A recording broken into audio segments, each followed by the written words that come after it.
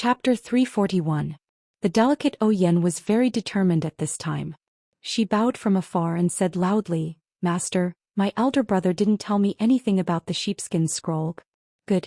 Master Jing-yi nodded and turned to Zhang San. "Leader Zhang, did you hear that clearly?" "I understand. Master Peng must be afraid of implicating his sister, so he may not give the sheepskin scroll to Yen for safekeeping. However, I think Peng just said something about the Huanxi Mountain Villa. Do you think he will put the sheepskin scroll there?"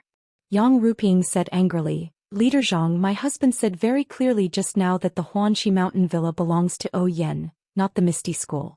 I will protect my sister and won't let you harass the Huanxi Mountain Villa. In addition, you keep saying that the Misty School has a sheepskin scroll in their hands and that it was a message from Situ Ping of the evil tiger gang. Where is this so-called Situ Ping?" Zhang San said, "This Situ Ping's matter is absolutely true, but she suddenly disappeared some time ago. Our righteous alliance has sent many disciples, but we haven't received any news yet." "What? Alliance Master Zhang, why didn't you inform us earlier about what we were waiting for?" Nun Jingyi and the elders were both angry. Please calm down. It's not that I didn't want to report it, but the arrow has already been knocked. I'm afraid that we won't act according to the plan? Alliance head Zhang, you're too scheming. Nun Jingyi said coldly. I don't dare. Let's talk about this another time. The key now is the sheepskin scroll in the Misty School. Master, we can't guarantee that the sheepskin scroll is hidden in Peng's body. You. Yang Ruping raised her sword and pointed it at Zhang San. If there was an invisible sword chi, it would have already pierced through him. Nun Jingyi thought for a while and said, Ruping, don't let your emotions affect your decisions. I will help you. However, since the three sects came here with such great fanfare, if we don't get to the bottom of this, it will be hard to explain to anyone. I'll give you half a day's time. No matter what you find, you must evacuate. From now on, your righteous alliance is not allowed to take a single step into Huanxi Manor. Oh right, you've heard from Peng that Huanxi Manor is not a part of the Misty School, which means it's not part of our plan. You can't touch a single blade of grass, a single tree, a single person or a single animal in Huanxi Manor. Otherwise, don't blame me for falling out with you." Zhang Sen pondered for a moment and said, Nun Jingyi is right. We'll do as Nun says. After saying that, he nodded at Yu Zhanfei. Yu Zhanfei turned around and went down the misty peak. On the other side, Chong Geng of the Dalan Temple and one of the consecrators of the incense cult also followed. Then the elder put his palms together and said in a low voice, Nun Jingyi, what Nun Zhang said makes sense. There are many disciples in the Misty School. It's hard to guarantee that someone is hiding the sheepskin scroll. Hearing the elder's words, Nun Jingyi smiled and said, Elder, you worry too much. I won't say anything about the Luo Shui gang. When your Dalan temple takes over, please pay more attention and don't lose track of the sheepskin scroll. Since the disciples of the Misty School are accepted by my incense cult, they will naturally be under my management. When they come down from the Misty Peak, they will change into my incense cult's clothes. My disciples will inspect them one by one. If the elder is still worried, you can also send people to participate. Also, Peng's body will be changed and placed in the coffin. Elder, you can recite sutras for him. The elder smiled and said, That's good. Then he turned to Zhang San and said, Nun Zhang, you have to work even harder to take over the Misty Mountain Villa and the Misty Peak.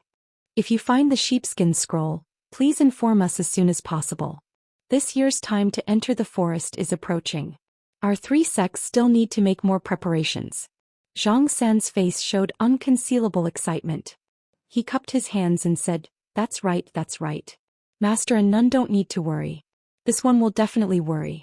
I hope that our three sects can find a way to enter the secret plane soon so that our three sects' strength can be further improved. Others were the meat on the chopping block, while others were the meat on the chopping block.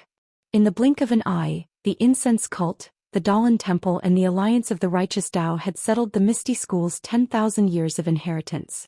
As the master of the Misty School, the disciples of the Misty School could only watch from the side and listen. They were at the mercy of others without the slightest bit of argument. Even Yang Ruping, who was now the barrier, could only wipe her tears and endure in order to complete her husband's unfulfilled wish. At this time, half of the blood-red sunset in the sky was still exposed outside the mountain. The blood-red glow was like the blood dripping from the misty peak. When the sun set, there was no trace of people on the misty peak. The mountain wind only whimpered and whistled. No one knew that the whole mountain had changed owners in one day. Another sect with 10,000 years of inheritance had been annihilated in the cruel Jianghu. The stars have changed, mulberry fields have changed, and the sea has changed. Chu Yunfei escaped from the back of the mountain with Hu Yuni that day. He did not know the details after that. Many of the details were heard from Jianghu later. However, after Chu Yunfei finished, Zhang Xiaohua sighed and sighed again and again. She only regretted that she was not at the top of the misty peak that day. But he forgot that at that time, no matter how good his martial arts were now, he only knew that at that time he could be beaten from the top to the bottom of the mountain with one punch. How could he have a chance to stand out? Everything had to be done with strength. Courage and hot-bloodedness were the only things that mattered. Under the bright moonlight, Zhang Xiaohua played with a small sword in her hand. She asked with concern, "What about the surviving Misty School disciples?" Chu Yunfei looked at the moon hanging in the sky and said, "I heard that they went with the wife of the first sect master to the incense cult. A new Misty Hall was added to the incense cult. The wife of the first sect master became the hall master and protected all the Misty Hall disciples." Wife of the first sect master? Do you still recognize her as the wife of the first sect master? Yes, of course. She and the first sect master are in love. She did not marry into the Misty School for the benefit of the sect. She even protected the surviving disciples when the Misty School was in danger. Why don't we respect her? Even the great elder said the same thing. First elder?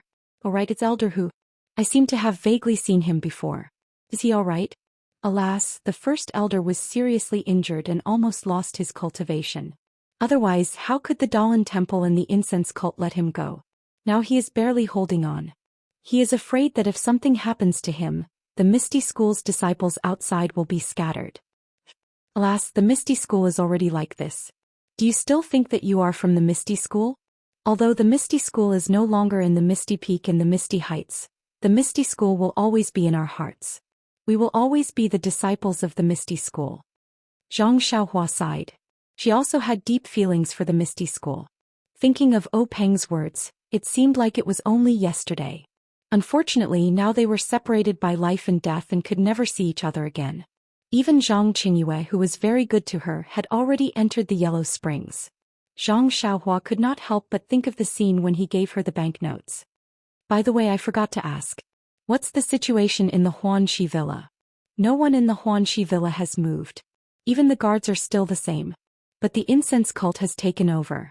Everything is the same as before. Alas, is Miss O still in the villa? How is that possible? Although the Huanxi Villa is still Miss O's, how can she establish herself in the villa without the protection of the Grand Master? She is now following the Grand Master's wife in the incense cult.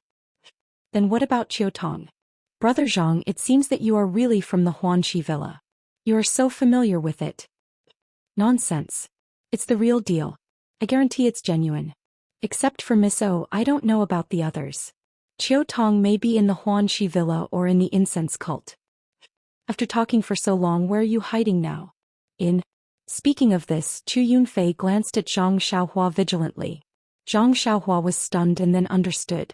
She hurriedly waved her hand and said, "Alas, Brother Chu, I was wrong. You don't need to answer me. I'm not the Righteous Alliance. Where you are has nothing to do with me. By the way, I want to ask you, where is the incense cult? Or where is the Misty Hall?" Brother Zhang, I'm sorry. You saved my life, so I shouldn't hide anything from you. But after all, this is related to the survival of the Misty School. Please forgive me. It doesn't matter. I was just asking. Zhang Xiaohua looked up at the moon. It was getting late. She got up and said, "Brother Chu, I want to ask you one last question." Chu Yunfei smiled and said, "Just say it. Do you know where the incense cult is?" Well, Chu Yunfei bitterly smiled and said, "The incense cult has always been mysterious. They rarely appear in Jianghu. How would I know where they are? Even Zhang San of the Righteous Alliance wouldn't know." Ah. Zhang Xiaohua was surprised. Is the Misty School and the incense cult so complicated that you don't know where they are? Chu Yunfei bitterly smiled. "I'm just an ordinary disciple. How would I know? Maybe the Grand Elder would know." Oh right, there's a rumor in Jianghu that the incense cult is on the moon. I don't know where this came from. On the moon? Zhang Xiaohua looked up at the moon and smiled. She was already at the 6th level of qi refining and could be considered a member of the immortal sect. But she still couldn't fly. How could the incense cult be on the moon? However, if she wanted to find her second brother, she had to find the incense cult. The only person who might know the location of the incense cult was the Misty School's Grand Elder Hu Yuni. What should I do? If Chu Yunfei doesn't let down his guard, how can I find Grand Elder Hu? But I can't tell anyone about my background, so it's difficult. Suddenly Zhang Xiaohua's eyes lit up. She smiled and said, Senior Chu, there's something I need to trouble you with. Tell me, I'll listen first. I would like to trouble you to go back and ask Great Elder Hu if he knows the address of the fragrant religion. If he knows, can I trouble Senior Chu to tell me the address? You want to go to the incense cult? Is that Zhang Xiaohu your brother? Yes, Zhang Xiaohu is my brother. We haven't seen each other for 4 or 5 years. I want to see the incense cult with my own eyes. What if he can't find it? Chu Yunfei frowned. Zhang Xiaohua had a harmless look on his face. He shrugged his shoulders and spread out his hands. A debt of blood must be paid in blood. Please vote for me. Thank you. Qidian website welcomes all readers to read. The newest, fastest and most popular series is Qidian's original. Chapter 342. Chu Yunfei frowned when he heard this. He thought that Zhang Xiaohua would gnash his teeth or even fly into a rage, but Zhang Xiaohua's reaction was far beyond his imagination. Could it be? Chu Yunfei was a little hesitant. In fact, Zhang Xiaohua had already mentally prepared herself before Chu Yunfei spoke. After talking for so long, she already had a plan in mind.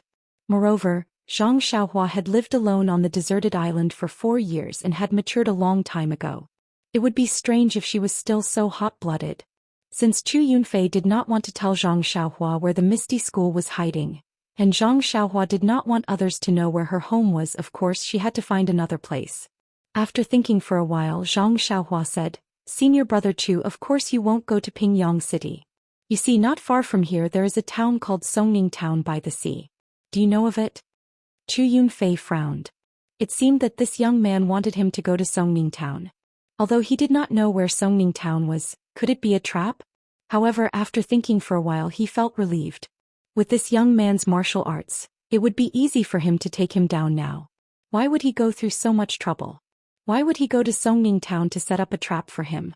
Chu Yunfei cupped his hands and said, Little brother, please tell me.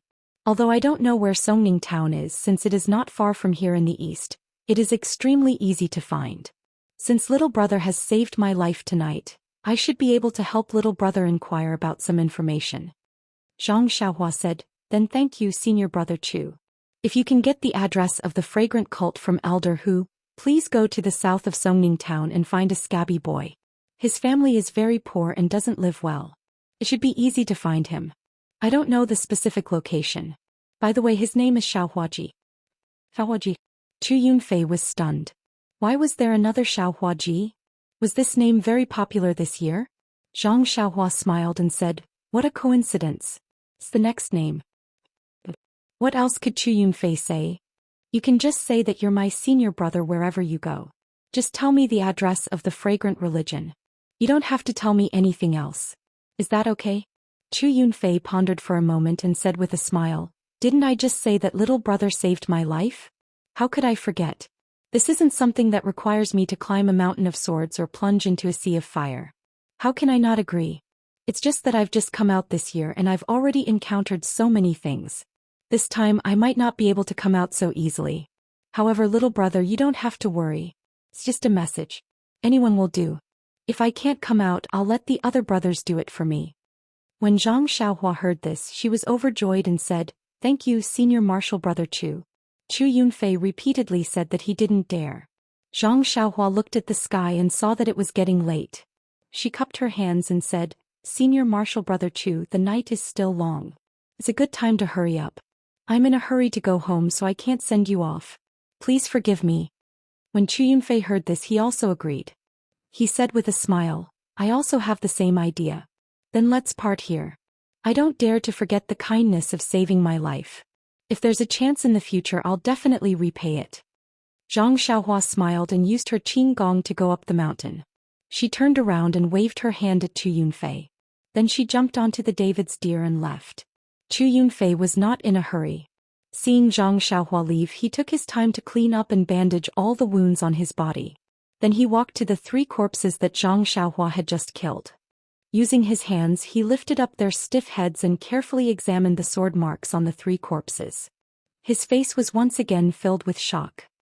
He squatted on the ground and pondered for a long time before standing up with a serious face.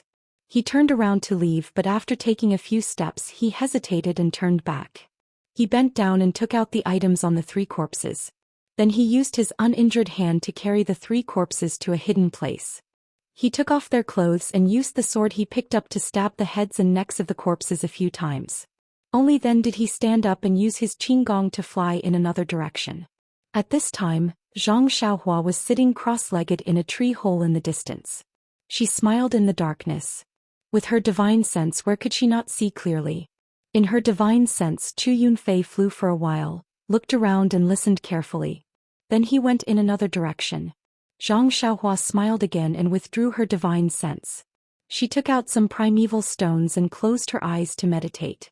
As for Chu Yunfei, after walking for a long time, he looked at the stars in the sky and determined the direction. Then he chose a new direction and went in another direction. Luckily Zhang Xiaohua did not have any thoughts of following him.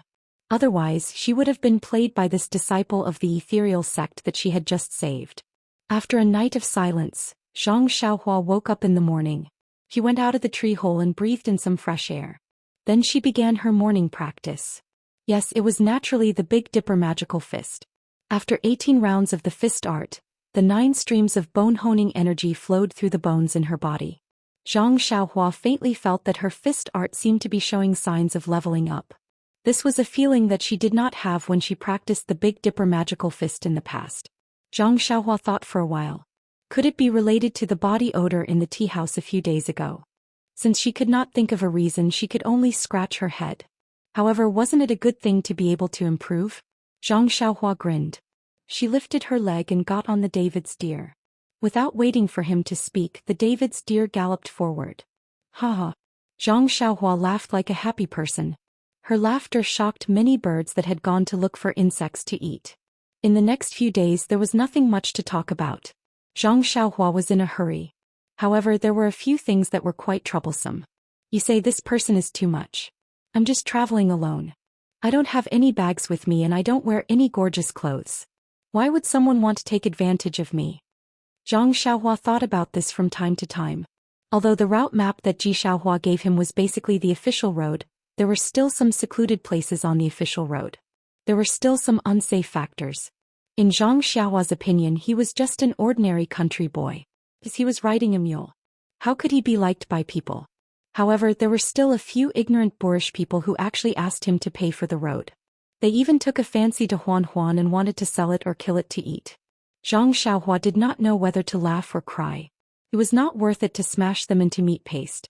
However, if he let them go like this, who knew if they would rob ordinary passers-by like him in the future? By the way, who knew if they had done such things like robbing and killing before? There were too many injustices in this world. Of course, Zhang Xiaohua could not care less about all of them. However, since they dared to bully him, how could he let them go? Therefore, whenever he encountered such a situation, Zhang Xiaohua would give them 2 tight slaps. First, he would slap the teeth out of their mouths. Regardless of whether they had any difficulties or not, would they have a reason to rob you? Then he carefully looked at this person's face. He looked passable and seemed like a kind person. All right, brother, take out the money and other things from your pocket, and this young master will spare your life. Then make a vicious oath, and if this young master hears it, well, I will kick you away. Next time don't mess around. Even if you want to rob, find a fat head with big ears, or a corrupt official or something like that. Oh, you still dare to argue saying that this person has bodyguards? You only know how to bully the weak. I will teach you a lesson. Let's see if you still dare to go down the wrong path. If you look at him, he doesn't look like a kind person. Moreover, his actions are also vicious.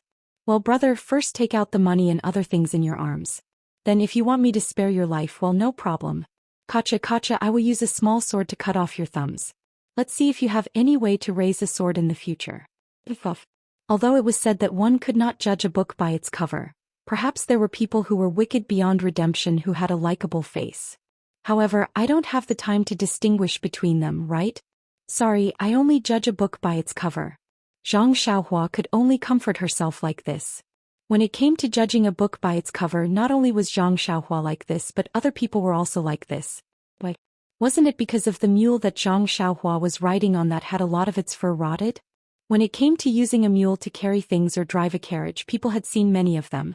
However, people who traveled on horseback were all riding horses. Even if a shepherd boy rode an ox, this person was just herding the ox. Moreover, the shepherd boy looked childish and cute. Riding on him would make people feel comfortable. This country boy was not young anymore. He actually rode an ugly mule on the road and swaggered through the streets with his head held high. It was as if he was riding on a handsome horse. He even waved a crutch in his hand from time to time. Yes, that's right. He was also holding a small stone in his hand. Please, he was not small anymore. Was he still playing with stones? With such an image, how could it not attract people's attention? In the beginning, Zhang Xiaohua still felt awkward. That's right. In her divine sense, all the aunties and children on the roadside were pointing at Huan Huan and laughing. Just thinking about it made her want to cover her face and run away. However, after a long time she naturally turned a blind eye to it. Can't I withdraw my divine sense? Can't I close my eyes and rest my mind and draw the qi into my body? Just as she drew the qi from the vitality stone into her body and refined it, she heard the sound of horse hooves behind her. There was also the sound of the coachman scolding the horse. Without releasing her divine sense, Zhang Xiaohua knew that it was another group of bodyguards protecting the carriage on the official road.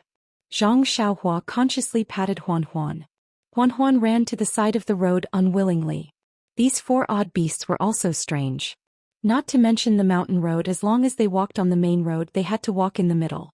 Otherwise, Zhang Xiaohua would not have the reputation of being arrogant. Zhang Xiaohua didn't know how many carriages like this in a day, so he naturally couldn't be bothered with them. When the bodyguards saw that he was tactful enough to make way for them, they also took a few more glances at his ugly Huan Huan and waved their whips to pass. However, at this moment, Zhang Xiaohua heard a bell-like laughter. Miss, quickly come and see. Quickly come and see. There's a strange kid here. He's actually riding a four-odd beast. Moreover, this kid is actually sleeping on the four-odd beast. For odd beasts? Zhang Xiaohua's heart skipped a beat. He really didn't know what Huan Huan was. He only thought that it didn't look like a cow, a deer, a horse or a donkey. Zhang Xiaohua casually called it a four odd beasts. Now someone actually recognized it and stopped calling Huan Huan a mule. Zhang Xiaohua couldn't help but open his eyes slightly. Chapter 343. The carriage that sped past Zhang Xiaohua was a rather luxurious one. It was only slightly inferior to the one that Yan used to sit in. With a single glance one could tell that it belonged to someone of status. There were 8 bodyguards in the front, back, left and right of the carriage. They were all riding horses of different colors. All of them were very handsome. They looked 100 times better than Zhang Xiaohua. The carriage was running very fast. However, the odd beast that Zhang Xiaohua was riding was not slow either. Therefore Zhang Xiaohua could still see everything clearly. The curtain on the carriage was lifted up slightly. A round baby face peeked out from the curtain. He was looking at the carriage with a smile. Suddenly, the curtain on the other side of the window was lifted up as well. A pair of black eyes appeared. That pair of eyes looked at the ugly odd beast that Zhang Xiaohua was riding. They were also full of surprise. Little Orange, the young man sitting on the odd beast, is a mutant. Lower your voice. Don't disturb him. Oh really? Zhang Xiaohua was a little muffled. She thought about it carefully. Wasn't he just using his hand to cover his mouth? He really thought that he was a mutant. Then someone said in a low voice, Miss, I think this young man looks just like Ma San Air who grows vegetables in our house. He just looks very handsome. Why do you say that he is a mutant? Little Orange, didn't I always tell you that you can't judge a book by its cover? Don't look at the young man's ordinary clothes. Have you noticed that his clothes are not ordinary? He must be wearing very rare clothes. Also think about it. Although our odd beast is not an adult yet and has a gentle temperament, is there anyone who can get close to it? Our odd beast is very alert. As long as there is any movement, it will immediately run far away. Don't even mention being ridden on its back. That's right, young Mississippi. Now that you mention it, I do remember. Last year, young Master Biao wanted to feed the 4 odd beasts some food, but the 4 odd beasts refused to eat no matter what. This made young Master Biao angry and he starved for a few days. He was almost starving to death, but it still refused to eat. In the end, when old Master Biao found out, he severely punished young Master Biao in front of the 4 odd beasts. Only then did the 4 odd beasts slowly walk away and start eating. The odd beast seems to be able to understand humans. This young man can actually subdue an adult odd beast. He really is a real person, does not show his true appearance. He even fooled me. I miss. What a pity. A pity? A soft and pleasant voice sounded. She asked curiously, "What's there to pity?" "Of course it's a pity. Miss, you see, this young man's age is quite suitable for you. Moreover, his skin looks very good. It's just that his appearance is really too ordinary. He doesn't look like the handsome type. Moreover, he actually has a stick in his hand. Why isn't it a folding fan or something like that? I reckon that he doesn't even know how to recite poems or paint. Otherwise, miss, you can invite him to have a chat on the horse. Who knows, maybe there will be some kind of marriage linked by a thread." "Bah, you little girl. You're really bold. You actually dare to say this to me. Is it because you're moved by love? If you like, I'll stop the car and ask about this young man's origin. I'll just let you marry him. With the name of our villa and the rich dowry that I'll give, this young man will definitely be very happy." As the two girls talked, they looked outside. At this time, they were already some distance away from Zhang Xiaohua. Presumably, they couldn't hear the soft whispers in the carriage clearly. However, Zhang Xiaohua's eyes and ears were very clear now. They were practically talking beside his ear. Hearing this, he was very depressed. He really wanted to find a ditch and see which part of him was not handsome. Then he would drown himself. Just as he was thinking, he saw that the two girls were looking at him. However, he didn't hear what they were saying. Zhang Xiaohua's heart was moved. He raised his hand and waved at the two girls. He smiled kindly, revealing his white teeth. The two girls were shocked. They hurriedly put down the curtain. Moreover, there was a light bang sound and the sound of someone crying out in pain. Presumably, someone hit their head. Could it be that this person actually heard us talking? The soft voice in the carriage said timidly. Behind the carriage, on the side of the official road, Zhang Xiaohua, who was riding on the odd beast, was very pleased with himself. However, not long after he was pleased with himself, he saw the carriage gradually moving away. He suddenly patted his head and shouted, "Oh, I forgot one thing." After saying that, he patted Huanhuan's head. The odd beast immediately sped up and chased after them. Huanhuan's feet didn't have horseshoes, so she ran very lightly. It wasn't until she was about to catch up with the carriage that the bodyguards behind them noticed.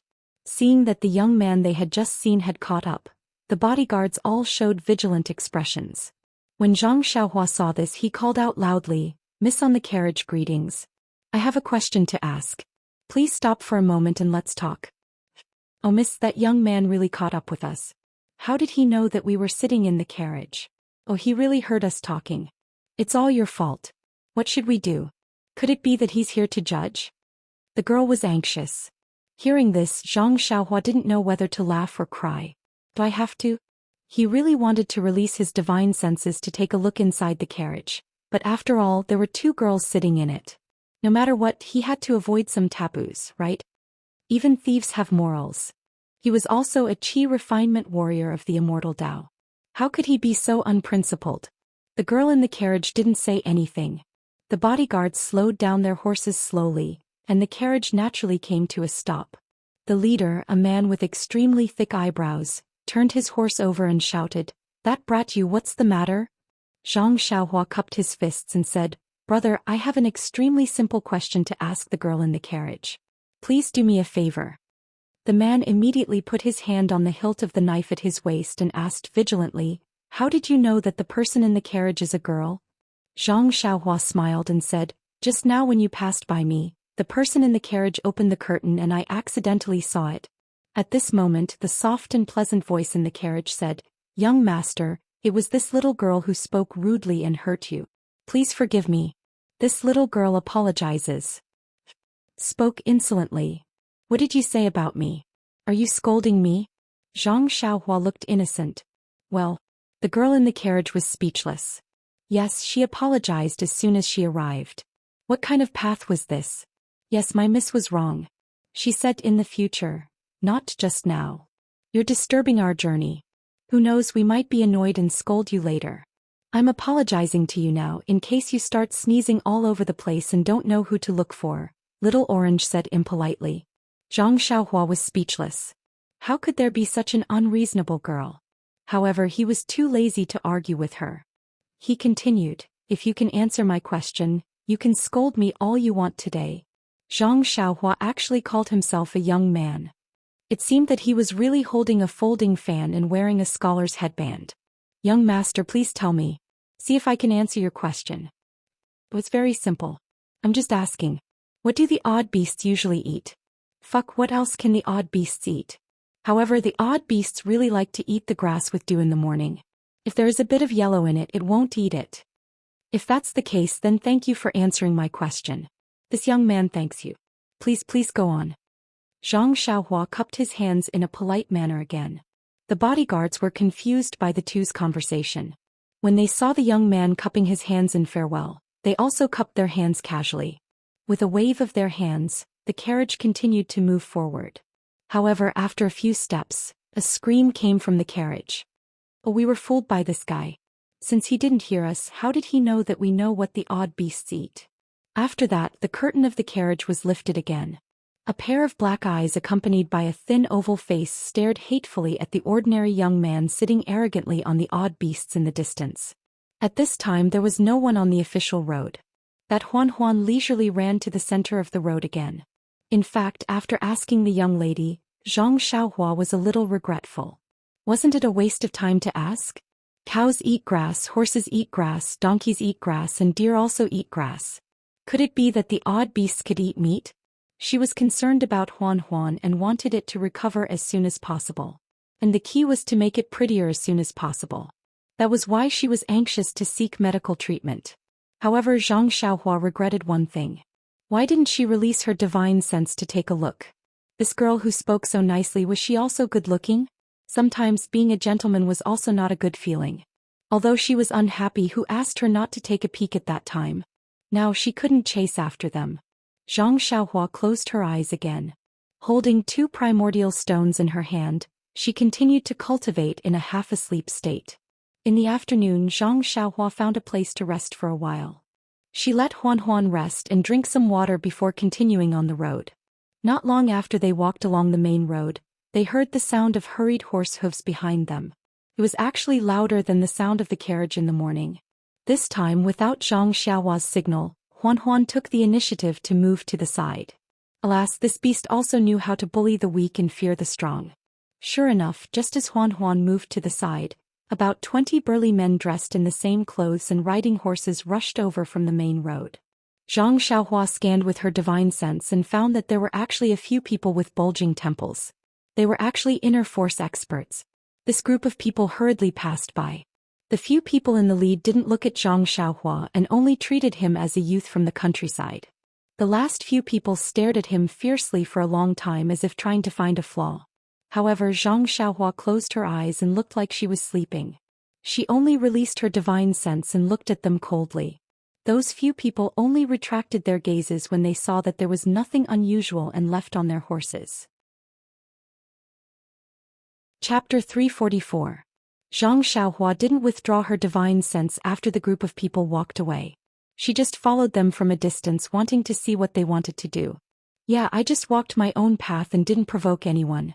How dare you stare at me so fiercely? Do you think I'm not pleasing to your eyes and want to cut me down? Really, I just want to go home. Why is it so difficult? If I'm not being robbed, I'm being molested. How dare you guys stare at me? Is this Jianghu? A place where you have to draw your sword if you don't like it? A place where you have to kill and rob for some benefits? A place where there's blood everywhere and where you can only protect yourself with your fists? A series of self-questioning made Zhang Xiaohua confused. Was this the Jianghu that she had painstakingly found after leaving the Guozhuang house? In fact, it was normal. It wasn't as good as the ancients said. People in the city want to go out and people outside the city want to come in. People in the city and outside the city were always envious of each other and desperately wanted to live the life of the other. The life that they hadn't experienced was always full of novelty and temptation. When she finally lived that kind of life after racking her brains, She found that the taste of it was far from what she had imagined. The price she had to pay was far from what she could bear. Thinking about the years she had spent in Jianghu, she had experienced a lot of conspiracy, darkness and killing. Yan's attack, the destruction of the Misty School, the evil deeds in Shizue Mountain, and the murder of the Righteous Alliance. But there were also a lot of kinship, love, justice and axioms. The loyal love of Aunt Qin in Mingtue Hall and the loyalty of Master O and his wife in the Misty School all left a deep impression on her. Especially if she hadn't been in Jianghu, how could she have met her dream? Thinking about this girl made her feel sweet in her heart. Moreover, if he hadn't come out of the Guozhuang house, how could he have had these opportunities? How could he have learned the immortal Dao cultivation method and learned the mystical magic? In an instant Zhang Xiaohua smiled. The road was under her feet, and it was up to her to decide where she wanted to go. Since she had already stepped into Jianghu, she had to get used to the rules of Jianghu. If she didn't want to get used to other people's rules, she had to be strong enough to establish her own order and make others follow her rules. Just like just now, if Zhang Xiaohua hadn't stepped out of the Guozhuang house, the other party wouldn't even look at her. She was just a chicken or a kitten, and the other party could kill her with a wave of his saber. If it was the Zhang Xiaohua from 4 years ago, the other party would certainly stare at her and might even dismount to chop her. But what kind of temper could she have? You should have used your qinggong to escape. Fortunately, you still know ethereal steps. But what about now? Although they would glare at you, although they would dismount and chop you down, would you be afraid? Don't you want to give it a try? Don't you want them to dismount and chop you down? Don't you want to go on a killing spree and leave behind all these things that you don't like? Even when the other party had already run far away, you still used your divine sense to chase after them, trying to figure out their background. What did this mean? With strong martial strength you would have the right to speak. You would have the right to control the fate of others, and you would have ambitions and desires that were different from ordinary people. This Jianghu is no longer the Jianghu of the past. Zhang Xiaohua instantly retracted his divine sense. He seemed to have understood something. The corners of his mouth curled up into a smile. He casually played with the long sword in his hand and walked calmly under the autumn sun. Winter was always poetic and the afternoon sun was always very long. Zhang Xiaohua, who had not enjoyed such peace for a long time, felt tranquil in his heart. He seemed to have entered a state of being unperturbed. He was very satisfied with his current life. It was as if this boring road was very charming. He did not feel that the long journey was far. Even when the sun set, Zhang Xiaohua and Huanhuan's shadows were elongated. When the sun set, the moon peeked out and the stars in the sky shone brightly. Zhang Xiaohua did not open his narrowed eyes. However, at this moment, a clanging sound of weapons clashing sounded from afar. It completely disrupted the tranquil mountain and the tranquil night sky. Zhang Xiaohua opened his eyes abruptly. There was anger in his eyes. Could it be that he was in the mood to relax but was disturbed? He was very unhappy. He looked far ahead and saw some smoke rising in the night sky. Wasn't that the place where the clanging sound came from? If it were not for the silence of the mountain, the sound would not have spread so far. However, when Zhang Xiaohua released his divine sense and saw the situation over there, guess what? Zhang Xiaohua was sick of it. Almost instantly, a voice sounded from the bottom of his heart, as if a small hand was trying to reach out from his throat. Zhang Xiaohua looked up at the sky and shouted, "God, you're not playing with me, are you? Why am I met with an assassination again? What's wrong with this world?" Yes, in his divine sense, far away next to a few bonfires, the gorgeous carriage that he had met earlier was parked there alone. The horse pulling the carriage had been cut down. He did not know if the coachman was dead or had run away. The 8 arrogant bodyguards were being beaten up by dozens of uniformed men. Weren't these men the ones that Zhang Xiaohua had met in the afternoon? This is Jianghu. Zhang Xiaohua could not help but think of his previous experience. Just like Jianghu, there was no choice. Even if he did not want to participate, he would always encounter such things. Tell me, do you want to help or not? In fact, Zhang Xiaohua was a little sick of it. There would always be a time when one's hands would be soft when killing someone. However, looking at the merciless manner in front of him, if he interfered, how could it end without killing? Or rather, if he encountered it, if the other party did not kill him to silence him, how could it end? Thinking of this, Zhang Xiaohua almost wanted to turn the horse's head. Oh no, turn the mule's head and go back. I really want to go home quietly. I don't want to cause trouble. God, do I look like a naughty child? However, in front of him was the road that he had to pass. Who knew if that group of bad guys, yes, let's call them bad guys for the time being. Who knew who was right and who was wrong? Who knew which direction they would go after they finished their evil deeds? If nothing goes wrong, they will definitely turn back. At that time, won't I have to meet them head-on? Bumping into him head-on? And the direction I'm going is the direction they are killing people in. How could they let me go? Hide to the side. Hide underground. A few ideas flashed through Zhang Xiaohua's mind. However, they were immediately rejected by Zhang Xiaohua. That's right, who am I now? I am an immortal cultivator. Why would I be afraid of you martial arts clowns? Look at you guys. You guys are nothing more than trash and you still want me to hide from you guys. It's not that I don't want to care. It's just that I have met too many of such people along the way. I can't be bothered. However, if I continue to hide like this, wouldn't I be throwing the face of the immortal cultivators? If Venerable Fiery Dragon knew about this, wouldn't he jump out from the underworld and scold me? Sighing slightly, Zhang Xiaohua could only temporarily and unwillingly accept the mission given to her by the heavens. She released her divine sense and sat on the back of the four odd beasts. She continued to move forward at her original speed. It's best that you guys play your own vendetta and quickly finish it. After that, you guys can go on your own way. When I'm there, you guys will have left too.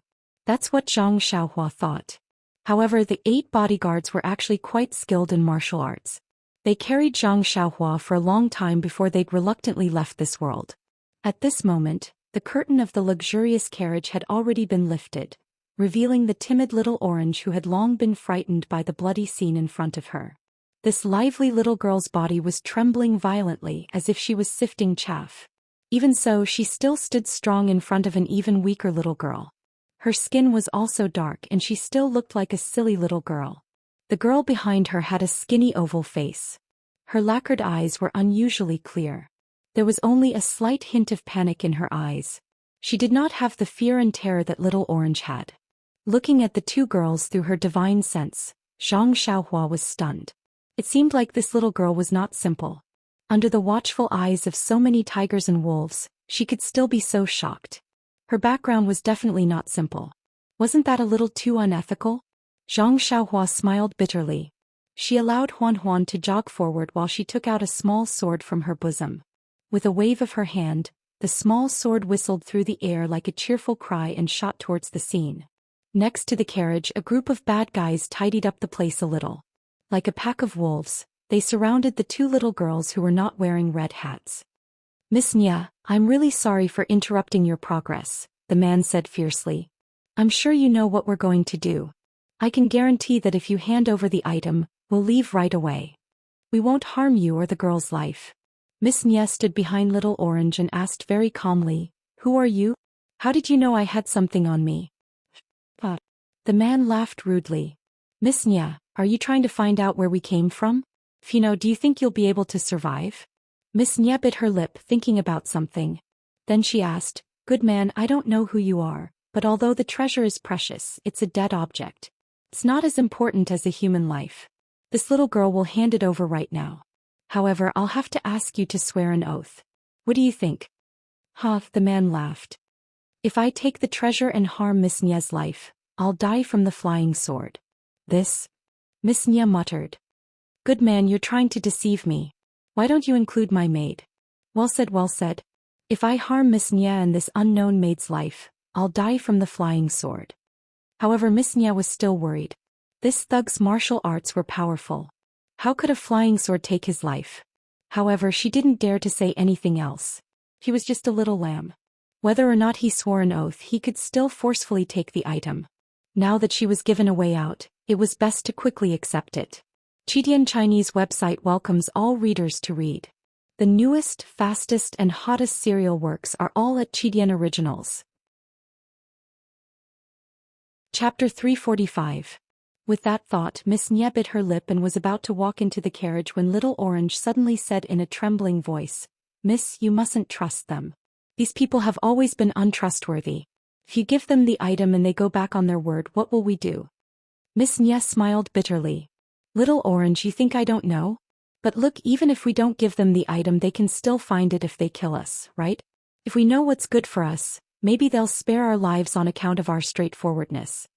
Then, without waiting for Little Orange to say anything else, she lowered her head and entered the carriage. After a while, she hid one hand in her sleeve and held a small brocade box in the other. Standing on the carriage, she raised her voice and said, "Hero, this item is for you. Please be magnanimous and spare us two defenseless girls." Then she threw the brocade box to the man. Seeing this, the evil man rejoiced in his heart. He raised his hand and carefully caught it. Then he carefully opened it to take a look. After confirming that there was nothing wrong with it, he put it away. He did not think that he would be able to get it so easily. For a moment he did not know what to do. After thinking for a while, he waved his hand and turned his horse around to go back.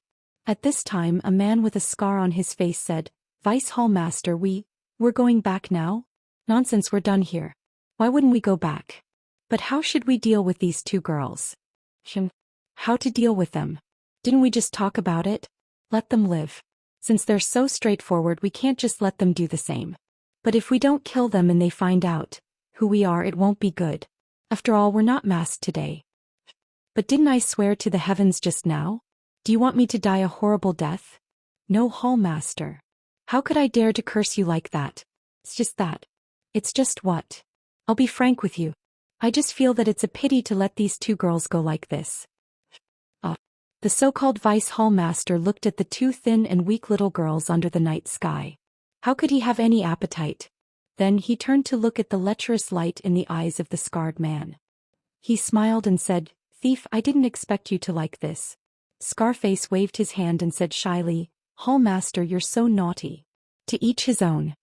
The so-called Vice Hall Master immediately had goosebumps all over his body. He shrunk his neck in fear and said, "That's good. Later, if you have any goods you don't like, leave them for this Hall Master. That's right, remember not to take their lives. This Hall Master has already promised. In addition, after you're done, remember to sell them to a brothel far away. I seem to have only promised to take their lives. After today I won't care so much." After saying that, he laughed and stood to the side as if he was waiting to watch a good show. At this time, many of the men next to him looked at Scarface with resentment and jealousy. Why didn't they think of that? When Little Orange in the carriage heard this, his face turned ashen. He had already lost his mind. He just hugged his chest and trembled non-stop. Miss Nya clenched her teeth and flames of anger appeared in her eyes. As she was really too naive. He said that he wouldn't take her life, so he naturally had many methods to deal with her.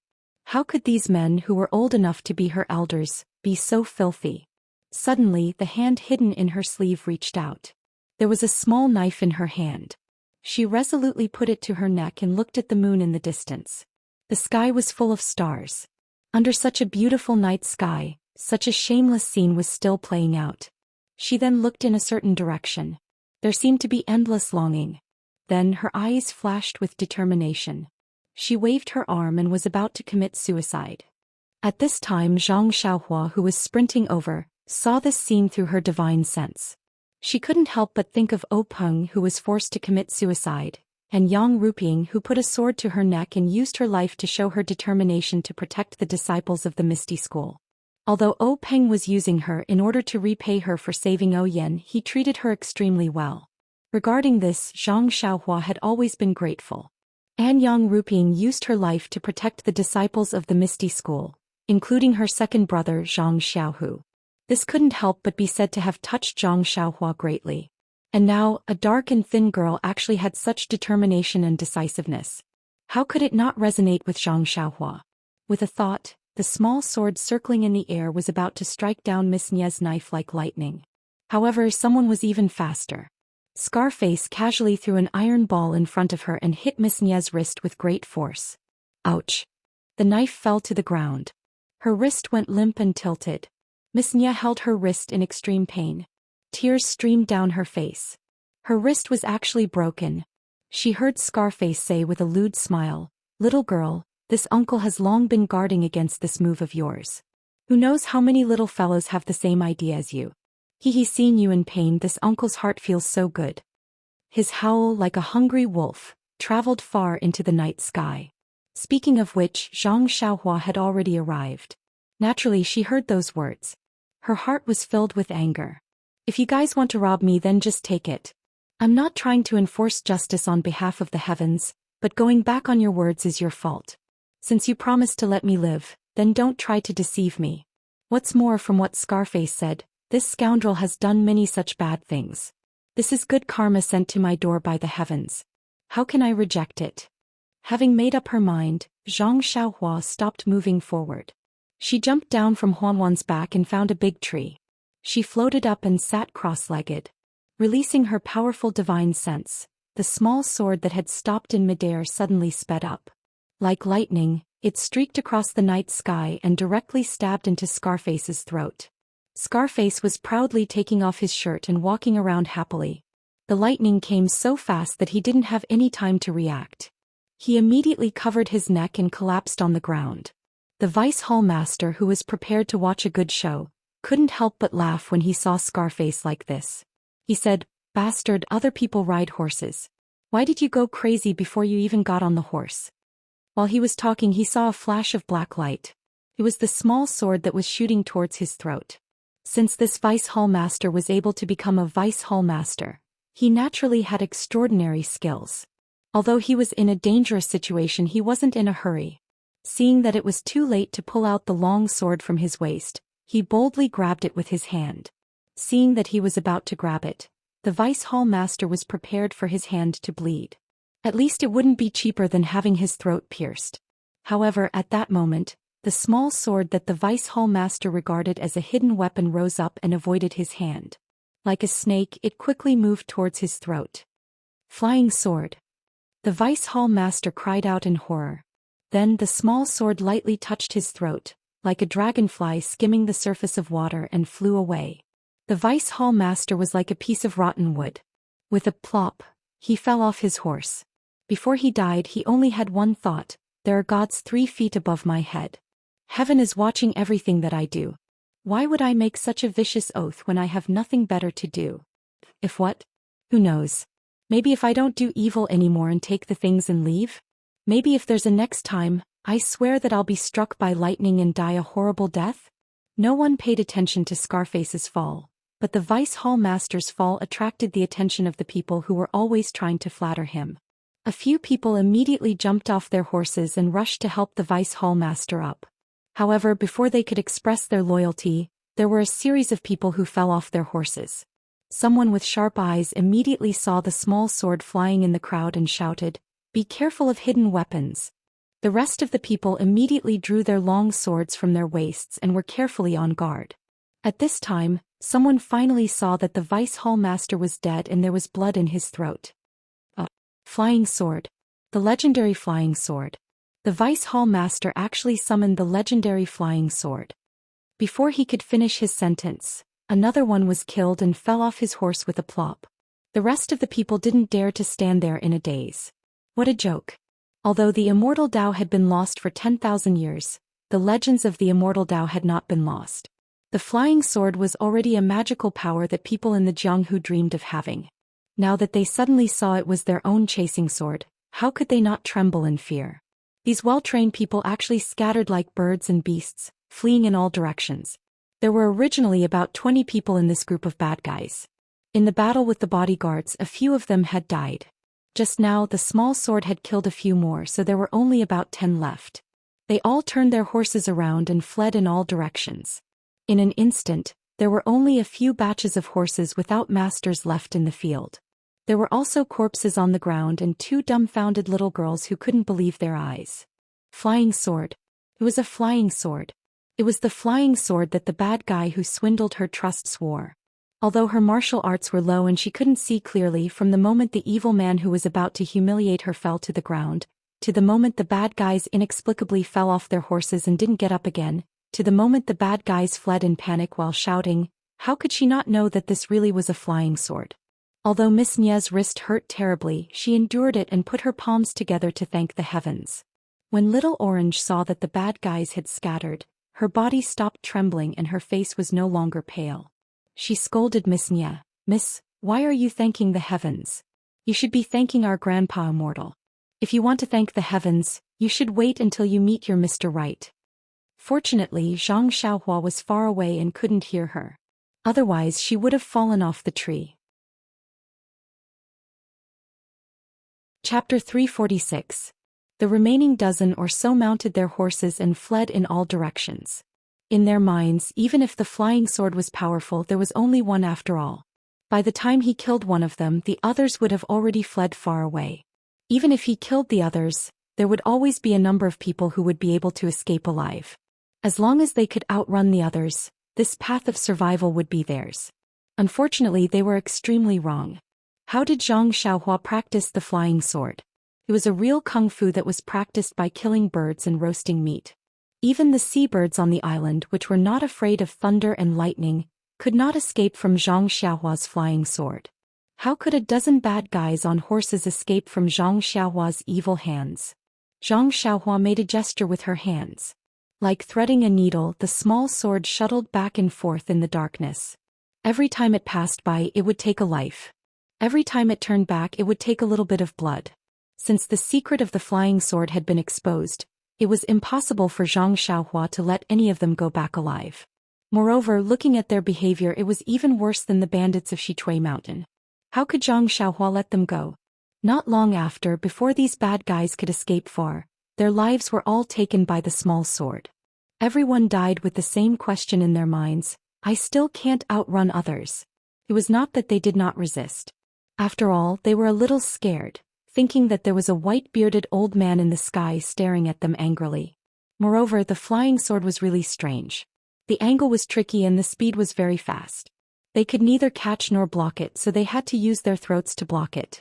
The flying sword completed its heroic feat of saving the beauty and flew back happily.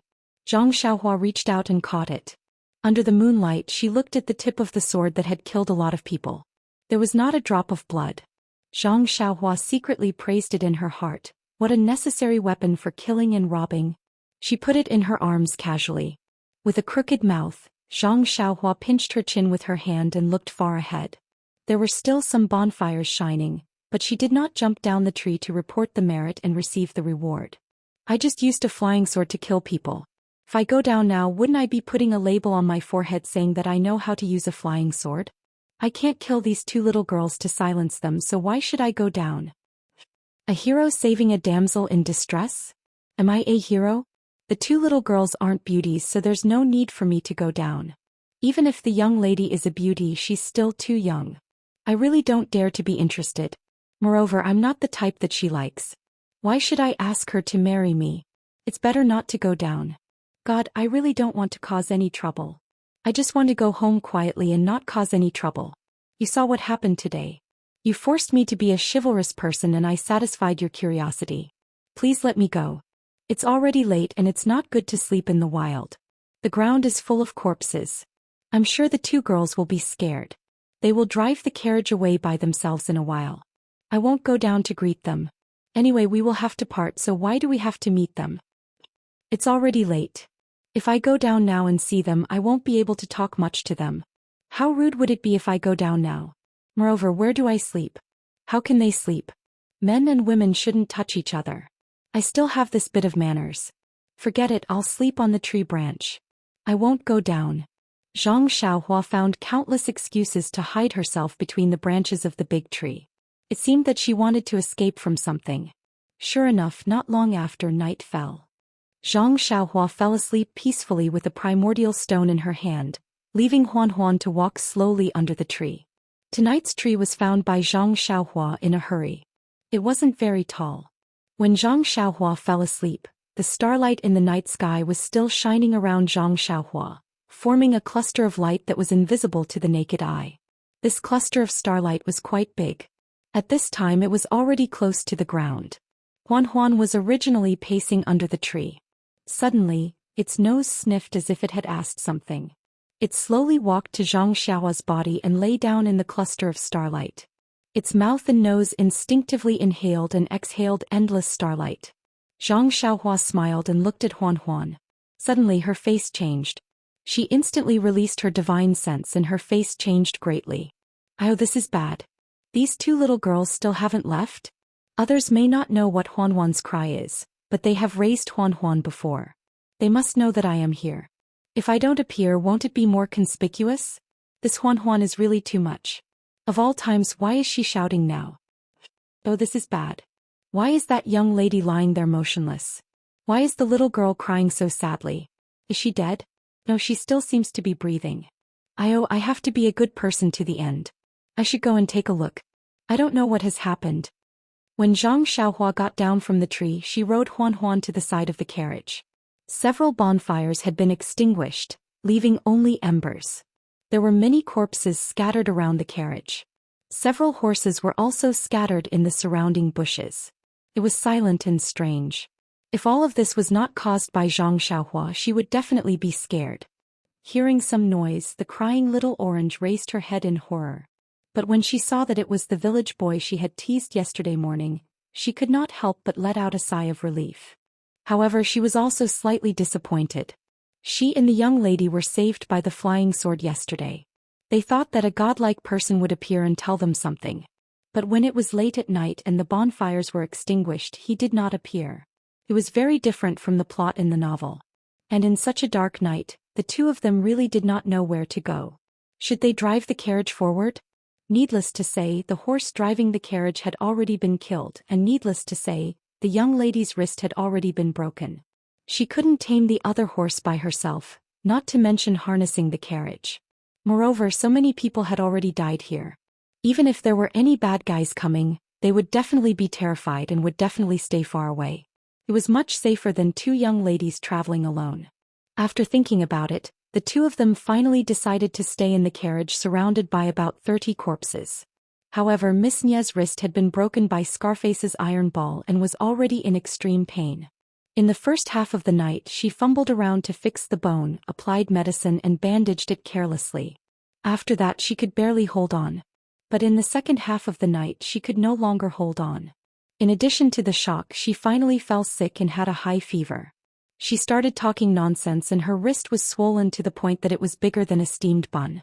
Seeing this scene, Little Orange did not even close her eyes for the rest of the night. She kept crying. At this moment she saw Zhang Xiaohua looking around curiously and looking at the corpses on the ground with curiosity and fear. Little Orange couldn't help but laugh.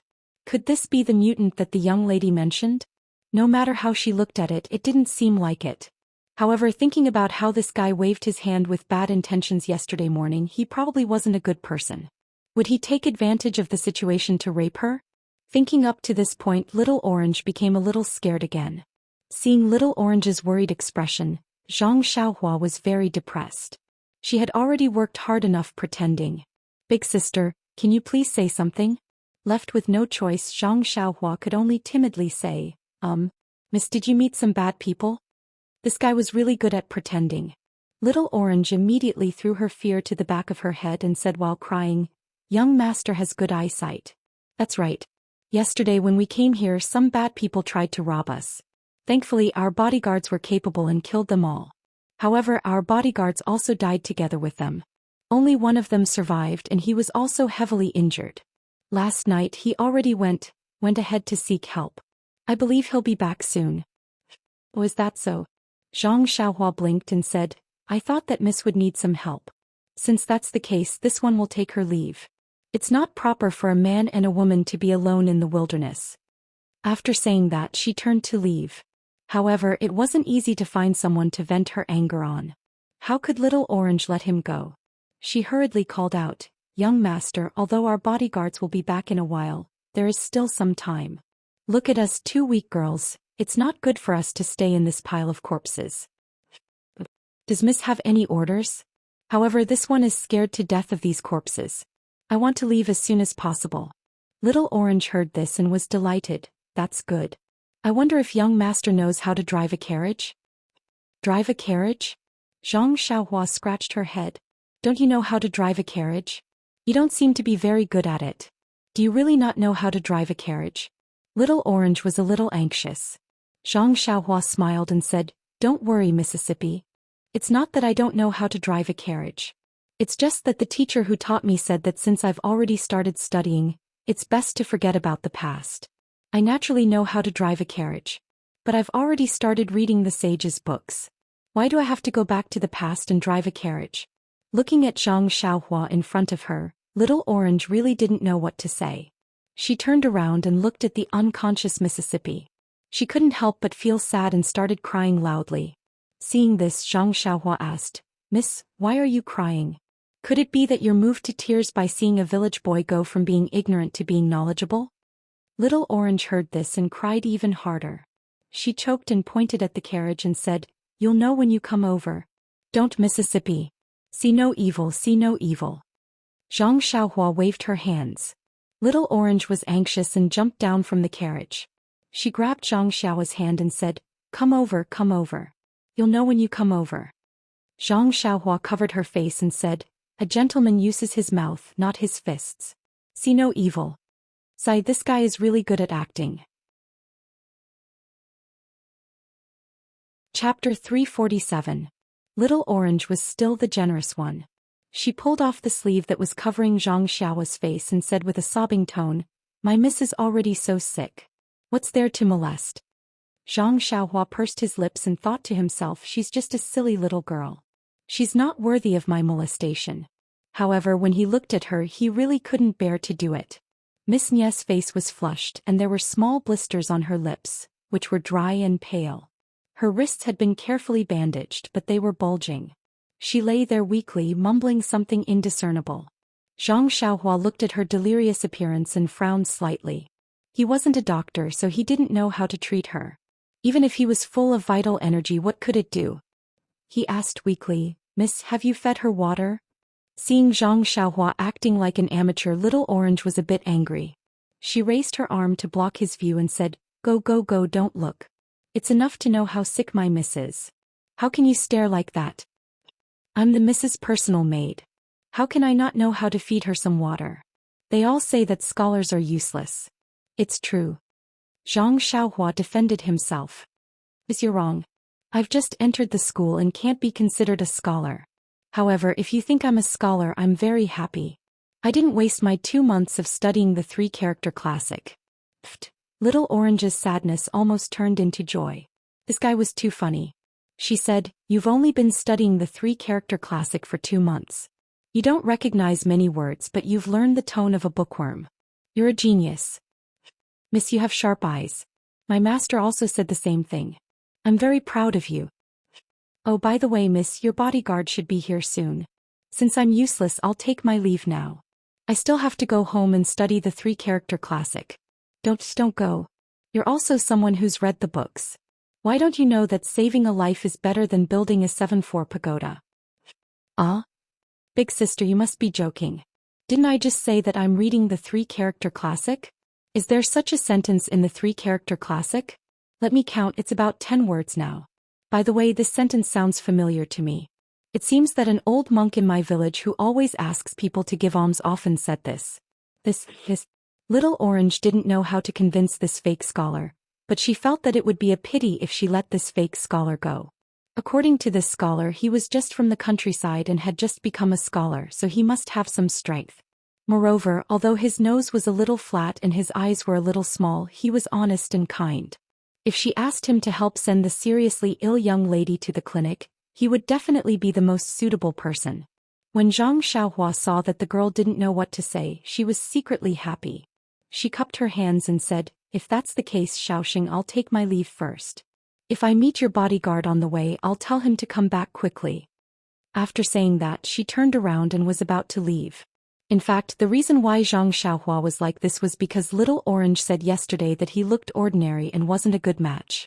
He didn't like it when he thought about it. An 18-year-old handsome young man being belittled by someone else's appearance.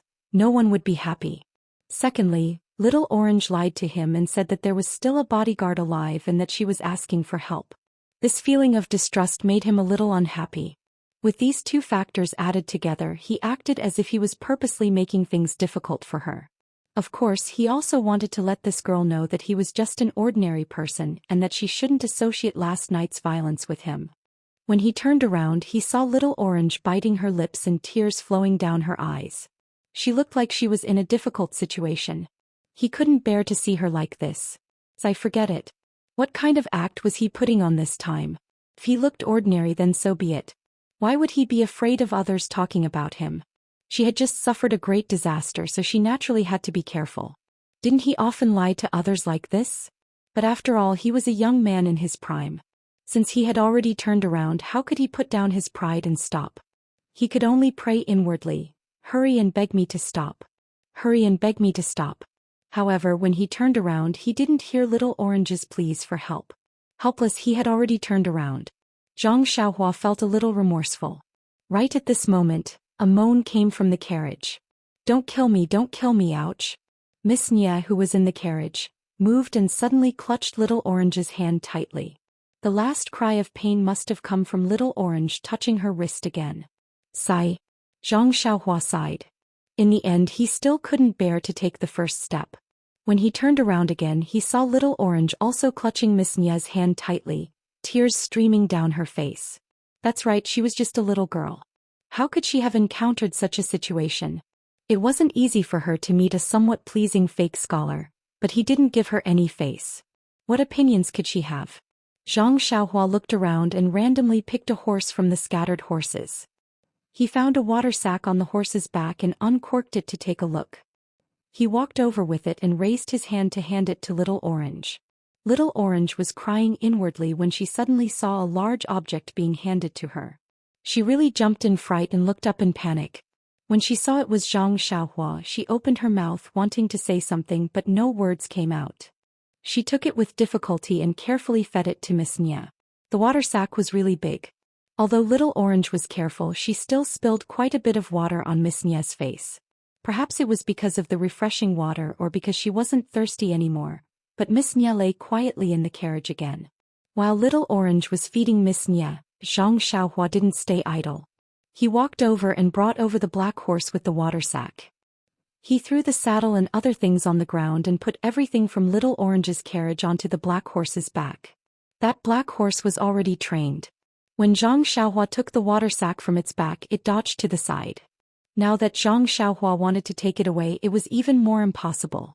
Zhang Xiaohua didn't panic and only pressed her hands on its back. With a bit of force, the black horse couldn't take the force and fell to the ground. When Zhang Xiaohua let go, the black horse used all of its strength to stand up. The horse's eyes were filled with fear. Seeing this, Zhang Xiaohua didn't waste any time and easily dragged it to the side of the carriage. That black horse was very docile and obedient to Zhang Xiaohua's manipulation.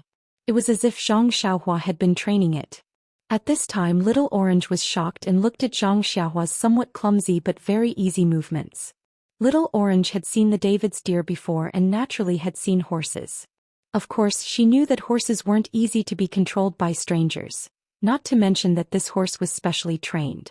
Otherwise, she would have already gotten off the carriage and didn't need to wait for Zhang Xiaohua to come. Although Zhang Xiaohua had never set a carriage before, when he went with Oyennen last time, he was just a servant. It was very normal for him to help the coachman unload the horse and set the horse. It was just that he had forgotten about it. The reason why he said it was very easy was because if you had the strength of thousands of pounds, what kind of work wouldn't be easy to do? Not long after the carriage was set, Zhang Xiaohua said, "Miss, I don't know how to drive a carriage. However, I think that you wouldn't be able to either. Then I will reluctantly give it a try." Little Orange said gratefully, "Young master, my name is Little Orange. You don't have to be so courteous. Just call me Little Orange. Now that my young mistress is seriously ill, she can't thank you in person.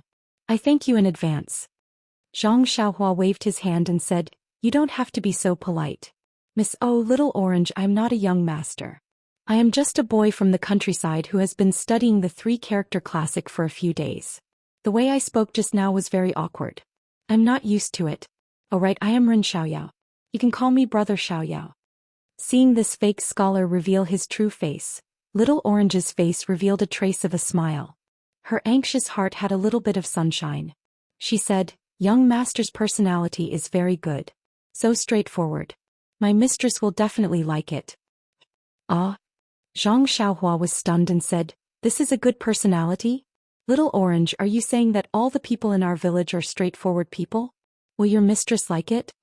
Little Orange's face turned red and said, "Then I won't be so polite.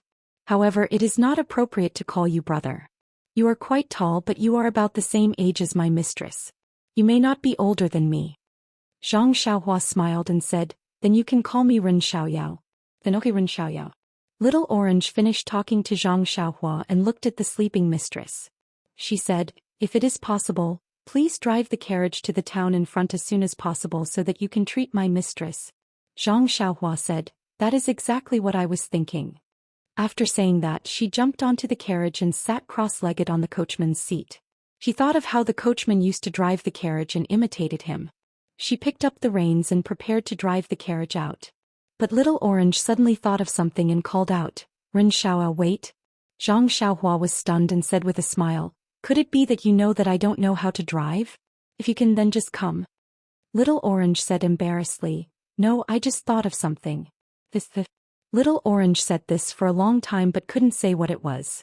Zhang Xiaohua thought for a moment and knew what she wanted to do. She smiled and said, could it be that you want to go to the toilet? Bah. Little Orange's face immediately turned red. She spat at Zhang Xiaohua and said, no. Actually, how could Zhang Xiaohua not know? He was just saying it casually. Thinking about it, Zhang Xiaohua was now 18 years old. She was in the prime of her life. When would she have the chance to talk to young girls in the past? She had just returned from the deserted island and met these two young girls. Although she didn't have any romantic thoughts, it was normal for her to say something inappropriate. Chapter 348. Seeing that Zhang Xiaohua had misunderstood her, Little Orange thought about it, then gritted her teeth and said, yes, you guessed right. Ren Xiaoyao, I do want to pee, so please, can you hide behind the carriage? Zhang Xiaohua was startled, then smiled, revealing her white teeth. Of course, I'll go right now. Then she jumped off the carriage and walked to the other side. After Zhang Xiaohua left, Little Orange gently placed Miss Nia's hand on her body, then slowly and painstakingly got off the carriage. She looked behind the carriage and said, Ren Xiaoyao, you're not allowed to peek. OMG, Zhang Xiaohua almost fell. He thought, do I have to do this? If I wanted to look, I could have just used my divine sense. Why would I need to peek? Plus, do you think I don't know what you're doing? As expected, Little Orange carefully walked and looked behind her. She walked to the place where the Vice Hall Master had fallen off his horse last night. She looked left and right and saw several corpses lying there. Because of the fear last night, no one saw the Vice Hall Master's face clearly. Little Orange had no choice but to crouch down and search the corpses one by one. Soon she found a small brocade box from one of the corpses. Little Orange was overjoyed and looked behind her again. She didn't see Zhang Xiaohua peeking. Little Orange stood up and put away the brocade box. She was about to go back, but her brows furrowed slightly and she finally walked behind a small tree with a red face. She only came out after a while. After she left, some strange sounds entered Zhang Xiaohua's ears. Zhang Xiaohua also blushed a bit and muttered in her heart, "Oh, luckily I knew what she was going to do, so I didn't release my divine sense. Otherwise." However, Zhang Xiaohua now had a good impression of this bold and scheming little girl. She no longer criticized her like she did when they first met. When Little Orange got onto the carriage, she called for Zhang Xiaohua to come out. Zhang Xiaohua tactfully didn't ask anything. She got onto the carriage, shook the reins and imitated the coachman, shouting, "Hiya." The black horse was very obedient. It exerted force with its 4 hooves and slowly pulled the carriage forward. However, the many corpses in the field also tested Zhang Xiaohua's skills. There were several times when she had to get out of the car and drag the corpses to the side. Huan Huan had been standing quietly by the side of the road, occasionally eating the weeds on the side of the road. Now that it saw Zhang Xiaohua driving over, it also screamed happily and followed her. There was no need for Zhang Xiaohua to call out to it. Little Orange, who was in the carriage, was very surprised. She originally wanted to ask out of curiosity, but looking at the young miss lying on the sickbed next to her, how could she still be in the mood? At this time, Zhang Xiaohua asked, "Little Orange, do you think we should go forward or back?" Little Orange said, "Of course we're going forward. But I remember that there's a village not too far behind us. Maybe there's a doctor there. Let's go forward. Our escorts are supposed to go forward. Maybe we'll meet them after we walk for a while." Little Orange said it like it was real. In fact, she had neglected one point. Zhang Xiaohua had seen their 8 escorts before. If Zhang Xiaohua had looked carefully at the corpses, she would definitely have seen them at the scene. How could there be an extra bodyguard? But in Little Orange's eyes, Zhang Xiaohua was just a young man from the countryside. How could he be so scheming? So she directly ignored him. Zhang Xiaohua didn't want to expose her lie. In his heart, he had only met these 2 girls by chance. It was just in life or on this journey. He wouldn't have any interactions with them at all. All he had to do was help them drive the carriage to the town ahead. At most, he would help them find an escort agency and let a real escort them to where they were supposed to go. I'm not a curious baby, so why should I care about you? It didn't take long for them to reach the main road. Zhang Xiaohua didn't care about the two maidservants in the carriage and focused on driving the carriage. Although he hadn't really driven a carriage before, the horses he used to pull the carriage were trained by others. They were much better than ordinary horses, so he didn't have to worry too much about them. Moreover, the carriage didn't go very fast, so naturally, it became more and more convenient for him. Sitting in the carriage, Little Orange could feel that the carriage wasn't going very fast. Although she was burning with anxiety, she didn't want to rush them. It wasn't until it was almost noon that they arrived at a slightly larger town. The first thing Zhang Xiaohua did when he entered the town was to find out if there were any escort agencies or medical centers in the town. Unfortunately, the town was too small, so no escort agencies were interested in this place. Fortunately, there were still medical centers around. Zhang Xiaohua didn't dare to be negligent and chose the largest one to drive the carriage over. Miss Nie's wrist was broken, so Zhang Xiaohua didn't dare to move it too much. He wanted to get the doctor to take a look at her in the carriage, but the doctor only sat in the hall and didn't come out. He only asked them to send the patient over. Later, Little Orange had to secretly bribe him with some silver before he was willing to go out to see the patient. Zhang Xiaohua was depressed. Everyone said that doctors should treat their patients with care, but why was this doctor like this? Because he had received the silver, the doctor was especially meticulous. After examining her, he frowned slightly. Zhang Xiaohua asked curiously, "Is there a problem?" The doctor was puzzled and said, "From the way you bandaged her and the medicine you applied, they're all excellent. Looks like you're only slightly worse than me, so how did you get a fever and faint?" Zhang Xiaohua's heart skipped a beat. She smiled and said, "I just met a wandering doctor on the side of the road and treated him carelessly. I only rushed over because I didn't know that you're a skilled doctor." The doctor was very pleased and said with a smile, "I was wondering why it was like this. It turns out that you didn't treat her properly and didn't use any professional tools to fix her wrist. This is simple and is just a small test for me. Please wait a moment." The doctor was also very professional. Not long after, he fixed Miss Nie's wrist and wrote a prescription with a stroke of his pen. He then asked the medical center's staff to brew the medicine according to the prescription. Little Orange was still worried, so he carefully read the prescription before agreeing to brew the medicine. After the medicine was brewed, Little Orange carefully fed it to Miss Nie. Zhang Xiaohua carried a lot of medicine bags and put them on the carriage before driving the carriage away from the medical center. When they reached the side of the road, Zhang Xiaohua asked, "Little Orange, do you think we should continue to walk forward or?" He didn't finish his sentence and wanted to let Little Orange choose to go forward. However, Little Orange had his own ideas and said with difficulty, "Rin Xiaoyao, can I trouble you to find an inn first?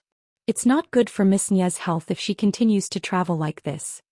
Zhang Xiaohua sighed. Why didn't he know that patients needed rest the most? However, he was also in a hurry to go home.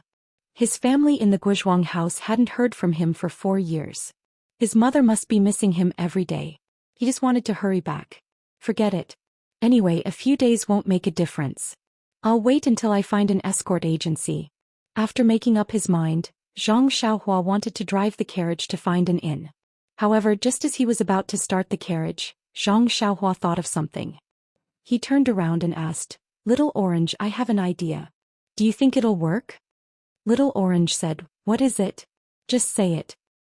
"Here's the thing. I saw so many corpses in front of your carriage this morning. You said that someone wanted to kill you and steal your things. Do you think they will send people to chase you again?" "That's right." Little Orange heard this and his expression changed greatly. He said, "Rin Xiaoyao, you're right. They will definitely send people to kill us again. What do you think we should do?" Zhang Xiaohua was speechless. "How would I know? This has nothing to do with me at all. I don't know where you guys are from or where the people who want to kill you are from. I can't even tell who's good and who's evil." After thinking for a while, Zhang Xiaohua said, "Since they can chase after you, I'm sure they must have some clues. Maybe it's the carriage or maybe it's your looks. Looks can't be changed, but carriages can be changed. Don't you think so?" "That's right, Rinsha. You're so smart. Are you really a farmer in the countryside?" Little Orange clapped his hands and praised him. Zhang Xiaohua shook his head proudly and thought to himself, what do you mean by that? Following that, Zhang Xiaohua said, let's get out of this town first. Once we're out, you guys can wait here. I'll come back and find a carriage to pick you guys up. What do you think? Of course, Little Orange would follow Zhang Xiaohua's lead. Thus, Zhang Xiaohua drove the carriage onto the main road. After traveling for a while, they turned into a secluded area. Zhang Xiaohua tied the black horse to a tree and prepared to ride the deer back to town. At this moment, Little Orange stuck his head out of the carriage and called out, Ren Xiaoyao you. Zhang Xiaohua asked curiously, is there something else? Little Orange looked at him eagerly and asked, you won't not come back, right? Zhang Xiaohua's heart skipped a beat. This wasn't a bad idea at all. Of course, this was just a thought. Zhang Xiaohua wasn't that despicable. With a look of disdain, he snapped his fingers and said, look, do I look like that kind of person? No matter what, I've studied the 3-character classic for a few months. Pfft. Little Orange almost fell off the carriage. But after a while, seeing that Zhang Xiaohua still hadn't moved, Little Orange felt strange again and asked, why aren't you going yet? Don't tell me you're angry with me for saying that? Zhang Xiaohua looked at her from head to toe as if he didn't know her. He asked curiously, is this still the smart Little Orange? Doesn't Little Orange know that buying a carriage costs money? This carriage is what you want. You don't want the salary I give you to drive the carriage. Do you want me to pay for the carriage as well? Little Orange blushed and quickly shrank back into the carriage. After a while, she came out with a small green pouch in her hand. She handed it to Zhang Xiaohua and said, Ren Xiaoyao, this is my pouch. There's some money inside. Take it. Zhang Xiaohua took the pouch and opened it to take a look. He couldn't help but cry out, Aya, you guys are really rich. There's even gold inside. After saying that, he took out a small piece of gold from the pouch and looked at it fondly. Looking at Zhang Xiaohua's greedy look, Little Orange didn't know whether to laugh or cry. She said, take the flowers first. When it's not enough, come find me. Miss has more. Chapter 349. Is that so? Zhang Xiaohua looked at Little Orange maliciously and said, aren't you afraid that I will rob you? Little Orange's face was also full of fear. She trembled and said, young master, may I ask, are you going to rape me? Zhang Xiaohua's face immediately turned red. She slapped the head of the deer and ran away. I was teased. Zhang Xiaohua thought as she ran away. Seeing Zhang Xiaohua gradually disappear into the distance, Little Orange's mouth revealed a smile. But when she looked at the young miss next to her, her face became a little worried. At this time, Zhang Xiaohua's voice came from not far away. Little Orange, tidy up the things in the carriage. Wait for me to come back and rob you. This guy, Little Orange said as she stood up. Yes, there were a lot of things in this luxurious carriage. There was still a long way to the young Mrs. Villa. If she didn't tidy it up properly, what would she use in the future? Fortunately, Little Orange was a servant girl. Tidying up was her job. In a short while, she tidied up everything neatly and waited for Zhang Xiaohua's carriage to pick her up. But after waiting for a long time, there was still no sign of her. Little Orange couldn't help but feel her heart beat faster. Could it be that her good eye for people was not accurate? Could it be that this seemingly honest young man from the countryside took the money and ran away? Moreover, when she thought of the assassin that could appear at any time, her heart was in her throat. Just as Little Orange was about to get out of the carriage and draw circles on the ground to curse Zhang Xiaohua, he heard the sound of a carriage not far away. He looked up and saw a worn-out carriage being pulled by Huan, the 4 odd beasts. Gila. The carriage was slowly moving towards them. In an instant, the cold of early winter disappeared. Little Orange had the urge to jump up. Huan pulled the carriage very slowly as if it was very unwilling. Zhang Xiaohua was not in a hurry. She sat cross-legged and let it do as it wished. When they arrived, Zhang Xiaohua jumped down from the carriage and smiled. Little Orange, you must have been waiting for a long time. Yeah, you're dead. Where did you go? Little Orange immediately realized that something was wrong and quickly changed his words. He looked down at the ground and squinted at Zhang Xiaohua. What took you so long?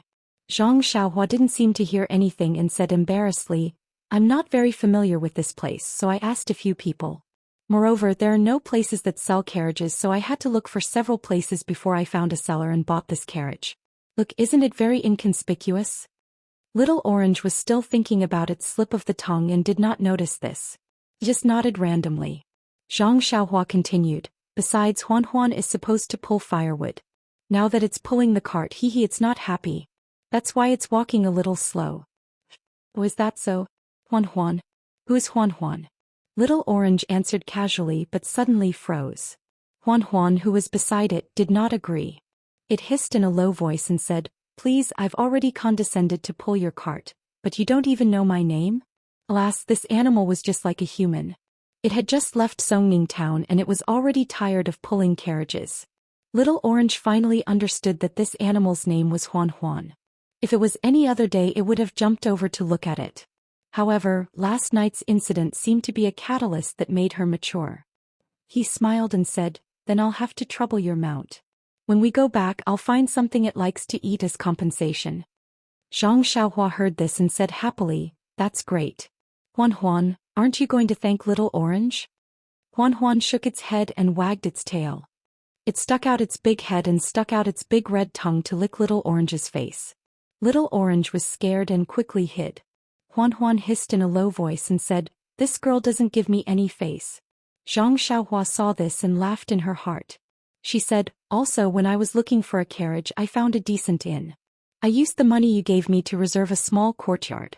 We can go there later." Little Orange heard this and was very happy.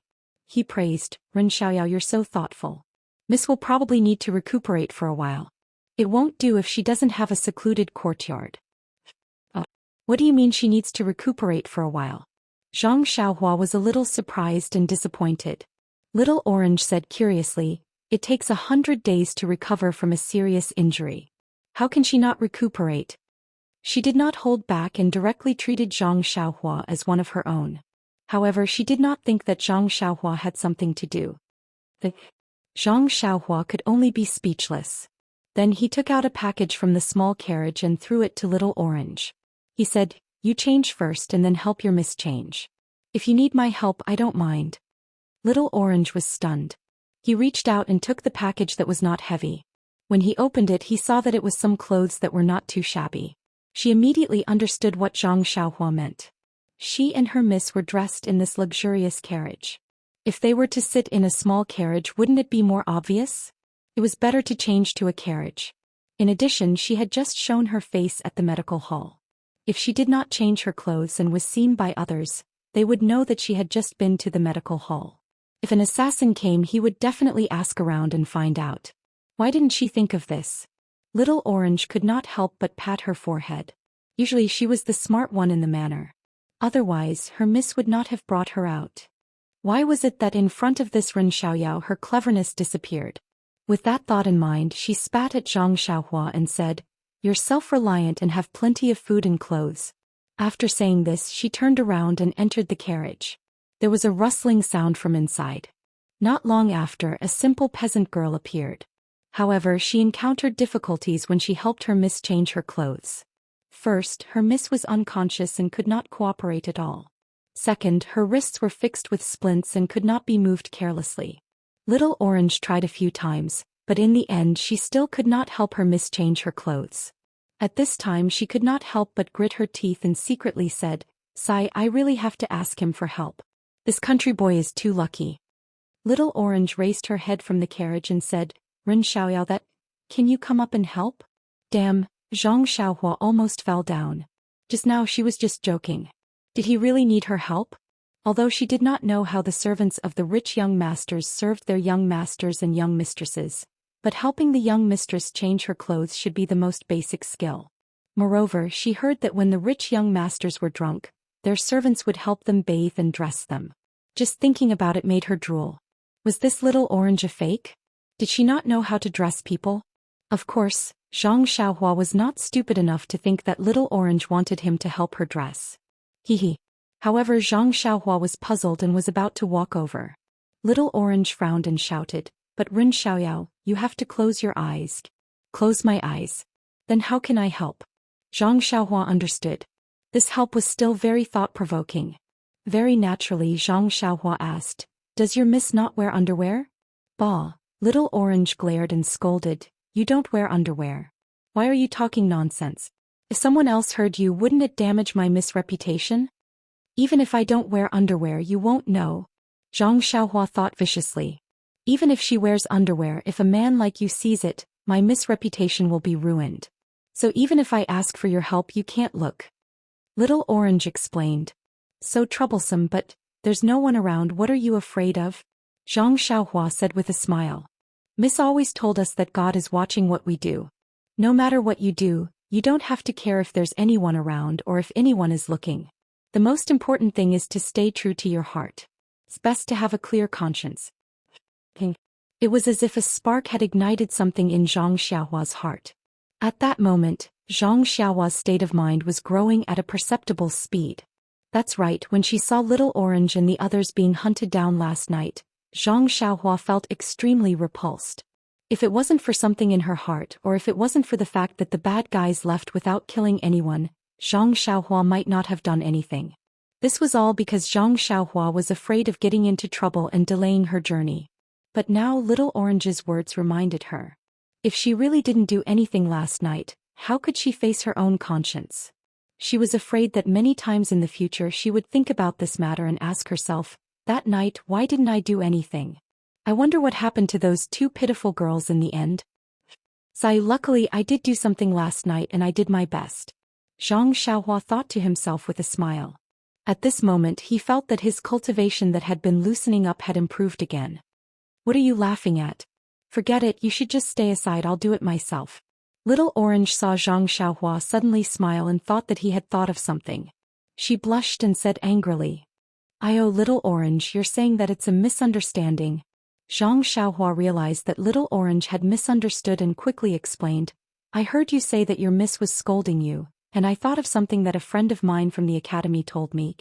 Is that true? Don't lie to me. Little Orange did not believe her at all. It's true. I once knew a scholar who loved to read books. He read a lot of miscellaneous journals, travelogues, supernatural novels, and so on. But one day he suddenly wanted to write a book of his own. So he started writing excitedly. Who would have thought that after writing for almost 10 months and writing 1.2 million words, not many people would read it? But he didn't know how to revise it or change to a new topic. So one day I asked him, you've worked so hard for so long but no one applauded you, so what's the point of doing so? Can you guess what he said? What did he say? Could it be that he is as smart as my miss? How can you say something so philosophical? Zhang Xiaohua clapped and praised. Yes, that's right. That scholar smiled and said, no matter what others think, I have kept my heart and wrote down the story that I wanted to tell.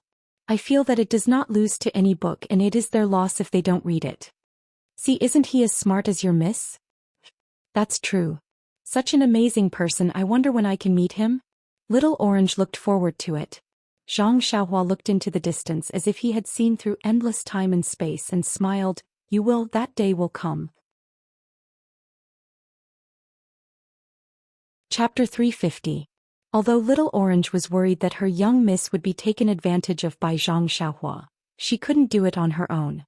She was also afraid of being hunted down by bad people, so she could only hold her nose and ask Zhang Xiaohua for help. Thankfully, Zhang Xiaohua was a gentleman. She closed her eyes and even wrapped her hands with clothes as if it was something she really needed to do. She helped Little Orange support Miss Nia and successfully changed into the farmer's clothes. After changing, Zhang Xiaohua opened her eyes and couldn't help but praise. Little Orange, look at your young miss. She's wearing farmer's clothes and looks even more authentic than me, an authentic farmer's child. Could it be that your family is a landowner in the countryside? Hey. Little Orange almost spat on Zhang Xiaohua's face again. This guy looks ordinary and unattractive. He was still acting like a serious nerd in the morning. How did he become so glib in just one morning? She actually couldn't help but want to hit him. Let's drink some water first. We'll talk again when you're hydrated. Little Orange looked at Zhang Xiaohua exasperatedly. She picked up the water skin from the carriage and drank several mouthfuls in succession. After she finished, she thought for a moment and handed it to Zhang Xiaohua, saying, Ren Xiaoyao, you've been busy all morning and didn't even drink a sip of water. You must be tired. You should drink some too. Zhang Xiaohua took it with a smile, but as soon as she handed it over, Little Orange regretted it. What? She drank from the water skin's mouth just now. Now if Zhang Xiaohua also drank from his mouth like her. Wouldn't that be? Thinking of this, little orange's face flushed red. Unfortunately, the water skin was already in Zhang Xiaohua's hands. Even if she wanted to take it back, she didn't have a good reason. She just needed to lower her head, look sideways and glance at it from time to time.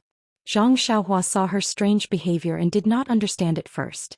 But when he was about to drink, he felt little orange's body tremble slightly. He looked at the water bag and immediately understood. He smiled and said, "I'm not thirsty. I'm not tired. I'm working hard for little orange in Mississippi. My heart is sweet." Then he threw the water bag back into the carriage and said, "This water bag belongs to someone else. Let's not take it." When little orange saw that Zhang Xiaohua did not drink any water, he could not help but heave a sigh of relief. But immediately, a trace of disappointment appeared in his heart. Then with Zhang Xiaohua's help, little orange carefully carried his miss onto the worn-out carriage. Actually, Zhang Xiaohua thought that he could do it by himself. Who knew that this little orange was so loyal? He was afraid that his miss would be bullied and insisted on doing it himself. So Zhang Xiaohua could only help hold his miss's injured arm. So he had no choice. Zhang Xiaohua put on some clothes on his arm and went to help. After moving the most important Miss Nia onto the worn-out carriage, the rest of the things were naturally taken by Zhang Xiaohua. This time little orange did not stop him at all. The luxurious carriage was not too big, but there were a lot of things inside. It was hard for little orange to clean it up so well. It almost filled up all the extra space in the worn-out carriage. Zhang Xiaohua looked at it and could not help but frown. How could this be? It did not look like something from a country family. Zhang Xiaohua told her concerns to little orange. Little orange also felt that it was inappropriate. But looking at these things, he could not bear to throw this away or throw that away. He wanted to use this and that too. He was really a money grubber just like Zhang Xiaohua. In the end, Zhang Xiaohua had no choice but to coax and scare him to throw a small portion of the things that were not too valuable and took up a lot of space back into the luxurious carriage. As for the rest, she covered it with a worn-out felt cloth to hide it. Zhang Xiaohua led the black horse and drove the luxurious carriage onto the main road. She walked forward a bit, looked around and saw that there was no one around. Then she slapped the black horse's butt. The black horse cried out in pain and galloped forward. Zhang Xiaohua easily jumped down from the carriage and ran back. Little orange sat in the small and narrow roof of the worn-out carriage and felt extremely uncomfortable. When he saw Zhang Xiaohua coming back, he asked, "Ren Xiaoyao, why didn't you find a slightly bigger carriage?" Zhang Xiaohua shrugged and said, "This is already not bad. This town isn't big, so there aren't any places that specialize in selling carriages. Besides, we're just farmers in the countryside now. If the carriage is bigger, it won't look like it." Little orange muttered, "I know the reason. I'm just afraid that Miss won't be used to it when she wakes up and will blame me. Oh right, I even threw Miss's carriage away. Do you think Miss will scold me?" After Miss Nia finished taking the medicine from the medical hall, her complexion looked better and her fever gradually subsided. Therefore little orange's heart, which had been on edge all this time, finally returned to its original position. He also had the leisure to think about other things. Zhang Xiaohua looked at little orange strangely and said, "You're your Miss maidservant." "I'm not. How would I know your Miss temper? Who knows if she'll blame you or not?" All right, forget it. Hurry up and drive the carriage. Don't let the bad guys catch up to us." In fact, Zhang Xiaohua knew very well that the news of all the bad guys being wiped out would probably only be sent back this afternoon. The next time they would send someone over would probably be tomorrow. That was not including the time they would have to study it. Therefore he had plenty of time to spare. After thinking about it, Zhang Xiaohua secretly operated her cultivation method to absorb the primeval qi while carefully comprehending what she had learned from flying into the sky. That day Zhang Xiaohua sat in the tall building and looked down at the bustling crowd below. It was as if she was high above, looking down at the various states of the world. In an instant her consciousness left her body and flew towards the boundless horizon. It was similar to the unity of heaven and man realm in the immortal Tao cultivation. The unity of heaven and man realm, as the name suggests, was to combine one's consciousness with the consciousness of the heavenly Tao. The boundless horizon in Zhang Xiaohua's perception was only the simplest manifestation of the heavenly Tao. The cultivation of the immortal Tao was the process of exploring and grasping the heavenly Tao. This unity of heaven and man realm was a shortcut to integrate the essence or meaning of the heavenly Tao into one's consciousness. and the appearance of this realm was extremely rare. Even during the peak of the immortal Tao in the ancient times, there were only a few that appeared. And these few that appeared were all the outstanding cultivators of the immortal Tao. They all borrowed the moment when they glimpsed the essence of the heavenly Tao and grasped some of the rules of the heavenly Tao. From then on, they had a great improvement in their cultivation, reaching a level that ordinary cultivators could not imagine. The reason why Zhang Xiaohua was able to enter this exceptionally precious realm was not only because of the deep accumulation of his 4 years on the deserted island, but also because he had left the mortal world for a long time. When he returned, he had many feelings. It was as if there was a saying, "There is no Bodhi tree, nor is there a bright mirror. If there is nothing at first, where can there be dust?" The moment Zhang Xiaohua's clean mirror came into contact with the mortal world, everything in the world became so clear. It could not help but arouse his feelings towards the heavenly Tao. Chapter 351. Of course, the appearance of the realm of being one with the world was not based on one's level of cultivation. Sometimes, when one had just entered the first layer of Qi practitioner, they might encounter it by chance. Furthermore, in this realm that cultivators yearned for even in their dreams, the amount of comprehension and benefits one could obtain was not based on one's level of cultivation. Two people with the same level of cultivation might experience a situation where one's level of cultivation made a breakthrough while the other gained nothing. With Zhang Xiaohua's current level of cultivation that was close to the edge of the 6th layer of Qi practitioner, it was truly rare for him to enter this realm by chance. However, because his level of cultivation was too low, he had never received any systematic education in this area. As a result, as soon as he entered the realm of being one with the world, he flew towards the horizon uncontrollably without comprehending the mysteries of the realm in detail. As his consciousness drifted away, some comprehensions that he was unaware of were deeply engraved into his mind. However, the greater danger was that his consciousness would expand endlessly and draw closer to the boundless heavenly way. In the end, it would dissipate into the horizon, and his body sitting in the tea house would become an idiot. As a result, although Zhang Xiaohua was unaware of the danger he was in, he could faintly sense that Ji Xiaohua's shout was of great help to him. At that time, Zhang Xiaohua's consciousness had entered the realm of being one with the world. Various mysteries of the heavenly way had opened a blurry door to him. Some indescribable things were deeply engraved into his mind. He had never been able to calm down and comprehend them. Today, in this tiny town in a small hut, he finally had the leisure to immerse himself in the memories of that day and carefully comprehend the heavenly way that was as vast as the starry sky. That's right. Even if it was only a fledgling form of the heavenly way, it was as vast as the sea before Zhang Xiaohua. However, since he had the outline of the starry sky in his mind, didn't that mean he had a direction to comprehend it in? Wasn't this countless times better than being illusory and unfathomable? As long as he continued to comprehend it, the mysteries of the starry sky would be completely comprehended one day. Didn't that mean that the heavenly way was within his reach? At this moment, the droplet of essence in Zhang Xiaohua's dantian suddenly trembled, like the ripples of a drop of water falling into water. A black dot faintly appeared in the center of the essence. Afterwards, the essence began to tremble in a profound manner and slowly revolved. It was so slow that it was almost imperceptible. Perhaps only in this nameless town, in this inconspicuous hut, did Zhang Xiaohua truly see the essence of cultivation and take the first step into it. Meanwhile, in the tea house of Songning town, the curtains to Zhang Xiaohua's cultivation began. After an indeterminate amount of time, perhaps an instant or perhaps an entire afternoon, Zhang Xiaohua felt some changes in the true qi in her meridians when she was meditating. It rapidly revolved and charged towards the bottleneck of the 6th layer of qi refining.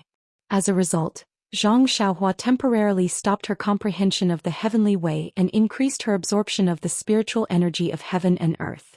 The accumulated true qi finally broke through the final barrier after several collisions and created new meridians in Zhang Xiaohua's body. Zhang Xiaohua finally broke through to the 6th layer of qi refining.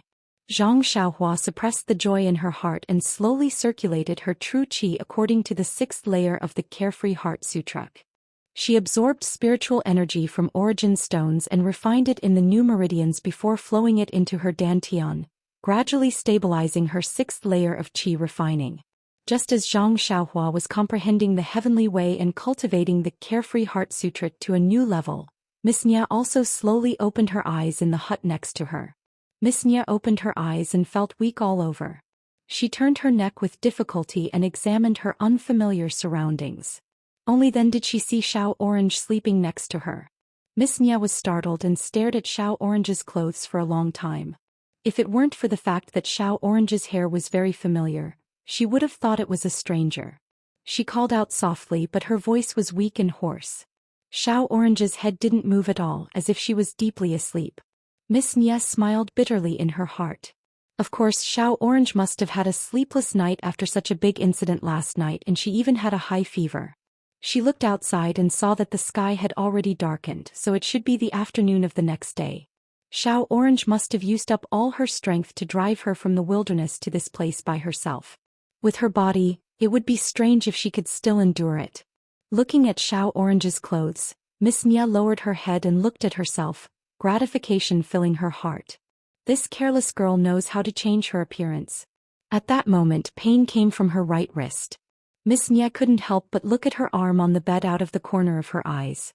It was actually also in a splint. Although it looked sloppy, it had fixed the broken bone in place. She had treated it simply last night, so she wasn't sure if the bones were aligned properly. With that thought, Miss Nya raised her arm worriedly and placed it in front of her chest. Her light movement immediately caused Xiao Orange, who appeared to be deeply asleep, to shiver. She lifted her head and opened her hazy eyes. Mississippi, seeing Miss Nya open her eyes, Xiao Orange's sleepiness immediately disappeared. She cried excitedly, "Miss, you scared me to death. You're finally awake." Then she placed her hand on Miss Nya's forehead and tested it. "Miss, your head still has a bit of a fever." Seeing Xiao Orange wake up, Miss Nya smiled weakly and said, "Give me some water to drink." Xiao Orange quickly stood up and poured some water from the teapot on the table. She lifted Miss Nya's head and fed her the water. Miss Nya gulped down the entire teacup, then licked her lips and said, "What's the taste of this water? It doesn't taste good." "All right, Xiao Orange, where are we?"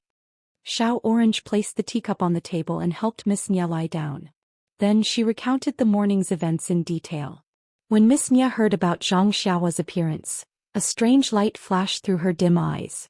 She said in a low voice, "Eccentric, he really is an eccentric." "What?" Xiao Orange smiled. "Miss, you're wrong this time. No matter how I look at him, he's just a normal country bumpkin who can't be normal." "Why do you say that?" Miss Nya was confused. "Oh, Miss, you didn't see him. He's petty and rustic. He wants to speak like a scholar, but he can't. He's neither fish nor fowl. No matter how I look at him, I don't find it strange." "Oh? It's only been half a day and you've already figured him out so thoroughly?" "Well, you'll know when you see him later. He's definitely not one of our people from last night. Alas, I didn't say that he was our man last night. Last night the man didn't show up, but he killed more than a dozen people with the legendary flying sword skill. This kind of skill can't be practiced without decades of hard work and excellent talent. It's estimated that a senior master was playing in the world and happened to meet him, so he helped him. Although this man named Ren Xiaoyao is tall, he seems to be 14 or 15 years old. Even if he practiced martial arts since he was born, he may not have such skill." "Yes, Miss, I think so too. But haven't you thought about it? Why did he appear in the suburbs so early in the morning? When he saw the corpses all over the ground, he didn't panic or run away. Instead, he came up to ask you and helped you drive the carriage to this town?" "No, Mississippi. He wanted to leave, but in the end maybe he found his conscience and stayed to help. Well, let's not talk about that for now. Then he helped us buy clothes from the countryside, bought a broken carriage and let our carriage and black horse go. Are these ideas something a youth from the countryside could think of? Why wouldn't it be possible? I think I can think of these things too. It doesn't mean he's a superhuman." "Alright, whether he's a superhuman or not, I feel that he's not a simple country bumpkin. By the way, Miss, what do you think this is?" After saying that, Little Orange took out a small brocade box and handed it to Miss Nya. He said, "I sent Ren Xiaoyao away and took this from the corpses. If he's a superhuman, he would have known. Why would he fall for my trick?" Thinking of the method he used to send Zhang Xiaohua away, Little Orange's face heated up. Miss Nya looked at it and said uninterestedly, "Maybe." Miss, you don't seem very happy. Aren't you excited that you can keep the treasure? What's there to be excited about? Didn't I say that treasures are dead and people are alive? With this treasure in our hands, Bad people will come looking for us sooner or later. Ah yes, Mississippi. Let's take it one step at a time. You should keep this treasure well. It's not safe with me. Miss Nya smiled. What's not safe about it? You should keep it. If bad people come looking for you, they'll only come looking for me. Of course, Little Orange wasn't willing to take it. He put the brocade box on Miss Nya's uninjured left hand. Miss, you should keep it well. The two of us are very safe together. Miss Nya smiled and put it in her pocket. Then Miss Nya brought her right hand to her chest and carefully examined it. She smiled and said, the doctors here are average, but their basic skills are solid. When they put the splint on, they actually didn't open my set bone. Yes, Mississippi. You still have a fever. Shouldn't you change your medicine? Yes, let me take a look at the prescription the doctor gave this morning. Little Orange thought about it and went out. He rummaged through the small carriage and brought the prescription and herbs into the room. Miss Nya took a look and said with a smile, this prescription is a bit lacking. It's harmful to the body and can't treat my illness. Bring me the brush, ink, paper and inkstone. I'll make some changes. Hearing this, Little Orange was a little embarrassed and said, Miss, in order to avoid being noticed, I also sat in a carriage to come to this inn. I'm not familiar with the road. I think I'd better call Ren Xiaoyao and ask him to help us. Chapter 352. Miss Nya and Little Orange had completely different attitudes toward Zhang Xiaohua's identity. Miss Nya felt that Zhang Xiaohua should be an otherworldly mutant. Just the way he pretended to be deep in thought while sitting on the deer was enough to make people ponder deeply. Of course, this was also because Miss Nya knew and understood the habits of animals like the deer. If it was anyone else, they would just think this guy was a mule-riding brat. Speaking of brats, Miss Nya was a bit hesitant because of Zhang Xiaohua's age. Although Zhang Xiaohua's height was basically all grown up, his facial features weren't much different from a few years ago. It was just that the shape of his face was slightly longer, shedding the childishness of a youth and replacing it with the vitality of a youth. The youthful aura that assaulted her face all indicated that the young man in front of her was in his prime during the rainy season. This puzzled Miss Nya. How could a mutant be so young? However, Miss Nya, who had a good eye for people, could read a certain depth in Zhang Xiaohua's seemingly normal eyes that she had never seen before. This was the key to why she kept saying that Zhang Xiaohua was a mutant. However, she couldn't explain what that depth was. It's just a woman's sixth sense. Miss Nya said. You're the only one who's a woman. I'm not a woman. Little Orange pursed his lips and said in his mind. That's right, in Little Orange's eyes, wasn't it normal to wake up early in the wilderness? He heard that the farmers outside the farms worked at sunrise and went to bed at sunset. It was extremely easy for a young man in the countryside to wake up so early. Wasn't he afraid of corpses? Nonsense, he was a man. What was a man? A careless guy. As long as he was a man with a bit of courage, he shouldn't be afraid of corpses. Most importantly, if he was a mutant, how could he talk to a girl like that? Thinking about those details, Little Orange's face heated up. That guy definitely wasn't a mutant. Little Orange had already decided on Zhang Xiaohua's character. It had to be said that first impressions were truly too important. Zhang Xiaohua was a classic example. So when Little Orange was about to order Zhang Xiaohua to do something without hesitation, Miss Nya was a bit hesitant. She asked, "Is this appropriate?" Little Orange snickered in his heart and cursed, "Miss, while you were unconscious, I wonder how many things you had that guy do." However, she also had a contemplative look on her face. After a long while she probed, "It should be possible. Young miss, look at his honest face, and the way he speaks is also amiable. Even if he's a mutant, he should be approachable. Moreover, this kind of thing that men like to do the most to help beautiful women. I guess they can't wait to do it." Bah. Miss Nya spat at Little Orange and said with a smile, "I'd believe you if you said you were a beauty, but how am I?" If Zhang Xiaohua released her divine sense, she would know why Little Orange liked to beat him up. Xiao Juezi's face blushed and she smiled. Everyone judges a book by its cover, but they don't know how much beauty you have in your heart. Not only do I not dare to look up to you, even ordinary men cannot compare to you. Miss Nya rolled her eyes in boredom and said, "Little Orange, why are you blushing? Normally you're always so proud of yourself when you praise yourself. Why is it different now? Could it be?" Little Orange's face became even more embarrassed. She rolled her eyes and changed the topic. "Oh miss, it's really a pity to talk about this prescription. If you didn't give all the pills you brought with you to that injured heroine last time, we probably wouldn't have to go to the pharmacy to sell medicine right now. Plus, we'd have to trouble the mutant in your heart." Hearing this, Miss Nia's interest was piqued, and a trace of redness appeared on her pale face. She said in high spirits, "Speaking of which, Little Orange, you're wrong. If we didn't meet heroine Shui and help her by taking care of her for half a day, our journey would have been delayed. Think about it, if we were attacked yesterday morning or the night before, it would have been a problem whether we could have met someone to save us. Who knows, we might have been 2 corpses by now. This is the cycle of karma, 1 drink, 1 peck. It's really fated." Little Orange also nodded thoughtfully. Then Miss Nia became even more interested. She seemed to have forgotten about her illness and continued, "Looking at heroine Shui's valiant appearance, I'm so envious. Sigh, it's a pity that I'm still young. Father only wants my daughter to take over his business and doesn't want me to practice martial arts. But father doesn't know that I've always liked to roam the Jianghu since I was young. It's a pleasure to repay kindness and revenge." Little Orange didn't want to disturb Miss Nia's mood and could only say half-heartedly, "That's right. If Miss Nia was skilled in martial arts, you wouldn't have to bring along a maid.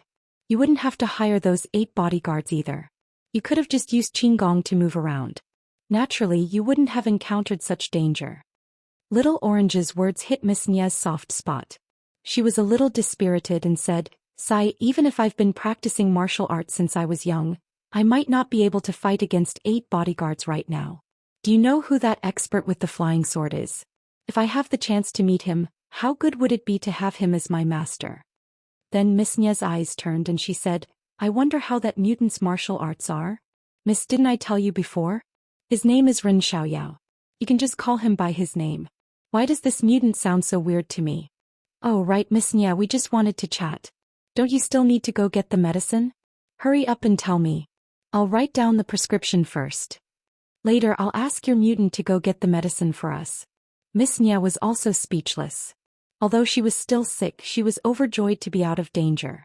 She couldn't help but chat a little more with Little Orange, tossing the matter of getting the medicine to the back of her mind. Little Orange looked up and saw that there was no writing brush, ink, paper, or inkstone in this simple inn. He had no choice but to stand up and say, "Miss, I'll go find the inn's manager and get some writing brush and ink." As soon as Little Orange got up, he looked at the sky and shouted, "Oh miss, it's almost dark. Are you hungry?" When he said hungry, there was a rumbling sound from their stomachs. Both of them blushed. It had been almost a day and night since the attack last night. They only drank a little water and didn't eat a single grain of rice. How could they not be hungry? Little Orange stomped his foot and said, "This Ren Xiaoyao, why didn't we see him for the whole afternoon? He must have fallen asleep. Why didn't he wake us up for lunch?" Looking at her angry and energetic appearance, she didn't look like someone who was looking for a mutant at all. On the other hand, Zhang Xiaohua in the small hut had already stabilized her 6th level of qi refining. The speed at which she absorbed the qi of heaven and earth had increased a lot, and the range of her spiritual sense had also expanded. In her spiritual sense, she had a clearer understanding of heaven and earth. At the same time, Zhang Xiaohua was absorbing as much qi as she could from the vitality stones and circulating it through her meridians to familiarize herself with the 6th level of qi. Although Little Orange came out in a huff when he went out, he became gentle. He looked at the closed door of the small hut and walked over slowly. He raised his small hand and knocked on the door. Although Zhang Xiaohua didn't release her spiritual sense, her eyes and ears were still very sharp. At this time she wasn't comprehending the Carefree Heart Sutra, nor was she comprehending the laws of heaven. When Little Orange came to the door, she already knew.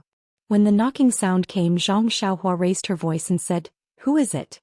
Please wait." Then he stood up and opened the door.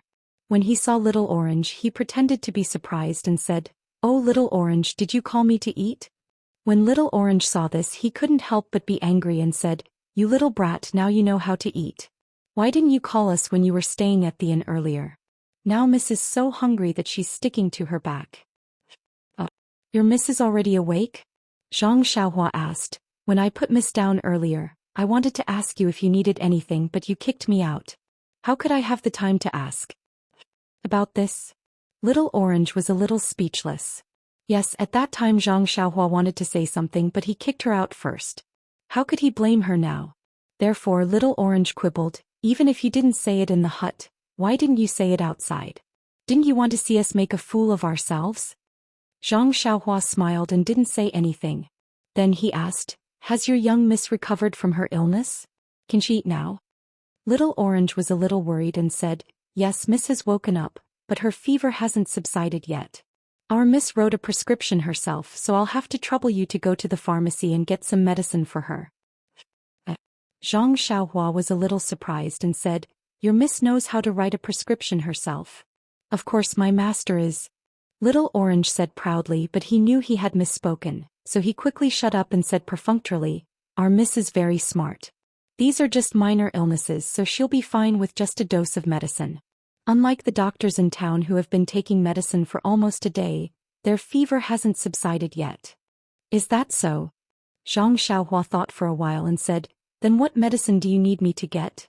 Oh, go to the inn and get some brush and ink. When Miss tells me, I'll write it down for you. When Zhang Xiaohua heard that, she nodded and turned around to leave. Also, Little Orange added, don't forget it's getting late, so it's time for dinner. Zhang Xiaohua chuckled. How could he not know? In order to cover his tracks, Zhang Xiaohua did not ask the waiter to send the food over. Instead he brought it back in a food box. The inn in town was also very simple and there were only a few types of food available. Zhang Xiaohua took the food box, brush, ink and other things to the cottage where Little Orange and the others were staying. He gently knocked on the door and Little Orange happily opened it. Just as Zhang Xiaohua was about to pass the things to him and go back into the cottage, he heard a soft and hoarse voice from inside. Hero Ren, please come in too. When Zhang Xiaohua heard this, he was shocked. Please add it to your collection, please tip it, thank you. Chapter 353.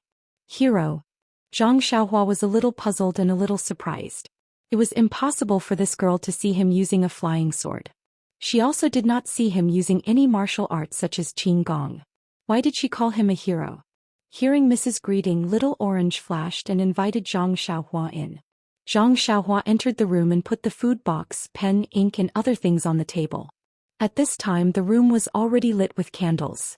The light of dusk and the dim light made the whole room not clear. Miss Nia was nestled on the Kong with her back on the thick quilt.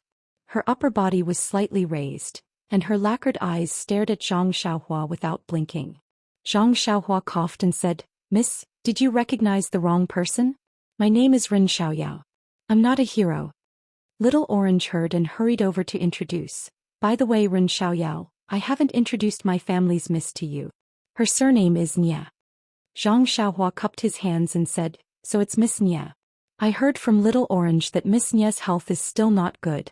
Do you need to get medicine? Miss Nia nodded and said, my surname is Nia and my full name is Nia Qianyu. If you don't mind, you can call me Little Yu or Little Qian.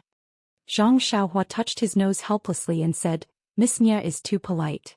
I'd better call you Miss Nia. I'm just a country bumpkin with little experience. You're a girl from a big family, so I don't dare to be so close to you. Zhang Xiaohua kept saying, afraid that Nia Qinyu would put the hat of a hero on him. But the more humble he was, the more Nia Qinyu felt that this person had the attitude of a master. Nia Qinyu said, hero. Just as she opened her mouth, Zhang Xiaohua waved his hand and said, Miss Nia, you'd better call me Ren Xiaoyao. This hero makes my hair stand on end. I suddenly thought of the pile of corpses in the morning. I guess that was the masterpiece of a hero. Nia Qinyu thought for a moment and said, if that's the case, don't be angry. I'll call you by your name. That's great. Miss Nia, you don't have to be so polite. I'm not some hero. Ren Xiaoyao, I think Little Orange has already thanked you in the morning, but I still want to thank you in person now. Thank you for lending a helping hand when we were in danger. I will never forget this kindness. When I return to the villa, I will definitely report it to my father and give the hero. I'll give you a big reward. Upon hearing this, Zhang Xiaohua had a strange expression on her face. She smiled and said, Miss Nia, you're being too polite again. I was just passing by. It was a piece of cake for me to bring you and Little Orange to this town, so how could I owe you a favor? If you think highly of me, just give me some gold and silver. I don't dare to covet your rewards. Well, Nia Qinyu looked embarrassed and said, I didn't bring any extra gold and silver with me when I came out. If we return to the villa, I can still take it out. But now I'm just saying it without any evidence. Please don't laugh at me. Zhang Xiaohua laughed in her heart, but she didn't say it out loud. She pretended to be surprised and said, I see. Miss Nya, Little Orange gave me a lot of money earlier. I bought your carriage, medicine, and paid for the inn. There's still a lot left. You don't know, right? I'll give it to you now. Nya Qinyu's eyes flashed with surprise. She thought to herself, that counts as money? Seeing that Zhang Xiaohua was about to take something out of her pocket, she quickly stopped her and said, Ren Xiaoyao, there's no need to take it out. You should keep the money. Don't you still need to buy medicine later? We'll need money on the way. I'll have Little Orange give you some later. Zhang Xiaohua scratched his head and said, all right then, Miss Nia. This humble one is just a country bumpkin and has never seen money before. Little Orange has already given this humble one a lot of money. When this humble one leaves, you can just give this humble one a little bit. If it's too much, this humble one won't be able to accept it. Leave. Miss Nia and Little Orange both called out in a low voice. Miss Nia looked at Little Orange and asked Zhang Xiaohua, Ren Xiaoyao, from what you said, are you leaving soon? Zhang Xiaohua smiled and said, that's right, Miss Nia. I still have my own matters to attend to. After I escort you to a bigger town, I'll find an escort agency and an escort. Naturally, I'll get them to escort you home. How can I escort you home? Oh, is that so? Miss Nia and Little Orange looked at each other with disappointment in their eyes. As they were wrong. They had always thought that since Zhang Xiaohua had lent a helping hand and brought them back to town from the wilderness, she would definitely protect them all the way and escort them safely back home. But who knew that she didn't have that intention at all? Zhang Xiaohua didn't seem to notice their disappointment and only said, unfortunately, this town is still too small and doesn't even have an escort agency. So I can only send you two back. Ren Xiaoyao, can you send us back to the mountain villa? Little Orange bit her lip and asked in disappointment. However, Zhang Xiaohua still refused and said, Little Orange, it's not that I don't want to, but I really don't have the ability to escort you two back. Actually, when I saw the ground full of corpses this morning, I was scared out of my wits. Wasn't that because I didn't want you to laugh at me? That's why I pretended to be indifferent. Didn't you hear that I kept dropping my satchel? That was just to cover up my fear. I think, Miss Nia, you two must have encountered some enemies or robbers. Even if I were to escort you back, I wouldn't be able to ensure your safety, so I might as well leave it to the professionals. Besides, I really have an extremely important matter to attend to. I can't afford to be delayed at all. My heart is burning with anxiety while accompanying the two of you. When Ye Qinyu heard this, she said indifferently, if the hero is in a hurry, just leave us behind. Our lives are just a bunch of shepherd's purse that can be harvested by others. Zhang Xiaohua smiled and said, Miss Nia, don't try to provoke me. The teacher said that if you want to help Buddha, you have to help him all the way to the west. Even though I'm not that talented, I have to send you all the way to India. Well, you'd better quickly write down the prescription for me and eat quickly. If you don't give me the prescription, the pharmacy outside will be closed soon. Hearing Zhang Xiaohua's nonsensical analogy, Ye Qinyu, who had a straight face, also laughed out loud. She was born with a precious jade in her mouth and was doted on in the villa. This time she came out because she was stubborn and refused the arrangement of her family. She wanted to rely on her own ability to do something. Now that she encountered a setback, she was already bitter in her heart. Moreover, she was rejected by Zhang Xiaohua. She made up her mind. It was just a life anyway. Now that she heard Zhang Xiaohua's words, she could only take this opportunity to get out of the embarrassing situation. In the small room, the situation was also eased. Therefore, Ye Qinyu dictated the prescription, and Little Orange wrote it down and handed it to Zhang Xiaohua. Zhang Xiaohua looked at it and frowned. Little Orange wrote it very well, but if you take it to the pharmacy like this, it will definitely attract attention. Ye Qinyu's eyes lit up, but Little Orange was puzzled. It's written well, but it will attract suspicion? Why is that? Without waiting for Zhang Xiaohua to speak, Ye Qinyu smiled and said, Ren Xiaoyao is very careful. Since this town is very small, there must be very few people who can write well. There are almost no women who can write with such fine and beautiful handwriting. When the pharmacy staff see it, they will definitely remember it. If someone asks, they will naturally know. Then what should we do? Little Orange immediately became anxious. Then he looked at Zhang Xiaohua and his eyes lit up. Do you know how to write? Zhang Xiaohua curled her lips and said, Didn't you hear me say that I studied the three-character classic for a few months? How can this be difficult for me? 3 months of studying the three-character classic? Nie Qinyu almost laughed out loud. Therefore, under the light of the small house, Zhang Xiaohua held an ink brush in her hand and carefully copied the prescription that Little Orange had written. Only then did she show her handwriting to the two of them. Looking at the messy handwriting of all sizes on the paper, Little Orange almost laughed out loud. Yes, any of the servants in the villa who had studied for a few days could write better than him. Nie Qinyu, on the other hand, was smiling. She couldn't help doubting her own judgment. She had been writing since she was young, so she could naturally see that this was Zhang Xiaohua's handwriting. There was no trace of falsehood. Could this young man really be a country boy? And not the hero she had imagined? Zhang Xiaohua was a little embarrassed by Little Orange's unladylike laughter. She said angrily, "Little Orange, you don't have to. Even if I can't write well, it's because I haven't practiced enough. If I practice for a few more days, I may not be worse than you." Little Orange held back his laughter and said, "Well, Ren Xiaoyao, if you come with us and send us to the villa, I'll teach you how to write on the way. How about that? By the time we reach the villa, your handwriting will be well proportioned." Zhang Xiaohua curled her lips and said in a low voice, "You wish?" After saying that, he put away the paper with the prescription and said, "Then Miss Nia, please eat first. I'll be right back." Nie Qinyu nodded and said, "Thank you." She couldn't help but feel a little disappointed. Zhang Xiaohua clasped her hands, tidied up the brush and ink on the table and left. After Zhang Xiaohua left, Little Orange said with a smile, "Miss, did you see that? I told you that Ren Xiaoyao was just a boy from the countryside. I was right. Maybe I made a mistake. But I keep feeling that something is not right. He is only a teenager of 14 or 15 years old. If he was a child from the countryside, how could he be so calm? Moreover, looking at him, he seems to be going on a long journey. Do you think his family will be at ease with him going on a journey alone? Won't they ask someone to take care of him? I remember that the children outside the village need someone to take care of them when they leave their relatives." Little Orange said disapprovingly, "He didn't say where he's going. I guess it's somewhere nearby. Besides, I heard that there are many brothers in the countryside. He's so tall, maybe he's the eldest in the family. He's been taking care of his younger brothers and sisters since he was young. Of course, he knows how to take care of himself. Miss, you should eat first and have a good rest. It's his loss if he doesn't send us. Can't we find a bodyguard?" Nie Qinyu didn't answer. He seemed to be thinking about something. Even when Little Orange was feeding her, she was absent-minded. Suddenly, she patted the quilt with her left hand and said, "Alas, I finally understand. I was almost fooled by this boy." Her words were so sudden that Little Orange was so shocked that he almost dropped the bowl of soup in his hand. "Please vote for me. Thank you."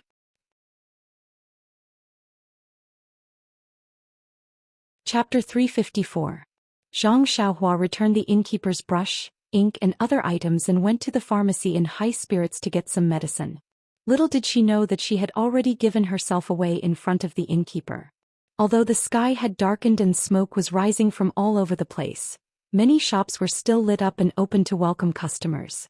The pharmacy was also open, so Zhang Xiaohua naturally did not go to the pharmacy she had visited earlier. He just went to a random pharmacy. The shop assistant was not very busy. When he picked up the prescription that Zhang Xiaohua handed over, he only frowned slightly but did not seem surprised at all. In this town, although there were people who came to get medicine with a neat prescription written by a doctor, most of them were like Zhang Xiaohua, who hired someone else or copied other people's prescriptions to get medicine.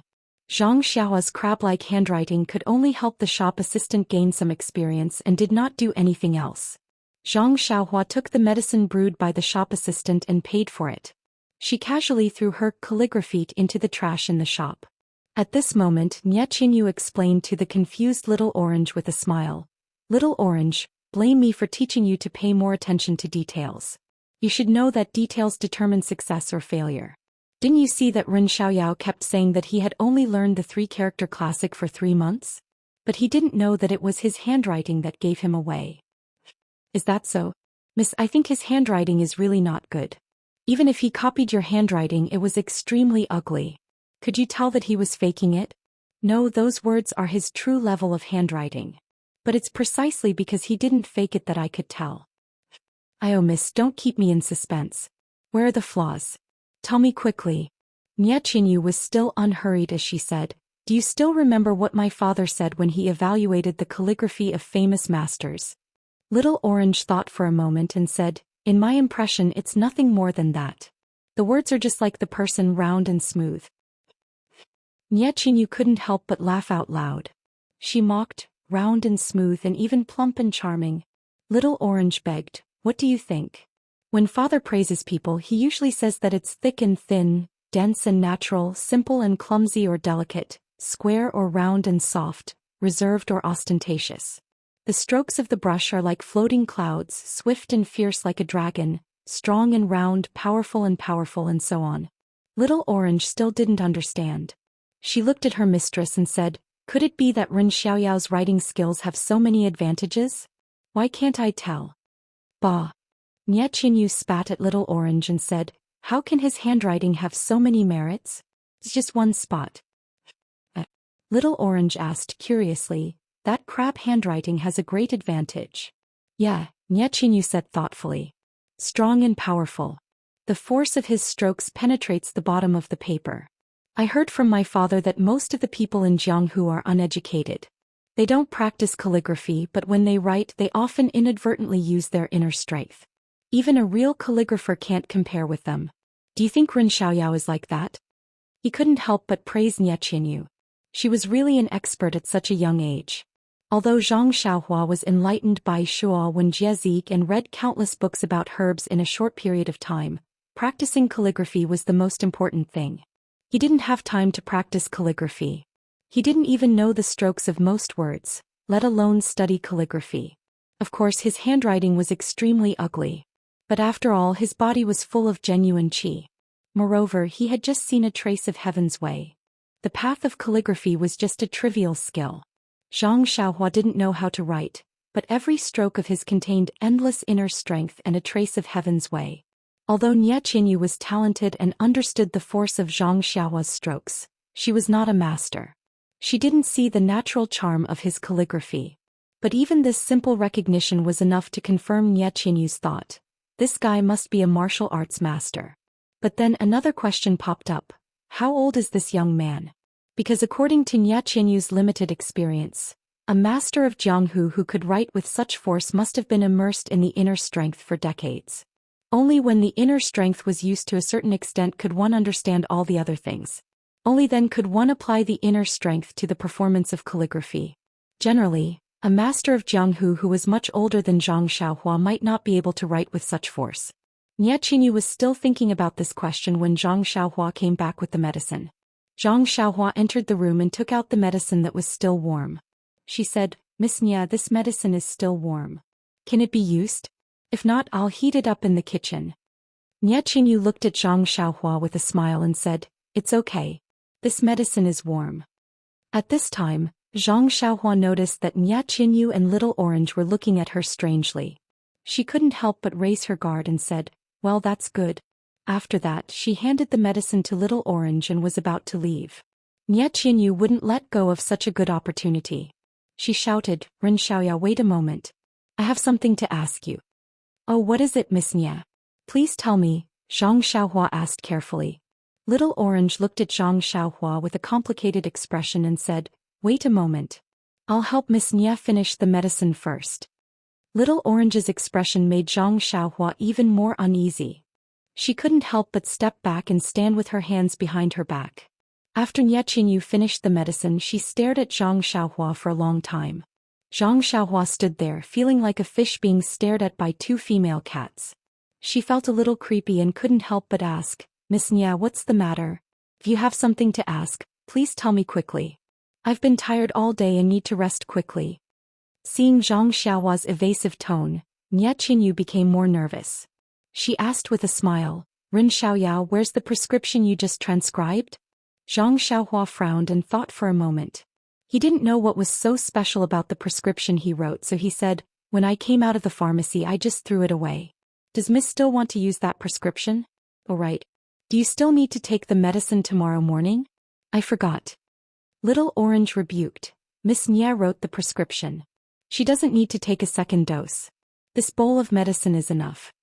Hearing this, Zhang Xiaohua's heart skipped a beat. She asked tentatively, "So Miss Nia's medical skills are very good?" Nie Qinyu waved her uninjured left hand and said, "Little Orange, you're flattering me. Although I know a little about medical skills, I can only treat minor diseases. My current condition is caused by anxiety and a little injury on my wrist. It's really minor. Of course, it can be cured with some medicine. If it's something else, I can't guarantee." "Oh, I see." Zhang Xiaohua felt a little regretful. Seeing Zhang Xiaohua like this, Nie Qinyu asked curiously, "Could it be that your family members are sick and need a miracle doctor?" Zhang Xiaohua thought for a while and told her about Ji Xiaohua's mother's illness. Of course, he ignored the details of his encounter with Ji Xiaohua and only told her about a neighbor. Nie Qinyu listened and said with a smile, "According to your description, it's just a simple case of tuberculosis. It's very simple. It's just that the family has been poor for a long time and didn't receive timely treatment. The ordinary doctors in town can cure it. If you're still worried, I can write a prescription for you. You can take the medicine and recuperate for 10 days to half a month. You should get better. However, it's been a long time and it's difficult to fully recover." Zhang Xiaohua was overjoyed to hear this. Just as he was about to ask her for a prescription, he heard that ordinary doctors could also cure it. He thought about the money he had left for Ji Xiaohua and figured it should be enough. He smiled and said, "Since Miss Nie says so, let them go to the medical hall for treatment. I thought it was some serious illness." Nie Qinyu was a little disappointed when she heard this. She said, "However, this is just your description. The way to cure a disease still lies in looking, listening, asking and feeling the pulse. Everything has to be carefully examined. If it's convenient or on the way, I'll go and have a look." Zhang Xiaohua was not willing to let her know the details. He only said, "That's too much trouble for Miss Nie. You haven't recovered yet. Let's talk about it in the future when there's a chance." Then he was about to leave. Nie Qinyu realized that she had been led astray by Zhang Xiaohua again. He couldn't help being angry and amused. She said, "Ren Xiaoya, wait a minute. I haven't asked you the question yet." Zhang Xiaohua thought to herself, "Nonsense. Of course I know you haven't answered. I just don't want you to ask." But he said, "Then please enlighten me, Miss Nie." Nie Qinyu said, "How old are you this year?" Hearing this, Zhang Xiaohua said naturally, "Miss Nie, you'd better tell me your age first. Then I'll answer your question." Xiao Juezi was unhappy and scolded, "Ren Xiaoyao, what are you talking about? Don't you know that a girl's age is confidential? How can you tell others?"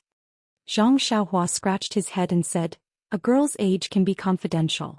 Why can't a boy's age be confidential? The teacher once told me that if you want others to do to you, you must do to them first. I don't understand it very well, so please enlighten me, Miss Nie. When I want to ask someone a question, shouldn't I answer their question first?" Nie Qinyu and Xiao Juezi were at a loss for words. Wasn't this the reason? She had asked him a question for no reason. Naturally, she had to pay him back. Nie Qinyu couldn't help but be a little angry. How can this guy be so unkind to girls? After thinking for a while, Xiao Juezi said, "Ren Xiaoyao, I'm 14 years old this year. You can rest assured now. Can you tell us your age?" Zhang Xiaohua said with a smile, "Hee, when did I say that I'll tell you if you tell me first?" Miss Nie said angrily, "You can't go back on your word." Zhang Xiaohua wasn't angry at all. She smiled and said, "Besides, even if I want to tell you, I have to wait for Miss Nie to finish before it's my turn. Miss Nie was the one who asked me first. So I'll stay up all night and covet the urge to update. I'll kindly accept it. Thank you, Si Jiao. Just this once. I hope everyone likes it. Please vote for me, hee. Chapter 355. Seeing Zhang Xiaohua behaving like this, Nie Qinyu was really mad. She had never seen such a rascal like Zhang Xiaohua. All the men she had met before, no matter their age, were respectful and kind to her. How could she meet such a strange person today? But if she didn't ask this question, not to mention the knot in her heart, she would think about it all the time in the future. Even Little Orange would have told him her age for nothing. She would have suffered a great loss tonight. Instead of this, she might as well ask his age. After thinking about it, Nie Qinyu said, "Since you said so, I will tell you my age. After you hear it, you must tell us your age immediately. What do you think?" Zhang Xiaohua frowned and said, "Miss Nie, why do you want to know my age so much? Is it important?" Nie Qinyu smiled and said, "It's nothing. I'm just curious and want to know." Little Orange also said, "Does a woman need a reason to know the answer?" Bang! Zhang Xiaohua almost fell to the ground. Is this the real reason? Seeing Zhang Xiaohua so embarrassed, Nie Qinyu and Little Orange seemed to have won back their pride and became complacent. Zhang Xiaohua saw that she couldn't avoid it, so she had to say, "Well, Miss Nie, please say it. When you finish, I will answer your question." Nie Qinyu was stunned and felt her face was a little hot. It was the first time she talked about her age in front of a boy who was the same age as her. How could she not be shy? This Ren Xiaoyao, if there was a chance, she would definitely teach him a lesson. 1 month from today it will be my 12th birthday. Nie Qinyu said it in a very low voice. Fortunately, Zhang Xiaohua's ears were not ordinary, so she heard it clearly. "Oh, you're 12 years old." Zhang Xiaohua said it unconsciously, but she sighed in her heart. Look at her. She's not even 12 years old, but she's already out here with her maidservant. She speaks so logically and is so calm when she's in danger. Look at her last night. She's even better than me now. It's as if she's seen the world. Alas, I'm not afraid of comparing myself with others. Compared to her, I'm simply useless.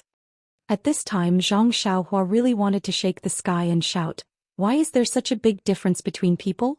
Seeing Zhang Xiaohua pondering, Little Orange became anxious and said, "Ren Xiaoyao, are you going back on your words?" Zhang Xiaohua came to her senses and said with a smile, "Do you think I, Ren Xiaoyao, am that kind of person?" Nie Qinyu and Little Orange looked at each other. Both of them felt the same way, but they wouldn't say it out loud. "It has been 2 months since my 18th birthday." Zhang Xiaohua said without hesitation. "What?" Nie Qinyu and Little Orange both cried out. "You can't lie to us. You're already 18 years old?" "Yes." Zhang Xiaohua was puzzled and said, "What is there to lie about? Since I said I would tell you, why should I lie to you? Do I have to?" "But you look like you're only 14 or 15 years old." 14 or 15 years old. That was 4 years ago. Hee, maybe God was jealous of me and made me so delicate? Zhang Xiaohua pinched his chin with a smug look on his face. Bah! The two girls in the hut spat at the same time. The hut fell into a subtle silence for a while. Zhang Xiaohua cupped his hands and said, "Miss Nie, if there's nothing else, I'll take my leave first. It's already late, so please rest early." At this time, Nie Qinyu said in a low voice, "That? Ren Xiaoyao, I didn't expect you to be so much older than me. You are even older than my cousin by 2 years. Can I call you Brother Ren in the future?" This time it was Zhang Xiaohua and Little Orange's turn to be surprised. Zhang Xiaohua waved her hand and said, "Miss Nie, you look like a lady from a big family. Why do you have to make things difficult for me? If you call me that, it will shorten my life." Nie Qinyu smiled and said, "It is very impolite to always call you by your full name, Ren Xiaoyao. What if I call you Brother Xiaoyao? Are you willing?" When the words Brother Xiaoyao came out, Zhang Xiaohua was so scared that she shrank her neck and had goosebumps all over her body. She waved her hand and said, "Whatever, Miss Nie. Anyway, it is only a matter of a few days. You can call me whatever you want. Just don't call my soul away. Okay, you rest early. I will go out." After saying that, she did not wait for Nie Qinyu to reply and left in a hurry with her hands crossed. Before Zhang Xiaohua's figure disappeared, a burst of bell-like laughter came from behind. It was Nie Qinyu's cheerful laughter. Little Orange got up and closed the door of the hut. She said unhappily, "Miss, how can you call him Brother Ren? He is just a person from the Jianghu. Even if you think highly of him, you don't have to be like this." "Sai, what do you know?" "Little Orange, could it be that you are in love? You've taken a liking to this Brother Xiaoyao, that's why you're so jealous?" Little Orange looked a little uneasy and rebuked, "Miss, look at what you are saying. I have only met him for a day. How could it be like what you are thinking? I just feel that he is always shameless. I feel that it is not worth it for you." Nie Qinyu looked at her seriously and laughed. "I am just joking with you. Why do you take it so seriously? You don't know. I heard from Dad that people from the Jianghu are the most carefree. They are always quick to repay kindness and revenge. Looking at Ren Xiaoyao, I think he is really planning to dump us to the bodyguards as long as there is an escort agency in the next town." Hearing this, Little Orange still did not understand and said, "If we meet an escort agency again, we can just find a few more highly skilled bodyguards. Ren Xiaoyao is so young. How can he be compared to the escorts in the agency?" Nie Qingyu shook her head and said, the escorts in the agency are just second-rate people in the Jianghu. Even the best of them can barely be considered as first-rate. Looking at Ren Xiaoyao's young age, his internal strength should be very profound. He must be much better than the escorts in the agency. Moreover, Nie Qingyu hesitated for a moment. Little Orange continued, moreover what? Is he better than the 8 escorts? Moreover, Ren Xiaoyao has such a high level of internal strength at such a young age. Think about it, his background must be extraordinary. He must be a disciple from a famous sect in the Jianghu. Didn't you hear him say that he has something important to do and can't be bothered to escort us? According to my speculation, disciples from famous sects are all chivalrous and brave. They like to root out the strong and help the weak. He can't even escort us, so he must have something more important to do. Maybe it is the purpose of his experience in the Jianghu this time? I call him Big Brother so that I can get closer to him. If he is soft-hearted and gives me a token from his sect or spreads the news that we are related to him, then the people who want to kill us will have to be careful when they take action. They will have to weigh their own weight first. So Miss has thought so much. I thought Miss had taken a fancy to him, so I wanted to get closer to him. Little Orange said with a smile as if relieved of a burden. Little Orange, could it be that you really have such an idea? Are we implying this in our words? Nie Qingyu seemed to be used to Little Orange's teasing. She changed the topic to Little Orange and said, if that's the case, you have to be careful. Ren Xiaoyao is a disciple of a famous sect. Although he looks ordinary, he has a deep background after all. Maybe many heroines will take a fancy to him. You have to seize the opportunity and seize the time to capture him before he leaves. Little Orange's face was not very clear under the dim light. She laughed and said, only Miss thinks he is a treasure with profound martial arts. In my opinion, he is just a young man from the countryside. No matter how you look at him, he does not have the demeanor of a Jianghu hero. Just look at his stingy look just now. Does he look like one? Yes, De Xiao and Xiao Xia are magnanimous. How can they be like him? Nie Qingyu was also a little confused. But the handwriting on the prescription was still vivid in her mind. The strength of the handwriting was not fake. Then what was the problem? Seeing that her miss was deep in thought, Little Orange did not dare to disturb her. She sat alone under the light and rested her chin on her hand. She looked at the swaying flame and did not know what she was thinking. Zhang Xiaohua walked out of the house and shook her head.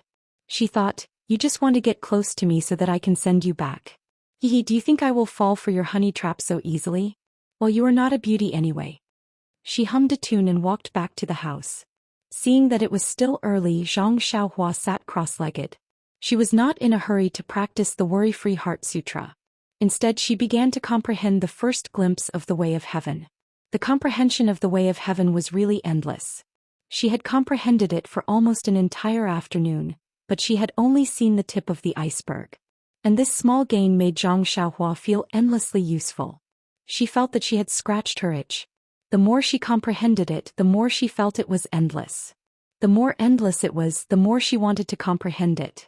It was not until this moment that Zhang Xiaohua truly understood the joy of cultivation. It was really something that could only be understood and not explained with words.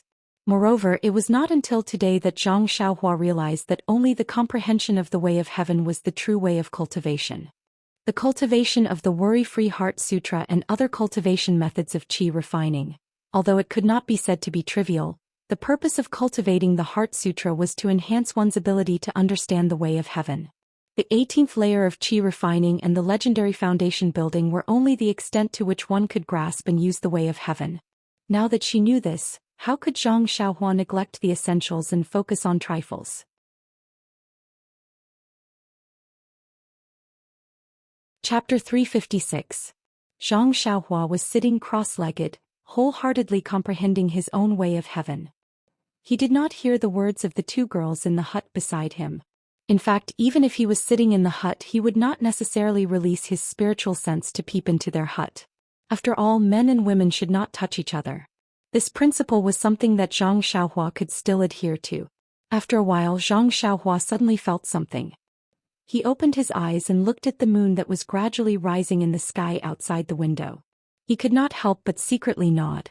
The comprehension of the way of heaven was indeed unpredictable. Usually he would only feel something when he was about to fall asleep. That was just a conditioned reflex of his body when he was about to fall asleep. However, today was different. To be able to feel something while he was meditating was actually a kind of active reminder. The essence was different. The difference was like the difference between clouds and mud. After thinking, Zhang Xiaohua stood up and pushed the door open. He carefully listened to the slight snoring sounds coming from the hut beside him. Zhang Xiaohua smiled and stood in the middle of the small courtyard. He made a gesture with his hands and sent a few strands of zhenqi around the small courtyard, forming a simple restriction that protected the small courtyard. He originally thought that since he had only set up restrictions the size of the hut before, it might be difficult to set up restrictions that were several times larger. However, when he started, he felt that his understanding of restrictions was actually deeper than yesterday. He could set them up with ease. This could only be attributed to the short moment of comprehension of the way of heaven in the afternoon. In fact, it was not only the cultivation of mental cultivation methods. Formations and restrictions, alchemy, refining weapons, escaping techniques and other cultivation methods of the way of immortals were all different elaborations of the way of heaven. Zhang Xiaohua's glimpse of the way of heaven from afar naturally stimulated all his cultivation methods like a catalyst. Using a kind of top-down view to look at these cultivation methods, of course, there would be surprising results when using these cultivation methods. After setting up the restriction, Zhang Xiaohua clapped her hands, very satisfied with her technique. She walked back to the hut proudly and took out 2 more primal stones.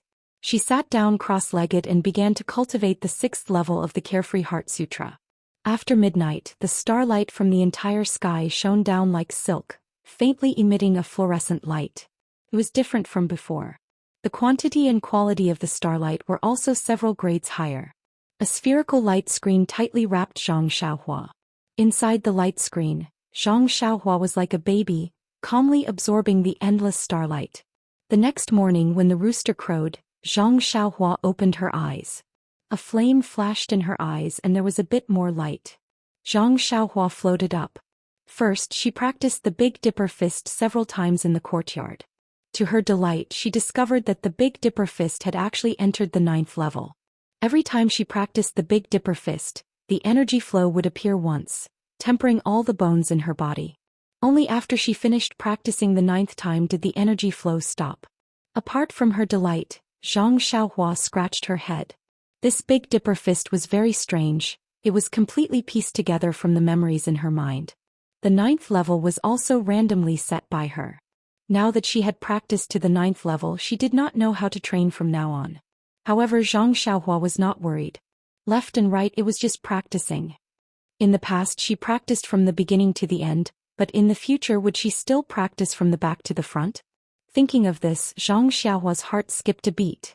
If she practiced from the back to the front, what would happen? However, she was used to practicing from the beginning to the end. It was not that simple to practice from the beginning to the end. Before she had time to think carefully, she heard a coughing sound from the small house. Thus, Zhang Xiaohua did not have time to think about the fist technique. She made a hand seal and removed the restriction around the small courtyard. As soon as he was done, he heard the door creak open and a person walked out from inside. When Zhang Xiaohua turned around, wasn't it Miss Nie Qinyu? When Nie Qinyu saw Zhang Xiaohua standing there and seemingly doing something, she immediately became spirited and smiled. "Good morning, big brother Ren. Are you practicing martial arts?" "Miss Nie, why don't you call me Ren Xiaoyao? I feel very awkward when I call you big brother Ren." Nie Qinyu repeatedly waved her hands. "Don't. Didn't you say last night that you could call me big brother Ren? I think it's pretty good this way." Zhang Xiaohua helplessly said, "Sai, it's up to you. It's really up to you. By the way, why did Miss Nie wake up so early? Are you feeling better? Don't you want to sleep a little longer?" Nie Qinyu smiled and said, "Didn't big brother Ren wake up even earlier? Isn't there a saying, dance at the sound of the chicken? Are you practicing martial arts?" Seeing that Nie Qinyu kept pressing him and did not even answer her question, she could only say, "I don't practice martial arts. I'm just used to waking up early. I don't have any farm work to do, so I'm walking around here to exercise my hands and feet. The young people in our village are already up and working in the fields. I'm not used to not working in the fields." "You're just making things up." Nie Qinyu did not believe a single word Zhang Xiaohua said and only looked at Zhang Xiaohua with a smile. Zhang Xiaohua felt a little uneasy under her gaze and could only ask, How's Miss Nye's condition? I've recovered a long time ago. My fever went down in the second half of last night. I've slept for almost a day and a night. I didn't feel sleepy this morning. I thought I was already very early, but I didn't expect Big Brother Rin to be here. After Nye Qinyu finished speaking, she also slightly moved her hands and feet. Zhang Xiaohua felt very strange and asked, Miss Nye's wrist is also very good? Has the swelling gone down? Yes, it also went down last night. Ah. Zhang Xiaohua said in surprise, Miss Nye is really a divine doctor. Just one decoction and the fever has gone down. Even the swelling on your wrist has gone down. It's really incredible. Nye Qinyu laughed out loud. Her black eyes were filled with spring breeze as she said, Big Brother Rin, you've overestimated me. That decoction only reduced the fever and only had a slight effect of removing blood stasis and reducing swelling. The reason why the swelling on my wrist went down so quickly was because I had already applied the ointment in advance. After a day of the ointment seeping into my wrist, I saw the effect last night. Zhang Xiaohua felt very embarrassed and asked casually, Miss Nye's medical skills are so brilliant. I wonder if it's passed down in your family? I wonder if someone like me can learn it.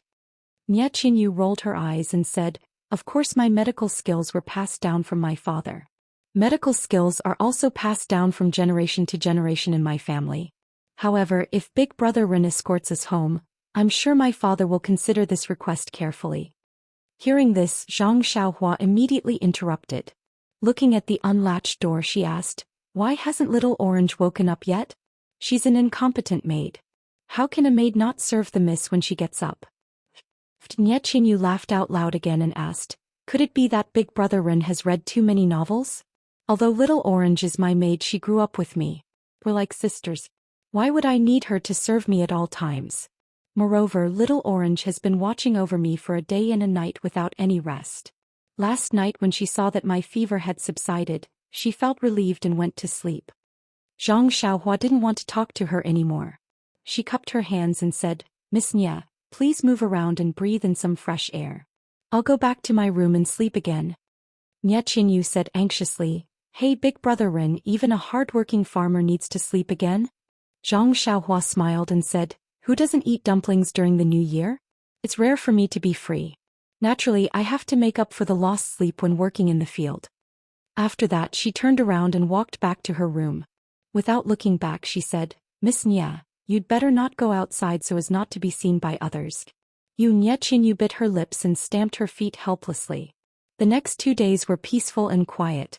Zhang Xiaohua and the others hid in the small courtyard. Zhang Xiaohua would go to the inn to get their daily meals.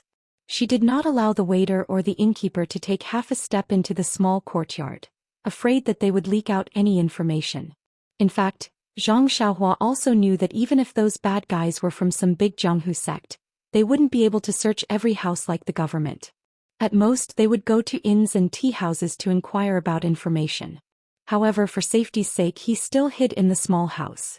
However, even if he hid in the small house to meditate and comprehend the way of heaven and heart sutra, he still released his divine sense. With Zhang Xiaohua's current divine sense, his divine sense could already cover the entire town. From time to time he could see many Jianghu people riding on horses on the main road. There were also some unknown people inquiring about the town. However, whether they were looking for Nye Qinyu or not, Zhang Xiaohua couldn't be sure. There were also people inquiring about the inn Zhang Xiaohua stayed in. However, Zhang Xiaohua didn't know that. He was immersed in the pleasure of comprehending the way of heaven, so how could he waste too much time on this? When the Inquisitor saw that the inn didn't intend to enter and saw the innkeeper's lazy look, he became even more impatient. When he heard that there was a carriage in the yard behind, he stuck his head out to take a look. When he found out that it was a village boy driving the carriage, he didn't waste any more time and went to the next inn. However, his carelessness saved his life. Zhang Xiaohua was already prepared. If anyone came looking for him, as long as there were only a few people, he would kill them all. Therefore, he was quietly cultivating and waiting for someone to take the bait. Early this morning, Zhang Xiaohua used his divine sense to scan outside and found that the unknown people from 2 days ago had disappeared. Therefore he came to look for Nye Qinyu. Nye Qinyu's body was already fine. It was just that her wrist was fractured, which was inconvenient. She still needed to rest for a few more days. However, Didn't she have Little Orange? She didn't feel any particular inconvenience. When Zhang Xiaohua entered the house, he didn't stand on ceremony and directly said, "Miss Nia, we've been hiding in this small town for 2 days. Come to think of it, those people who were chasing after you should have passed by now. I think it's better for us to set off now and find an escort agency as soon as possible so that we can find a bodyguard who can protect you. That's the most important thing." Nie Qinyu thought for a while and said, "It's about a 2-day journey from here. We should be in Tanhe City. There should be a large-scale escort agency there. I wonder if it's convenient for Brother Ren?"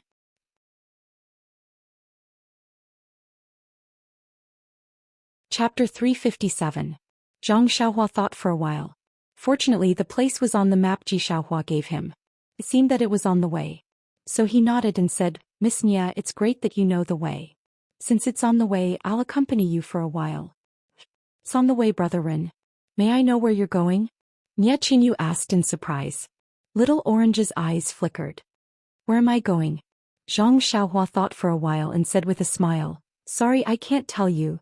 The two expectant ladies almost choked and rolled their eyes. Was it necessary? After all, they had gone through thick and thin together. Why couldn't he tell them such a small thing? However, the two of them seemed to have forgotten that they didn't even tell him where they were going. Well, maybe they had the rule of ladies first in their hearts, but the Guozhuang house was also Zhang Xiaohua's taboo. Unless it was a last resort, he would never say a word about it, especially when there were so many wolves following behind them. Seeing Zhang Xiaohua looking up at the white clouds in the sky, as if there were endless stories there, Nie Qinyu could only pout and ask Little Orange to pack up and get on the carriage. Fortunately, they didn't plan to stay here for a long time. Everything was in the shabby carriage, so it was easy to pack up. Not long after they got on the carriage, Zhang Xiaohua went to the counter of the inn to settle the bill and tactfully tipped the waiter a few copper coins. He felt very awkward, but the innkeeper was very happy. Not to mention how much the tip was. This young man had booked an old courtyard and didn't even need the waiter to call him. If there was anything, he would come to the counter himself, which saved them a lot of trouble. They only met a few customers like this in a year, so when Zhang Xiaohua left, the innkeeper sent him off far away, almost wiping his tears with his sleeves. Zhang Xiaohua didn't know and thought that it was the reason for the tip. He praised the charm of the money and raised his vigilance, afraid that the innkeeper would find clues from the carriage. He was worrying too much. The shopkeeper had also been running the inn for many years. Although he was lazy to run the inn and treated people indifferently, he still had a pair of eyes, didn't he? How could they not see clearly? You have stayed in the small courtyard of the inn for many days. Even if they did not deliberately observe you, they would still have a rough idea. When Zhang Xiaohua often took 2 portions of food from the inn, he had long been labeled as eloping or running away from marriage. He was taken care of by the experienced innkeeper. This was also the main reason why they were not harassed by people who wanted to find out more information. Zhang Xiaohua did not release her divine sense, so of course, she could not see the ambiguous look in the shopkeeper's eyes. She drove the carriage slowly forward and was very satisfied with her performance in this town. Who said that people with no hair on their mouths couldn't do their jobs well? This young master has just entered the pugilistic world and I've already played those bad guys in circles. On the road again, Zhang Xiaohua was not in a hurry. First of all, Nie Qinyu's wrist had not fully recovered and she was afraid that it would be damaged by the bumps. Second of all, there might be bad guys blocking the way ahead. Who would be stupid enough to rush forward? Third of all, Zhang Xiaohua was sitting cross-legged in the carriage leisurely. It was a good time to comprehend the heavenly Tao. Actually, the most important thing was that the shabby carriage Zhang Xiaohua bought could not go too fast at all. Along the way, she listened to the creaking sound of the small carriage. Every time there was a slightly bumpy road, she would feel her heart in her throat. She was afraid that the carriage would fall apart. Finally, Little Orange could not stand it anymore. She lifted the somewhat dirty curtain and asked, "Ren Xiaoyao, are you doing this on purpose?" Her question pulled Zhang Xiaohua back from her daydream. She was very puzzled and asked, "Little Orange, what's wrong? Why would I do that on purpose? Look at what kind of carriage this is. It might not be able to travel much in a day. When will we be able to go home? If you want to spend more time with us, just say the word. We see that you have worked hard and let you escort us for a while. What you are doing is unnecessary." Zhang Xiaohua smiled bitterly and said, "Little Orange, when I bought the carriage that day, didn't you agree? Why are you going back on your words now? It's really hard to be a good person. Nye Qinyu's soft voice sounded again. Brother Ren is doing it for our own good.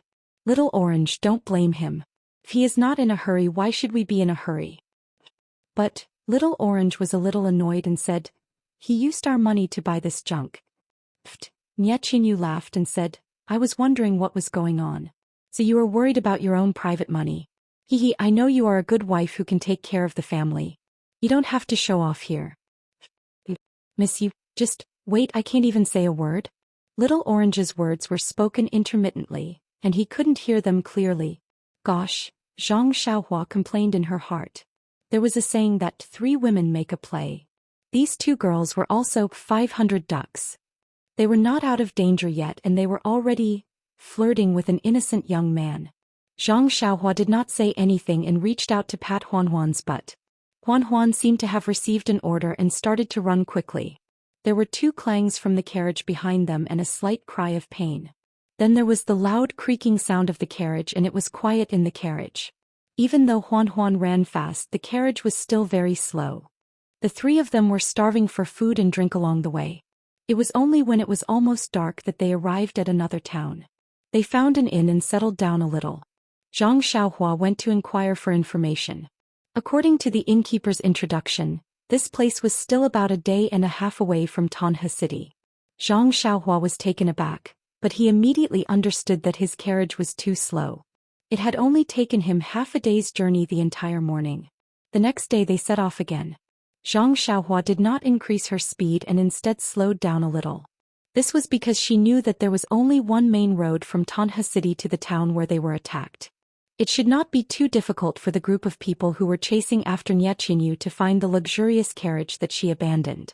Of course, she could also imagine that Nye Qinyu would change to another carriage and they would definitely rush to Tanha City to look for clues. Of course, there were no clues there. Zhang Xiaohua was betting that the group of people would think that Nye Qinyu had been rescued by her family and took another road or had run out of their hunting range. But they did not expect that Nye Qinyu was still strolling slowly on the road to Tanha City. Besides, they were not the government, so of course they could not set up checkpoints to check one by one, right?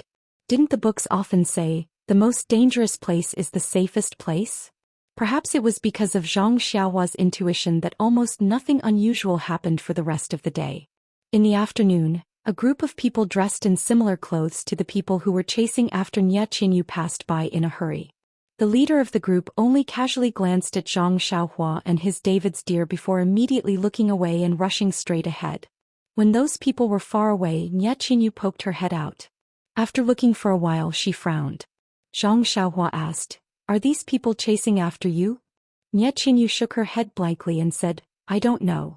Their clothes look similar, but there are many people in the Jianghu who wear similar clothes, so I can't be sure that it's them. Besides, to be honest, I don't know which immortal is chasing after us. Zhang Xiaohua smiled and said, even if you were killed, you would still be confused ghosts. Bah. Nye Qinyu spat and shrank back into the carriage. However, she immediately poked her head out again and asked curiously, Brother Ren, didn't you say that you're an ordinary farmer in the countryside? Why aren't you afraid at all when encountering such a fierce man in the Jianghu? Zhang Xiaohua was stunned and thought, isn't that right? How could there be such a calm countryman like me? He touched his nose and said, didn't I tell you before? I've studied the 3-character classic for a few months and I know the principle of might cannot be bent, wealth cannot be obscenities. You're just making things up. Nye Qinyu angrily retracted her head. Zhang Xiaohua scratched his head and felt that arguing with a girl seemed to be as interesting as understanding the way of heaven. Not long after, there was another town that he could rest in. Zhang Xiaohua thought for a moment. Although it was still early, he stopped moving forward. Sleeping in the wilderness was something he had no choice but to do. It was better to be careful. He asked the locals and found out that this place was only half a day's journey away from Tanha City. He estimated that he would reach his destination tomorrow afternoon. What made Zhang Xiaohua the happiest was that according to the locals' introduction, there was a large-scale escort company in Tanha City called Fushan Escort Company. It was said that they were very powerful and could escort people as well as deliver items. Zhang Xiaohua secretly breathed a sigh of relief. After sending them to the escort agency, his task would be completed. He had to go home as soon as possible. It was already winter. If he hurried, he might be able to go home for the new year. Thinking that his family could sit at the same table and have a reunion dinner, Zhang Xiaohua felt warm in his heart and wanted to go home as soon as possible. Early the next morning, Zhang Xiaohua woke them up to hurry. Nie Qianyu and Little Orange looked unhappy, not knowing whether it was because they didn't sleep well or because Zhang Xiaohua wanted to leave them to the escort agency. They didn't meet any Jianghu people along the way. There were a few who were alone and had nothing to do with them. Also in the afternoon, they arrived at a slightly deserted area. While chatting with Zhang Xiaohua, they heard the sound of hurried horse hooves ahead. Zhang Xiaohua released his divine sense and saw 5 men in neat clothes riding toward them. He didn't dare to be careless and quickly asked the 2 to hide in the carriage while he pretended to drive the carriage. Huan was still the same, pulling the shabby carriage to the middle. Zhang Xiaohua quickly asked it to return to the side of the road. The 5 men in neat clothes only looked up at Zhang Xiaohua and his shabby carriage and didn't care. When they were about to pass by, a man with very thick eyebrows suddenly shouted, "Hall master, please wait for a moment. There's something wrong with this carriage."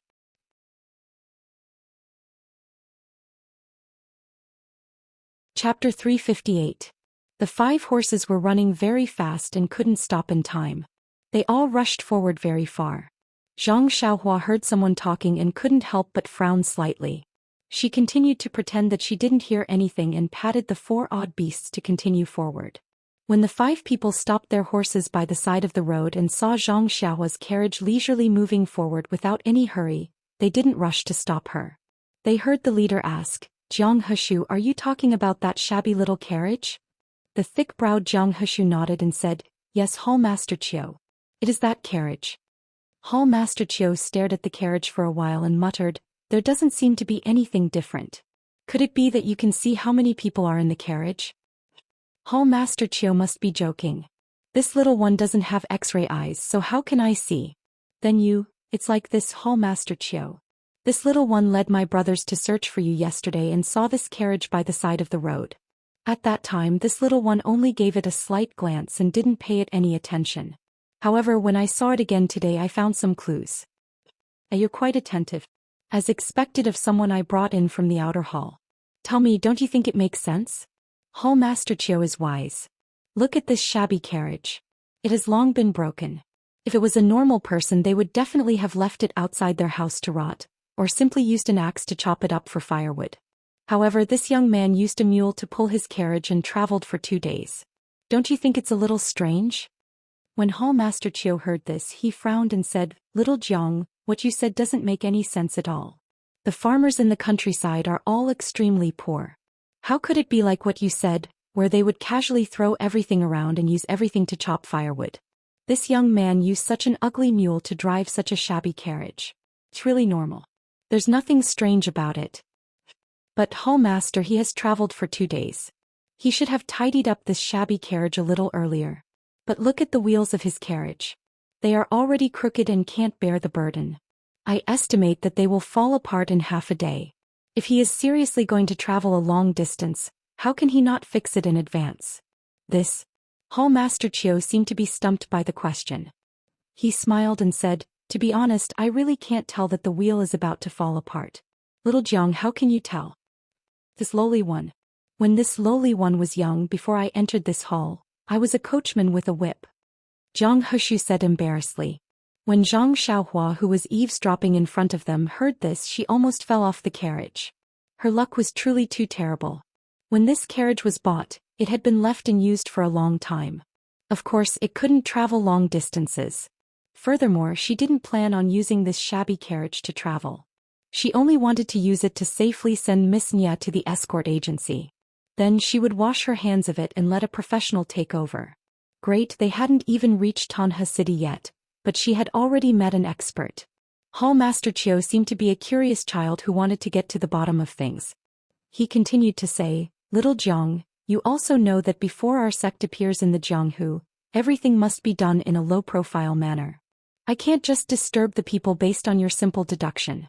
Do you have any other evidence?" Zhang Xiaohua really despised this Hall Master Qiu's way of doing things. What low profile? All he did was kill and rob, and he was recruiting people all over the streets. How could this not disturb the people?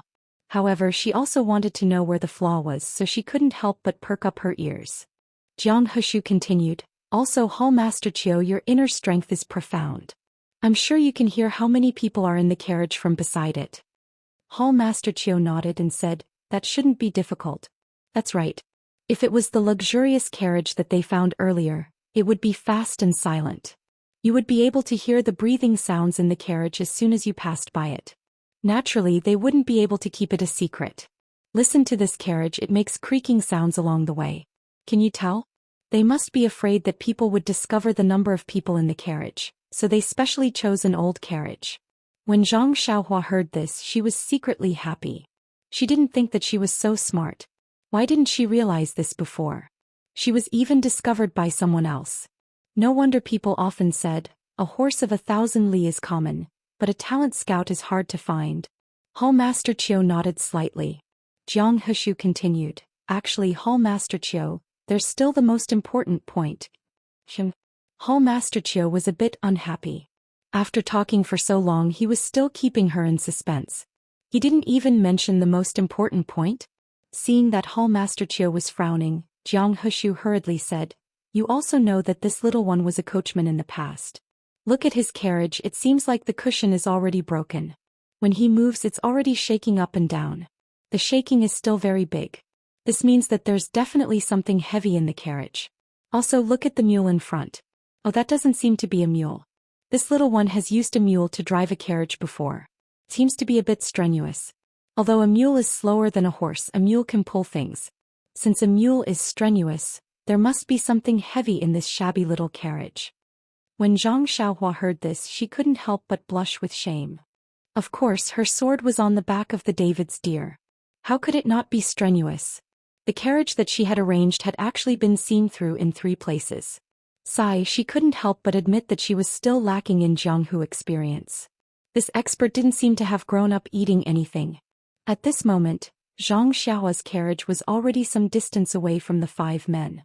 The 5 men were not in a hurry and were still eagerly studying the carriage from behind when they heard Hall Master Chiu say with a laugh, little Jiang, your martial arts are weak and cannot convince the others, but I still appointed you as the team leader because I can see how meticulous you are and how you can think things through. Hee, not bad, you were actually able to see so many problems from this shabby carriage. This means that I did not misjudge you. If you can really find those 2 girls and complete the sect master's orders, I will definitely reward you handsomely. When Jiang Hushu heard this, he was overjoyed and repeatedly said modestly, it's all because of Hall Master Chiu's good fortune that this little one was able to see it. Hall Master Chiu smiled and said, however, after analyzing for so long, what if this youth is just a tenant farmer in the countryside who borrowed a shabby carriage from elsewhere to deliver grain to Tanha City? The grain is very heavy and the carriage is prepared to be repaired at Tanha City? Wouldn't your deductions all be for naught? Jiang Hushu was speechless. Hall Master Chiu said proudly, you don't have any other ideas, right? Yes, Hall Master is wise. Perhaps this little one was wrong. It doesn't matter if you're right or wrong.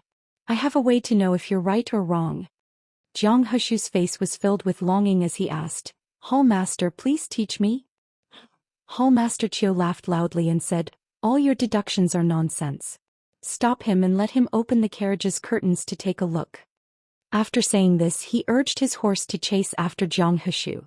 At this moment, Hall Master Chiu had tossed their gate master's order of not disturbing the people to the highest heavens. Seeing that Hall Master Chiu was happy, Jiang Hushu was also overjoyed. He also patted his horse and followed behind, not forgetting to say with concern, Hall Master is wise. This little one can't flatter you. However, Hall Master should still be careful. After all, Vice Hall Master Zhang is a good example. Seeing that Jiang Hushu was both flattering and showing concern for Hall Master Chiu, the eyes of the other 3 also lit up. What a talent! No wonder he could climb from a coachman to a captain. He really wasn't bragging. That's right, the coachman was a youth. Even if he knew martial arts, how could he be Hall Master Chiu's opponent? These words naturally made Hall Master Chiu's heart warm up, feeling the warmth of spring. Presumably, even if there was nothing wrong with the carriage, Jiang Hushu would still be promoted later. When Zhang Xiaohua heard the sound of horse hooves behind them, she sighed inwardly. You don't want to take the broad road, but you want to take the narrow wooden bridge instead. When the 5 of them caught up to the carriage, they heard Hall Master Chiu shout, "You brat, stop the carriage!" Then the 5 of them surrounded the carriage and drew their swords from their waists. Obviously, even if they hadn't eaten pork, they would have seen a pig run. We don't know how to flatter, so we should learn from him. Seeing that this youth is unarmed, we should also draw our swords and pretend to be loyal and devoted. Hall Master Chiu was very satisfied with the performance of his subordinates. With a serious expression he asked, "Young man, where is your carriage going? What's in the carriage?" Zhang Xiaohua trembled as he got down from the carriage. He cupped his hands and asked, "Are the 5 officials from Tanha City's garrison?" Hall Master Chiu was stunned. He really didn't dare to rashly admit it, so he could only say, "We are not officials." When Zhang Xiaohua heard this, his expression relaxed. He said, "If the 5 of you are not officials, please step aside. This humble one has already reported to Tanha City's garrison. If there is anything, you should look for the city's garrison." After he finished speaking, he turned around and pretended to leave. When Jiang Heshu saw this, he raised his sword and shouted, "Brat, stand still. This lord is asking you a question." Zhang Xiaohua was so scared that he trembled. However, he still rolled his eyes and said indifferently, "Didn't this humble one say that this humble one's carriage was reported to the garrison? Since you are not soldiers, please step aside." In fact, when Zhang Xiaohua stopped the carriage, Hall Master Chiu had already carefully listened to the movements inside the carriage. His internal energy was profound, so he could barely hear the breathing of 2 people in the carriage. He already had some doubts in his heart. However, this young man kept saying that he was an official, so he was intimidated. However, if he didn't see it with his own eyes, he really couldn't be at ease. After thinking for a moment, he took out a large ingot of silver from his bosom and said, "Brat, if you answer my question, this is yours." Zhang Xiaohua was stunned. He immediately beamed with joy and said, "If you give it to me first, I will naturally answer." Hall Master Chiu sneered and threw the silver ingot to Zhang Xiaohua. He was in a hurry. Zhang Xiaohua was stunned and secretly said, "Is he going to make a move now?" Chidian Chinese website welcomes readers to read the latest, fastest and most popular series of works at Chidian Originals.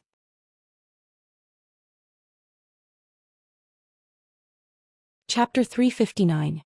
Just as he was about to dodge, he saw Hall Chief Chiu's interested gaze and couldn't help but smile in his heart. He was wearing a long robe and naturally wasn't afraid of any harm from the silver. He pretended that he didn't know martial arts and didn't know how to dodge. He only reached out to grab it. In the blink of an eye, the silver was in front of Zhang Xiaohua's chest. Just as it was about to hit his body, it suddenly curved and fell down, falling straight to the ground in front of Zhang Xiaohua. Zhang Xiaohua's hand naturally missed. He's also a hidden weapon expert. Zhang Xiaohua couldn't help but be a little vigilant. He smiled as he picked up the silver from the ground and put it into his pocket. He said, "Didn't Sir just want to know what's in the carriage? That's the 200 caddies of rice that Captain Wu's brother-in-law ordered from our village last time. This little one borrowed a carriage to send it to the city." "So it's like that." Jiang Heshu was clearly disappointed. Hall Chief Chiu asked again, "There's only rice in the carriage and nothing else. For example, is there anyone inside?" Zhang Xiaohua smiled and said, "How could there be anyone? Sir must be joking." Hall Chief Chiu's expression changed and said, "But when I passed by your carriage just now, I heard the voices of women inside." Zhang Xiaohua's expression also changed. He thought for a moment and gritted his teeth and said, "Sir, you have to keep this a secret for me. To be honest, there are 2 women in the carriage, but they are the lovers of Captain Wu and his brother-in-law. They met in our village and this time, they took this little one's carriage to Tanha City. This little one knows that Captain Wu and his brother-in-law are men who are afraid of their wives and don't want to get involved in this kind of business. However, they threatened this little one. If this little one didn't take the carriage, they wouldn't let this little one send grain into the city in the future. This little one is really wronged." Hearing the 2 people's heavy breathing in the carriage, Zhang Xiaohua was very happy. Although Zhang Xiaohua's acting was quite convincing, Hall Master Chiu didn't seem to have any intention of letting her go. He only smiled and said, "This one has met Tanha City's Captain Wu once and I know his preferences. How about this little brother? Let this one take a look at his lover's appearance. In the future, this one will be able to imitate her and suit his tastes. What do you think?" Zhang Xiaohua had a troubled look on her face as she said, "How can this do? That's inappropriate." As he spoke, he unconsciously rubbed his fingers together. Hall Master Qiu smiled. She fished out another ingot of silver and tossed it to Zhang Xiaohua. Zhang Xiaohua casually caught it and said with a smile, "Since they're Captain Wu's friends, it's only natural for us to meet them. Wait a moment, this little one will have them come down now." With that, he turned around and walked back to the carriage. Standing beside Huan Huan, he pulled open the curtain of the carriage and said with a smile, "Everyone, please take a look." When Hall Master Qiu saw Nie Qinyu and Little Orange, who had already changed into village girl's attire, his smile froze on his face as he shouted, It's the two of them. Men, capture them." On the other hand, Nie Qinyu and Little Orange were nervous and their faces were red. They didn't expect Zhang Xiaohua to really pull open the curtain of the carriage. When they saw the 5 people holding swords, they became afraid. Before Hall Master Qiu's voice fell, Zhang Xiaohua smiled and said, "Hall Master Qiu, I've already answered your question. I've also let you see them. The silver is mine now."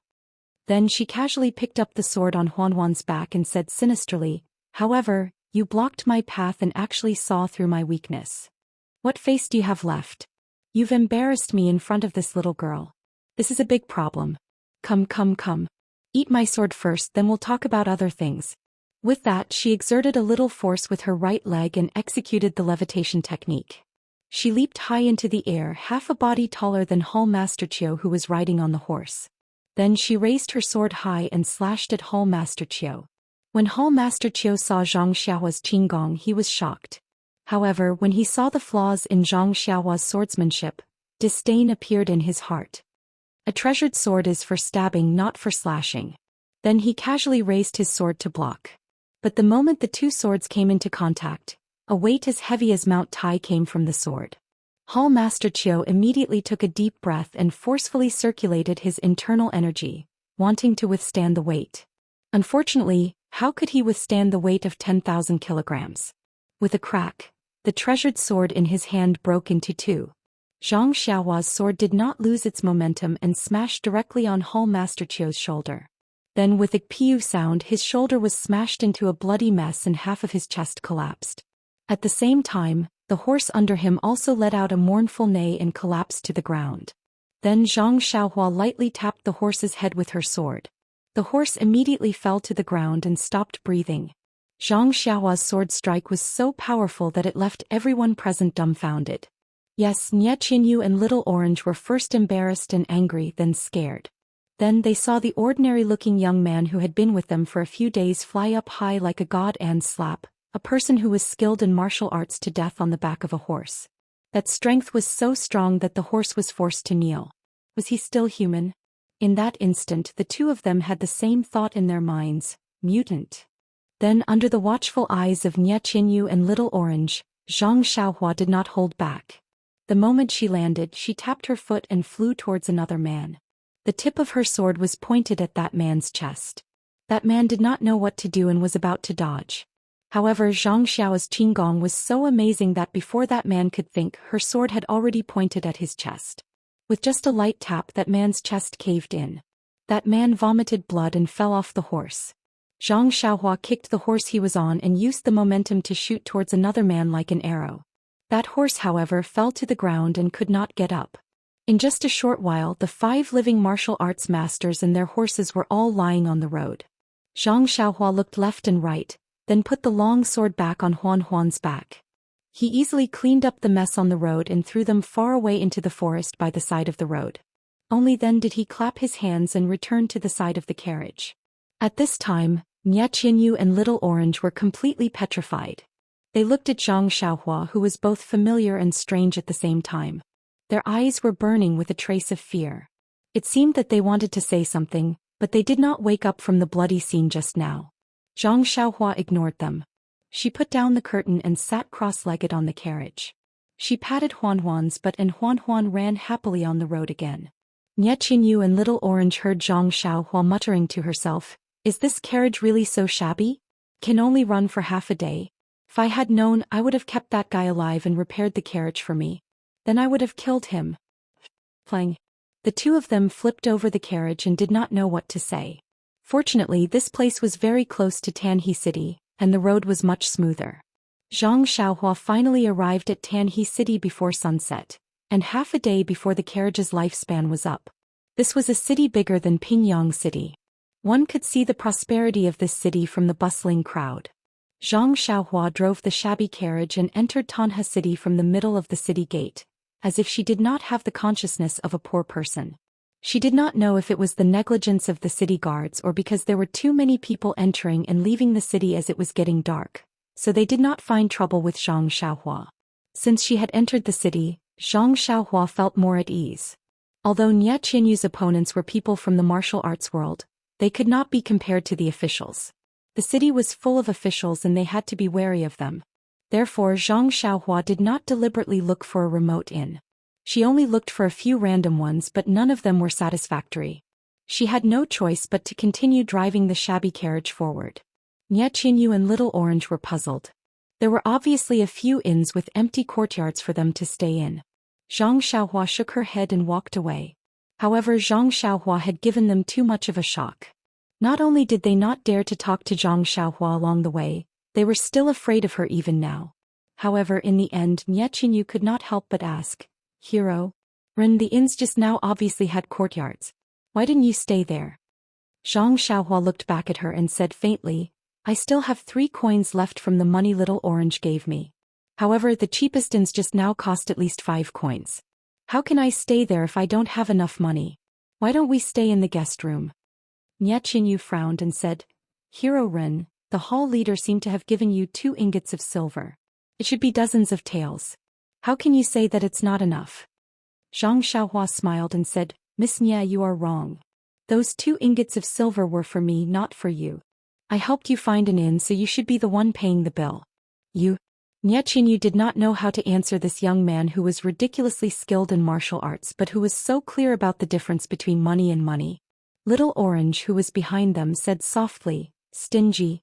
After that she rummaged inside and then threw out an emerald green pouch. She said, "This is Miss Nie's pouch. There is some gold in it. You can spend it however you like." If it was a few days ago she would have said, "Keep the rest for yourself." But today she did not dare to say this sentence out loud. She could only secretly whisper it in her heart. Zhang Xiaohua took the pouch and opened it. He said with a smile, "Miss Nie, you are so stingy. You should have taken it out earlier. You even made me go to so many places." Then he put it in his arms naturally. With the silver it was easy to do things. He did not need to search further.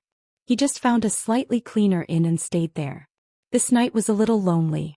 Nie Qianyu and Little Orange did not dare to joke with Zhang Xiaohua like before and ask him to do this and that. Zhang Xiaohua was also dutiful. He still did not let the waiter enter the courtyard. He only brought in the food and other things, which made them feel a little relieved. After settling the 2 girls down, Zhang Xiaohua closed the door and sat in the pitch-black room to meditate and cultivate. In the small room next to him, the 2 little girls could not help but whisper in a low voice.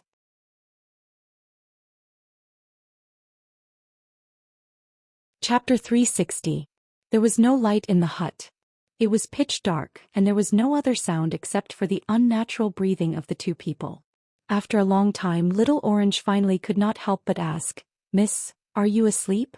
"No." Nie Qianyu answered firmly, "How can I sleep? Me too, Mississippi. Can see Ren. Hero Ren killing people as soon as I close my eyes. Sai, a few days ago that group of people killed 8 bodyguards in front of our eyes, and those people were killed by an unknown senior. Such a bloody scene was not as shocking as Hero Ren killing people today. Not to mention you, even though I was prepared, was caught off guard. I really did not expect him to be so strong." Nie Qianyu's voice was getting lower and lower. Little Orange sighed and said, "Miss, you have sharp eyes and can see the true face of this guy. I was deceived by him and even ordered him to do some servant's work. I don't know if he remembers it or not." "Bah." Nie Qianyu could not help but spit and said, "You want him to remember, but he also has to be patient. If he is not willing to do it, even if you talk until your mouth is broken, he may not do it." Then she murmured, "Little Orange, do you think we have some fate with him?" "Fate?" Little Orange was a little panicked and said, "Miss, don't talk nonsense about fate. You see, we just saved a heroine and after a delay we met him a few days later. The crazy words you said were all heard by him. Do you still remember?" He even waved at us and then asked about us, the David's deer. If he asked about other things I can't guarantee, but if he asked where the David's deer is, I think in this world, maybe only our Rejuvenation Valley has it. Although the question he asked was very simple, it could be considered as a good karma. That's right, Little Orange. Don't you think that his appearance that morning was very sudden? He seems to be related to the senior who saved us the day before. Maybe he was sent by that senior to protect us. Little Orange laughed, and the atmosphere in the room became lively. She said, Miss, you're not telling me a story from a novel, are you? If he was the disciple of that senior, he would have appeared the night before. Moreover, he would have directly escorted us back to the villa. Why would he be like him, refusing to send us back with so many excuses? Well, that's true. Besides, I didn't see any white-bearded or white-haired old man beside him that day. Then the room fell into silence again. After a while, Nyechinyu hesitated and said, Little Orange, do you think he will really throw us into the escort agency and send us away with a few bodyguards or armed escorts? Miss, I think. In the dark, Little Orange was also very hesitant. He said, I think it's very possible. But doesn't he have any sense of chivalry? We are both poor and weak girls. Can't he just help us a little and send us home? Little Orange was silent for a while and did not say anything. Nyechinyu was a little anxious. She said, Little Orange, are you asleep? No, Mississippi. I can't sleep now just like you. Then why don't you answer my question? Lass, Miss, do you feel that your mind is in a mess right now? You can only imagine him holding a long sword in his hand, leaping up from the ground, like a hero stepping on a colorful cloud, descending from the sky. A long sword that can cut through any evil without hesitation, slashing at the heinous devil in front of him. That sword that you have never seen before, as if once slashing down, you will be protected by him, and you will never be afraid of the troubles of the world. Ah! Nyechinyu exclaimed in a low voice. She said, Little Orange, how do you know? Little Orange sighed deeply and didn't answer her question. Instead she asked, Miss, we've never met him before. First he helped us pull our carriage back from the wilderness and took care of us for several days. Then, in the afternoon, he killed a few people who wanted to steal the treasure right in front of us. Judging by the way those people acted, their status should be even higher than the bad guy who attacked us the first time. To be honest, we owe him more than the senior who used the flying sword. You're constantly thanking the senior who you've never met, yet you're blaming this person who just saved our lives. Do you think this is still the calm and decisive Miss Nya who's always been so calm and decisive? Well, Nyechinyu was speechless. After a while she said, Little Orange, you usually don't know anything. I have to teach you everything. How come you suddenly know so much? Miss, it's nothing. I'm just a few years older than you. What do you mean? Nyechinyu was very confused. Alas. Little Orange sighed again. It seemed that he had sighed more tonight than he had in the past 14 years. After a while, perhaps young Miss will know for herself? Really? Nyechinyu was a little confused. However, Nyechinyu immediately asked, Then what do you think we should do now? Little Orange's worried face could not be seen in the dark. He only said, Miss, I am just like you. My heart is in a mess. Don't ask me. Then Nyechinyu asked tentatively, Little Orange, do you think I should tell him about our situation? Please don't, Miss. Xiaojuzi immediately stopped her. As the saying goes, you may know a person for a long time without understanding his true nature. He doesn't know that we have treasures on us now. Once he knows the value of the treasures, he might come up with new ideas. He might even be more vicious than the people who tried to kill us. If he wants to take the treasures, he can kill us both as easily as killing chickens. Oh, no way, Little Orange, he doesn't look like that kind of person. I feel safe when I see him. Little Orange said in a trembling voice, It's better not to tell him. The more he said, the weaker his voice became. Ouch. Nyechinyu suddenly thought of something and said, Oh right, when you took the box from the bad guy, was he also there? Or did you take it before he came? Hearing Nyechinyu's question, Little Orange's face suddenly became hot. His heart was beating fast. He said carefully, No, I took it before he came. Oh, that's good, that's good. Nyechinyu seemed to be patting her chest with her left hand. She smiled and said, Since he didn't see it, I didn't lie to him. He won't ask anyway, right? Yes. Little Orange answered vaguely. It was already late at night. There was no moonlight outside the window. It was dark outside. It was a good time to sleep. However, the sound of tossing and turning could be heard in the dark room. It was the same sleepless night. It was the same aftertaste. The only difference was their mood. That tall and thin figure with superhuman abilities. That long sword in his hand was shining brightly, cleansing the world of filth. He was right in front of me, showing off his power. Although his eyes were a little small, they were bright. His nose was a little flat, but it looked good. His ears were a little small, but they were pleasing to the eye. His face looked young, but he had a mature aura. Every word he said had the charm of a game. Could it be that he flew here on a 7-colored cloud? He's my hero. In the room next door, Zhang Xiaohua didn't know that his image in the hearts of the two girls was becoming more and more perfect. He just closed his eyes and meditated, slowly understanding the endless way of heaven. Only when it was close to midnight did he take out the primeval stones from his bosom and began to circulate the Carefree Heart Sutra to cultivate the Heart Sutra. The next morning, Zhang Xiaohua had just practiced the Fist of the North Star 9 times. He wanted to understand the 108 moves and see if he could perform them in reverse. However, he heard footsteps behind him. Zhang Xiaohua frowned slightly as he stood in the middle of the courtyard. The door opened with a creaking sound. Nie Qingyu and Little Orange walked out with dark circles under their eyes. Their eyes were bloodshot. They looked dispirited. Zhang Xiaohua saw this and asked with a smile, "Miss Nie, why are you so tired? Did you not sleep well last night? Why is Little Orange like this too?" Looking at the ordinary smiling face that had appeared countless times in her dreams last night, Nie Qingyu suddenly didn't know what to say. On the other hand, Little Orange held her young lady's arm and said, "Sigh, the sudden change of environment is very uncomfortable. At night I have nightmares. A cat is catching a mouse. The mouse keeps swaying in front of me, but I can't get caught by the cat. Don't you think so? Mississippi, oh that's right. That cat is so stupid." Zhang Xiaohua pinched his nose and said with a smile, "So you two actually had the same dream. What a deep relationship between master and servant." Seeing that the two girls were a little embarrassed, Zhang Xiaohua changed the topic and said, "Please wait a moment. I'll go to the front of the inn to get some food. You two can eat first. I'll go to the city to see if the Fushan escort agency is interested in this escort." "Hero Ren, you really can't escort us?" Nie Qingyu still didn't give up and looked at him expectantly. Zhang Xiaohua smiled and turned to leave the courtyard. Not long after, he brought the food into the room. Zhang Xiaohua asked, "By the way, Miss Nie, where are you going?" Nie Qingyu thought for a while and said, "Rejuvenation Valley." Then she carefully observed Zhang Xiaohua's reaction. Unfortunately, Zhang Xiaohua's reaction disappointed her. Zhang Xiaohua smiled and said, "Miss Nie, Rejuvenation Valley is the valley where your house is, right? You have to tell me where it is. Otherwise, how am I going to tell the escort agency?"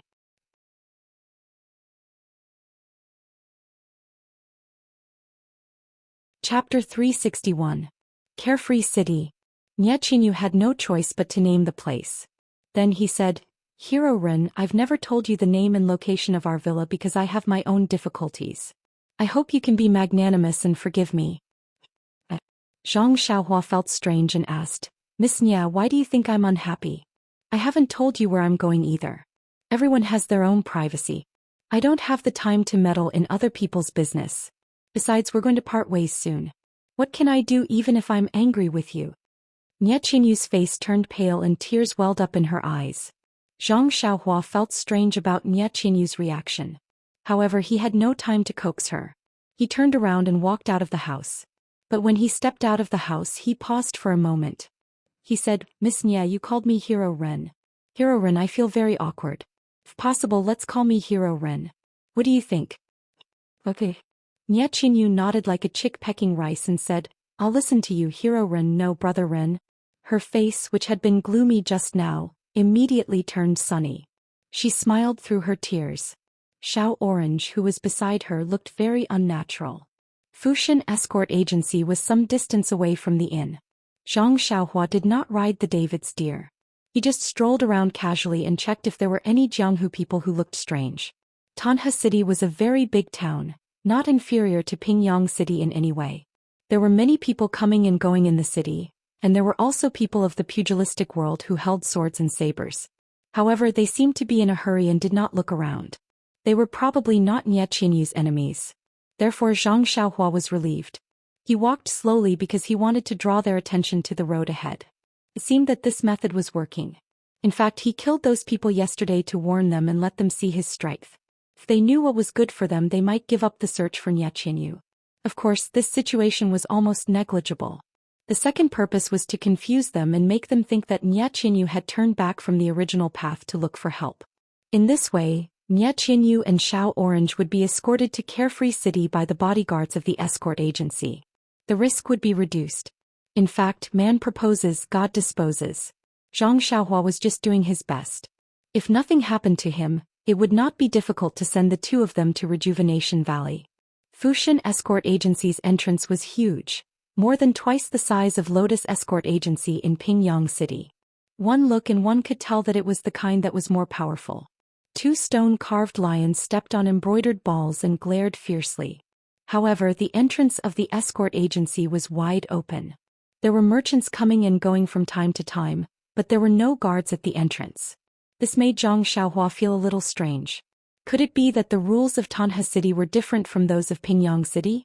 She remembered that the guards of Lotus Escort Agency were guarding the entrance when the door was opened. Firstly, they could greet the guests, and secondly, they could show the strength of the escort agency. Did Fushan Escort Agency not need this?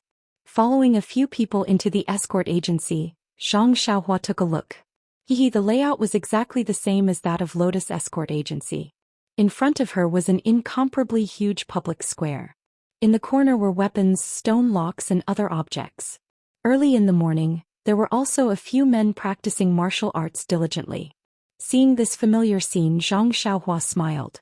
Although the days of recuperation at Lotus Escort Agency were dull and painful, they were also unusually heartwarming. Then Zhang Xiaohua familiarly walked towards a large hall on the right side of the entrance. In her impression, that was the place where Lotus Escort Agency received business. In fact, there was no need to ask further. There were already a few people in front of her walking in that direction.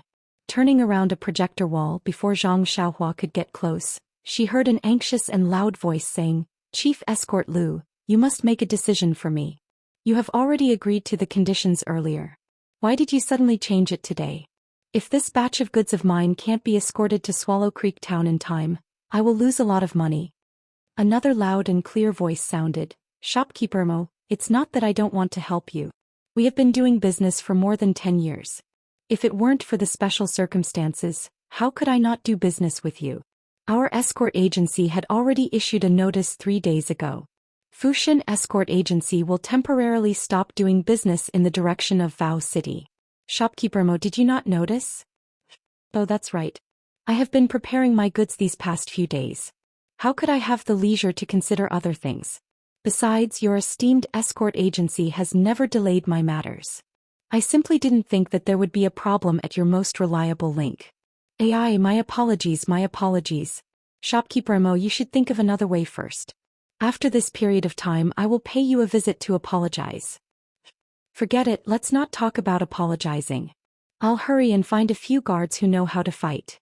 Let's send my goods over first before we talk about anything else." "Oh, that's right. Chief Escort Lu, what exactly happened that made your esteemed escort agency make such a decision? Did something happen on the way to Vao City?" "Shopkeeper Mo, don't ask so much about this matter. These are all matters of the Jianghu. It's not good for you to know too much. In any case, I don't think anything will happen if you ask the guards to deliver your goods. You should hurry up and do what you need to do." When Zhang Xiaohua walked into the hall, a short and fat old man with white hair and beard was panting as he ran out of the hall. As he walked, he said, "All right, Chief Escort Lu. If something like this happens in the future, please inform me as soon as possible." Zhang Xiaohua looked up and saw that there were many people in the hall. Just then, a hale and hearty old man with a red face replied in a loud and clear voice, "All right, Shopkeeper Mo. This Lu will remember." At this moment, another person beside him asked, "Chief Escort Lu, it's fine if you don't escort Shopkeeper Mo's goods. But my daughter just wants to go to Vao City to spend the new year with her aunt. She's a living person, so I don't feel comfortable asking her to be a guard. Can't you assign 2 bodyguards?" Chief Escort Lu looked at him and said with a wry smile, "Scholarly, you are also a scholar. This humble one has made it very clear in the notice. Not only goods, but even if you want to protect people, our escort agency won't accept them. Especially women. We won't send anyone. How preposterous. Which escort agency in the world has such rules? Scholarly turned around and left in a huff. Zhang Xiaohua's heart skipped a beat when she heard that. Her brows were already furrowed. How could there be such a coincidence in this world? She wanted Fu Shun Escort Agency to escort Nya Qinyu and Little Orange to Vow City. Oh, Fu Shun Escort Agency issued a notice saying that they wouldn't accept any goods or people in the direction of Vow City. Needless to say, this must be the good deed of those people who were after Nya Qinyu. What kind of treasure was in that brocade box in Nya Qinyu's hand? Why did they put in so much effort? Zhang Xiaohua couldn't help but feel curious. At this moment, another one-eyed man asked in a low voice, Chief Escort Lu, the notice also seems to state that all red goods entrusted to your escort agency must be inspected first. Is this true? Chief Escort Lu nodded solemnly and said, I know this is against the rules of the escort agency, but this humble one really has some difficulties that I can't disclose. Please understand. Also, I'm sure everyone knows that the other two escort agencies have issued similar notices. Therefore, if everyone can't agree with these rules of our escort agency, then please find someone else. If you are willing to be escorted by our escort agency, then please follow the notice. The one-eyed man said, My item isn't going to Vow City, so there's no need to inspect it. Chief Escort Lu replied, I'm sorry, if it's not going to Vow City, Fu Shun Escort Agency can naturally escort it, but it must be inspected. Even if we are escorting people, we still have to see their faces first. Oh, Chief Escort Lu, now that you mention it, I really do remember. Other than the East City Gate, which is the same as usual, the other 3 city gates seem to be. A few others also shouted, Yes, now that you mention it, I really do remember. It seems like 3 days ago there were a few Jianghu people with swords and sabers guarding outside the city gates. It's been a few days now and I thought it was strange at that time. That's right, Chief Escort Lu, what's going on? Did something happen? Chief Escort Lu stroked his beard and said with a smile, It's nothing. I dare to guarantee with my life that even if something happens, it has nothing to do with you. The notice from Fu Shun Escort Agency is probably only temporary, and it will return to normal in a few days. If you're not in a hurry, you can come back in a few days to take a look, and perhaps you can escort it according to your wishes. Chief Escort Lu cupped his hands in salute and walked out of the hall. Those who were not in a hurry, or those who were really unwilling to be inspected by the escort agency, such as the one-eyed man, left first. Only a few bodyguards who were in a hurry and could accept the harsh conditions stayed behind to be taken care of by the other escorts. What about Zhang Xiaohua? The bodyguard he wanted Fu Shun Escort Agency to protect was precisely the one they wanted to inspect, so he naturally followed the others out. However, as he walked, he released his divine sense to follow Chief Escort Lu. Chief Escort Lu exited the main hall and walked towards the backyard. After passing through several courtyards, he arrived at an elegant room. A scholarly middle-aged scholar was tasting food in the room. When he saw Chief Escort Lu return, he stood up with a smile and went up to greet him. Seeing this, Zhang Xiaohua looked around and walked to the side of a screen wall. With a twist of her body, she immediately disappeared. When she reappeared, she was outside the elegant room. Zhang Xiaohua poked her head out to look around. She exerted force with her legs, and her body floated up like cotton wool and landed on the elegant room. She pricked up her ears and began to eavesdrop.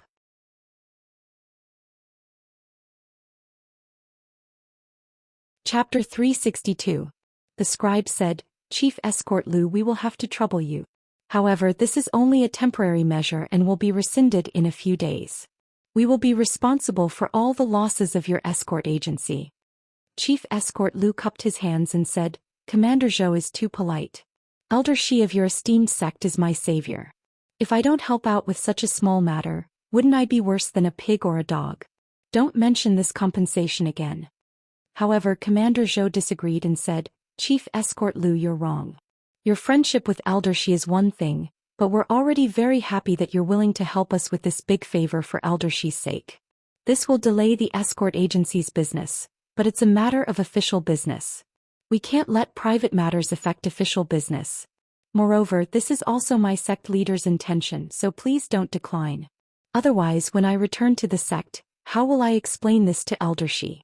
I can't let Elder Shi laugh at me for taking advantage of others because of him. Ah, Chief Escort Lu laughed loudly and said, if that's the case then I won't stand on ceremony. Thank you for your sect master's kindness.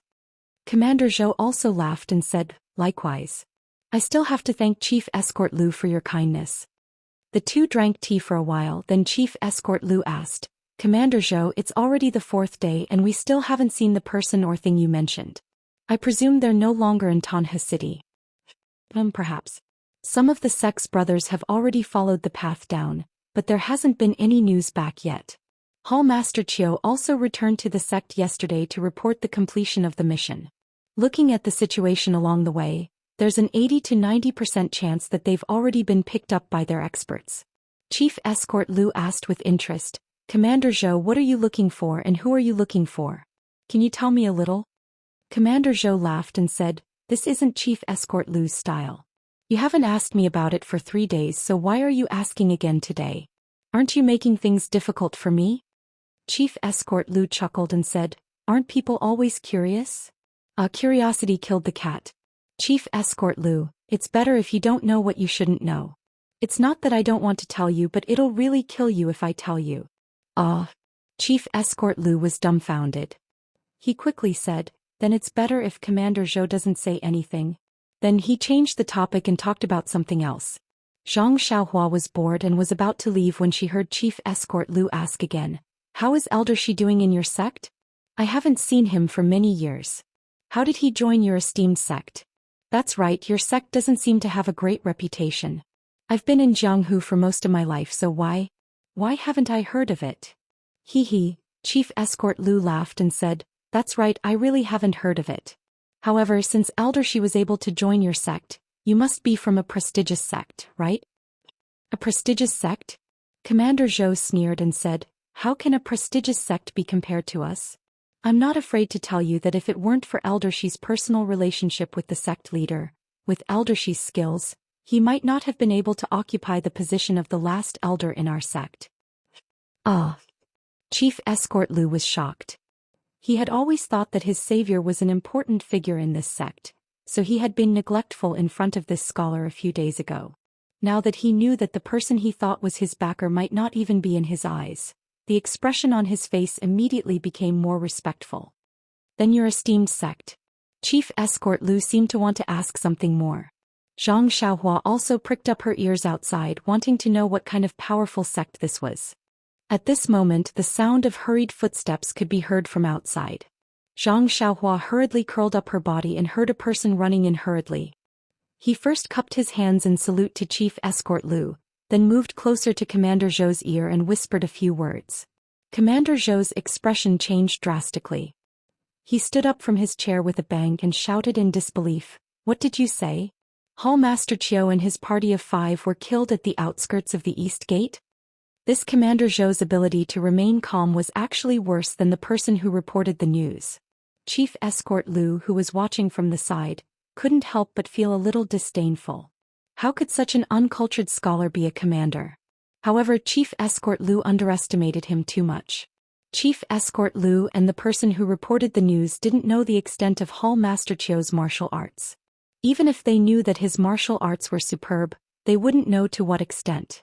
Commander Zhou, on the other hand, knew Hall Master Qiu's background like the back of his hand.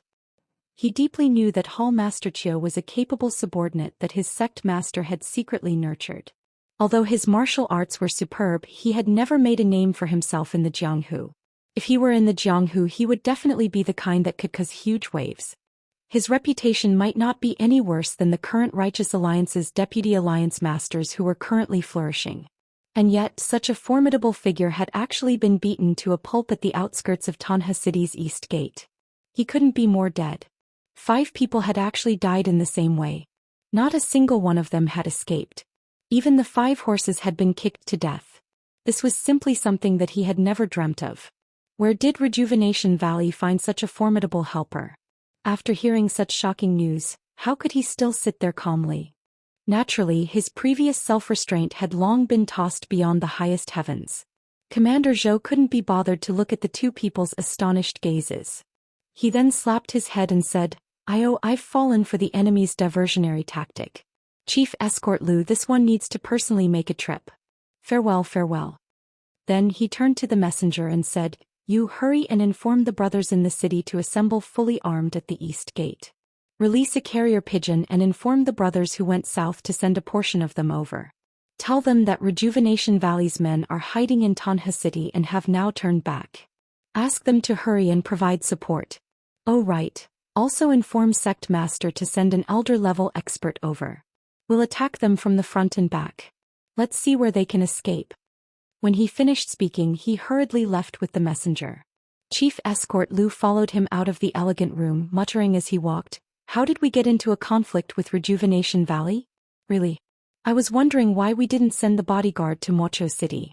I forgot to ask him if that notice has been withdrawn. Then he shook his head and said, It's better not to withdraw it yet. When immortals fight, don't involve mortals. Someone will compensate me for my losses anyway. What's the hurry? Zhang Xiaohua was lying on the roof of the elegant room. When she heard these words, she was so angry that she almost released a flying sword from the roof to hack this guy to death. Nonsense, you're not in a hurry, but I am. When Chief Escort Lu left, Zhang Xiaohua also floated down from the roof and disappeared with a twist of her body. She only emerged from the ground after she had used Earth Escape to a secluded place. She was filled with regret. What was all this? The escort agency didn't have any bodyguards. How was she going to get rid of this burden? But now wasn't the time to get rid of this burden. Commander Zhou had fallen for her diversion tactic and had mobilized all the men in the city to the main road at the east gate. When she thought of this, Zhang Xiaohua couldn't help but shake her head and wag her tail. Her quick-witted idea at that time had actually been seen as a well-thought-out stratagem. How could she not feel proud?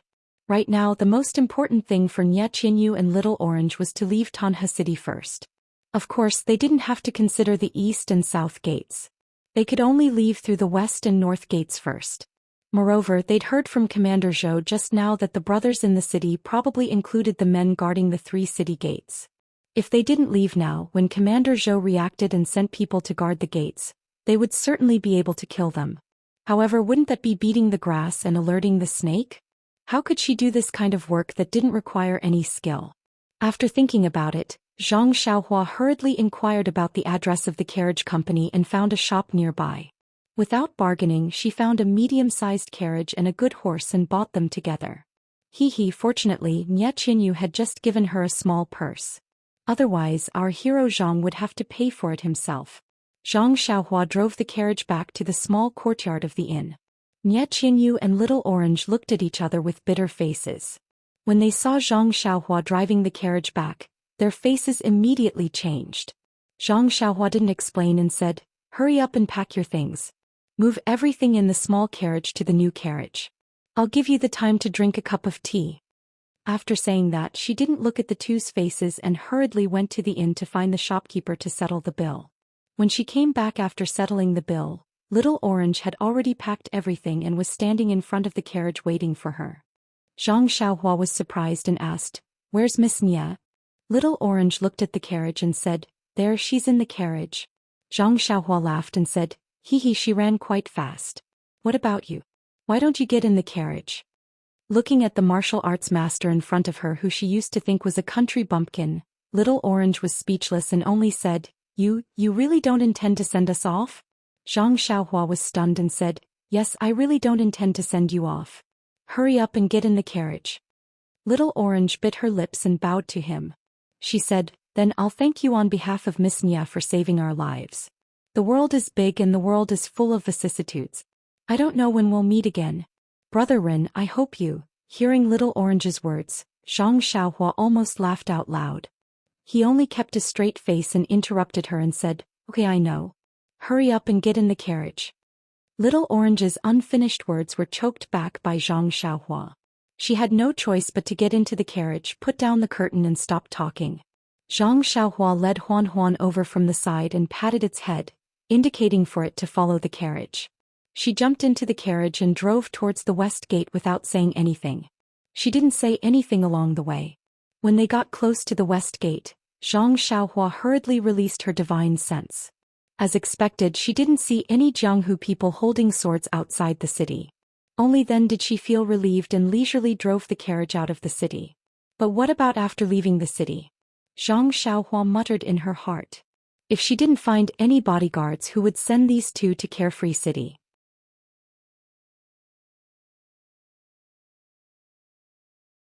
Chapter 363. The carriage gradually moved forward. A black horse was pulling the carriage and the bell on its neck jingled. The sound was exceptionally crisp on the road. Nie Qinyu and Little Orange, who were in the carriage, were in a bad mood. They didn't say anything and were too lazy to pay attention to everything outside the carriage. They knew that after a while, the young man who was holding a long sword and leaping into the air would ride his David's deer and part ways with them. In this vast sea of people, they didn't know when they would meet again. They even faintly felt that this mysterious young man might not say goodbye to them when he left. Yes, goodbye, goodbye. It was a simple sentence, but it was filled with deep expectations. Sure enough, after the time of 2 meals, the curtain of the carriage hadn't been pulled open. The interior of the carriage was dusky. From time to time, light would penetrate through the gaps of the carriage, sweeping across the two's tightly stiff little faces. He really did leave. He left without saying goodbye. The two of them thought at the same time. However, when the crisp sound of the bell rang, it was like a deafening bell. Both of their delicate bodies trembled violently. Their gazes collided in the dusky carriage, and both of them were filled with surprise and disbelief. Almost at the same time they whispered, "Why didn't I hear him talking to the bodyguard? Why are we outside the city?" Right now it was quiet outside the carriage. Even the occasional sound was soft. Where was the impetuosity unique to Tanha City? If that bell was in the city, how could it have such a heavenly sound? The two of them seemed to have woken up from a dream and rushed to pull open the curtain in front. Wasn't the shoulder that wasn't very broad, the back view that had been deeply engraved in their hearts, right in front of them?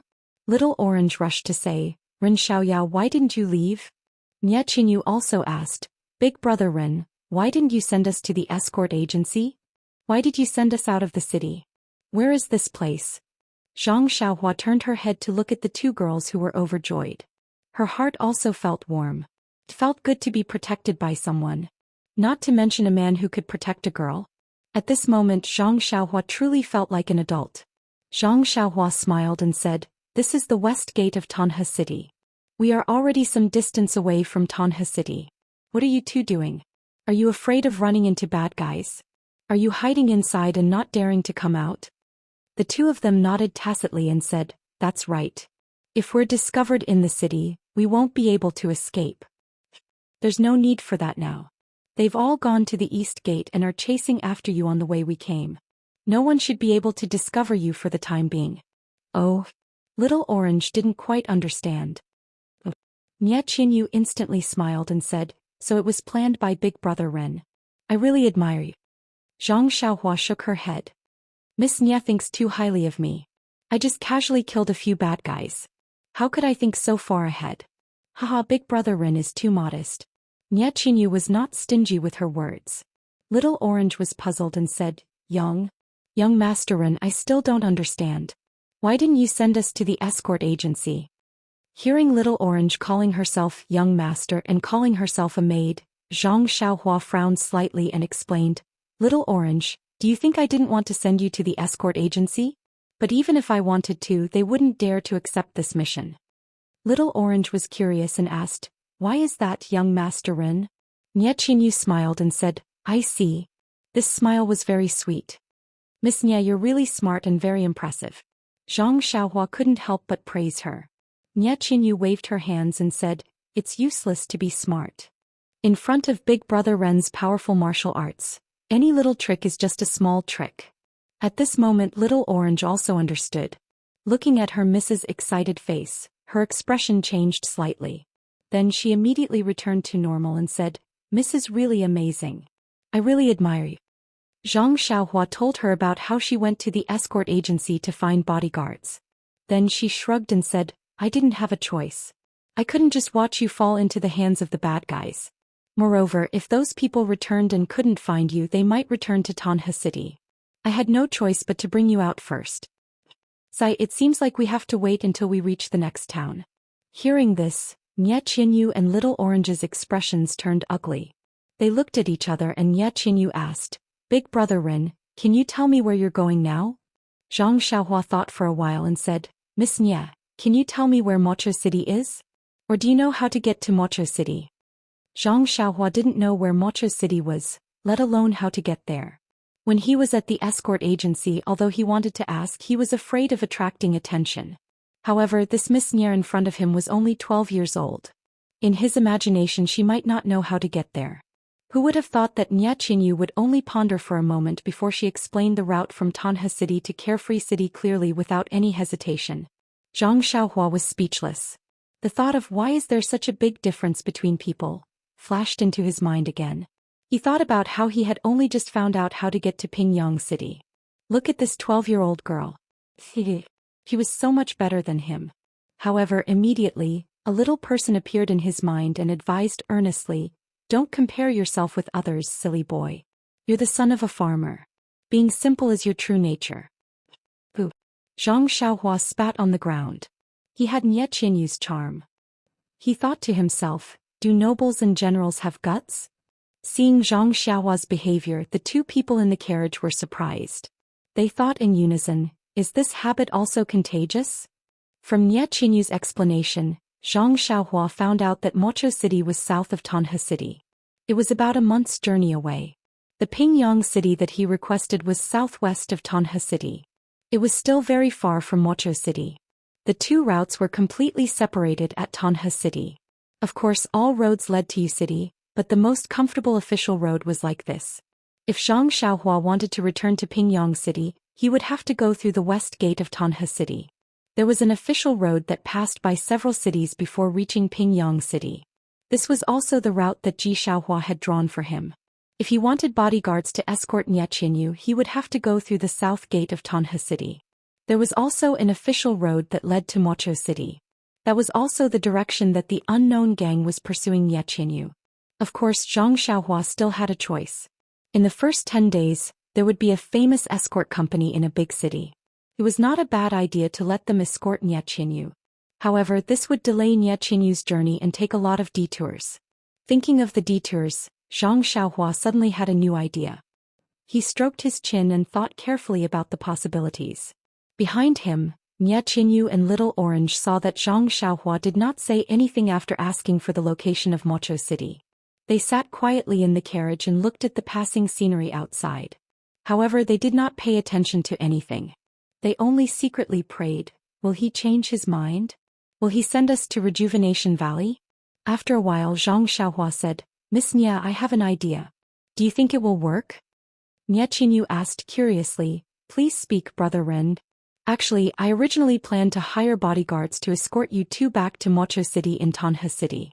However, I did not expect that Fu Shun Escort Company would not accept the escort to the south. Therefore, I have no choice but to place my hopes on the next city. However, I cannot guarantee that there will be a suitable escort company in the next city. Moreover, I am not sure if the escort company will be like Fu Shun Escort Company and not dare to accept this escort. Moreover, to hand you two over to unfamiliar bodyguards, I have decided that I can't bear it. Nonsense. You only realized it now. So you have been treating us like goods and letting people escort us. God has opened his eyes. You only realized it now. Nye Qinyu and Little Orange looked at each other. Their eyes were filled with joy and relief. Zhang Xiaohua continued to explain, the place I am going to is definitely not where you two can follow me. However, seeing Zhang Xiaohua dawdling, Little Orange became impatient and said, can't you finish your sentence in one sentence? Nye Qinyu hurriedly pulled Little Orange's sleeve with her uninjured left hand and said, Little Orange, let Brother Ren finish. Zhang Xiaohua chuckled and said, however, you two can follow me all the way there. After I am done with my business I will send you back. How about that? Nye Qinyu and Little Orange could not believe their ears. Nye Qinyu hurriedly asked, Brother Ren, I have thought of this idea. However, the matter you are going to do must be extremely confidential and important. It will probably cause a sensation in the martial arts world. If we follow you, won't we affect you? That's why I don't dare to say it. Zhang Xiaohua scratched the few strands of mustache on his chin with his fingers and said with a smile, it's fine.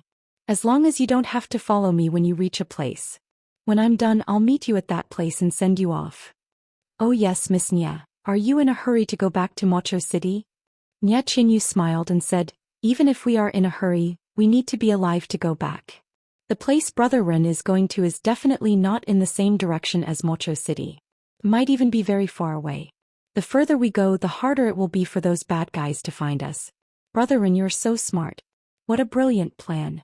You can achieve 2 goals with 1 stroke. I admire you. After hearing this, Zhang Xiaohua raised his invisible tail high. He was just short of a feather fan to show the elegance of a wise man. Actually, as long as people get along with each other, it is inevitable that they will want to protect each other, let alone 2 budding girls. Since Zhang Xiaohua had the ability to send the 2 girls home after visiting the Guozhuang house as a man, how could he refuse such a cushy task? Everything was caused by male chauvinism.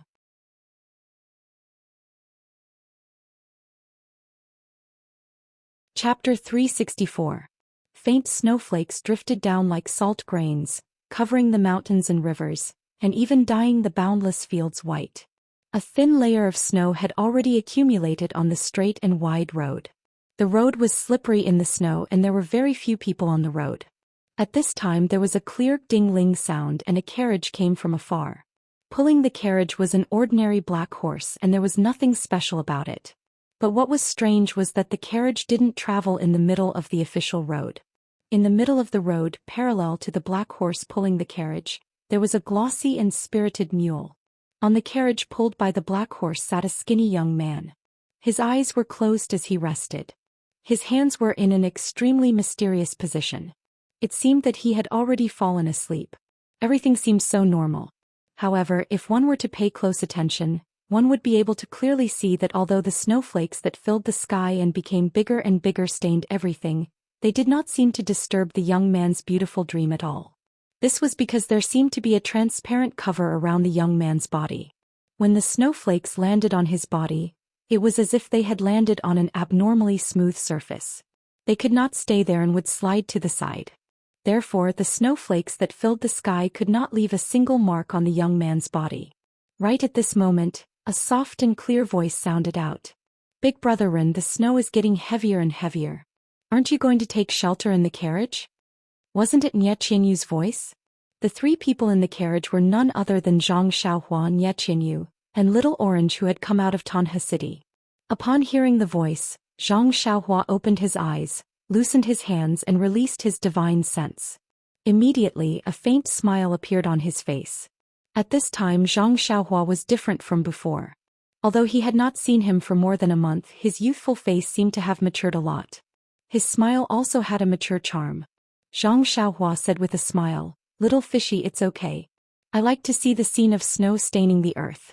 This snow can make me think of vitality and hibernation. Why don't you come out and have a look? Big Brother Ren, I've said it hundreds of times. Don't call me Little Fishy. My name is Little You. Really? Nye Qinyu's reproachful words came from the carriage. Zhang Xiaohua raised his eyebrows and said, You two, one is Little Orange and the other is Little Fishy. Aren't you a good match? Luckily, I'm smart enough to think of such a good name. Little Fishy, aren't you going to give me more money for the name? Bah, Nye Qinyu spat and said, Shameless. Another voice sounded, Miss, I think you'd better take out those few golden leaves, lest young Master Ren keeps thinking about them. What? The food and drink expenses along the way, the hotel expenses and Huanhuan's expenses, which one of them didn't use my money? How can he have the nerve to say that? Haha, Zhang Xiaohua felt very refreshed when he heard this.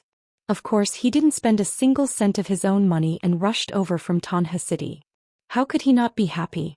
Upon hearing Zhang Xiaohua's laughter, the people in the carriage also laughed. Nye Qinyu smiled and said, Big Brother Ren, the sky is going to be dark soon and the snow is getting heavier. I'm afraid we won't be able to make it to the town. Nye Qinyu felt very strange. They had been traveling for more than a month.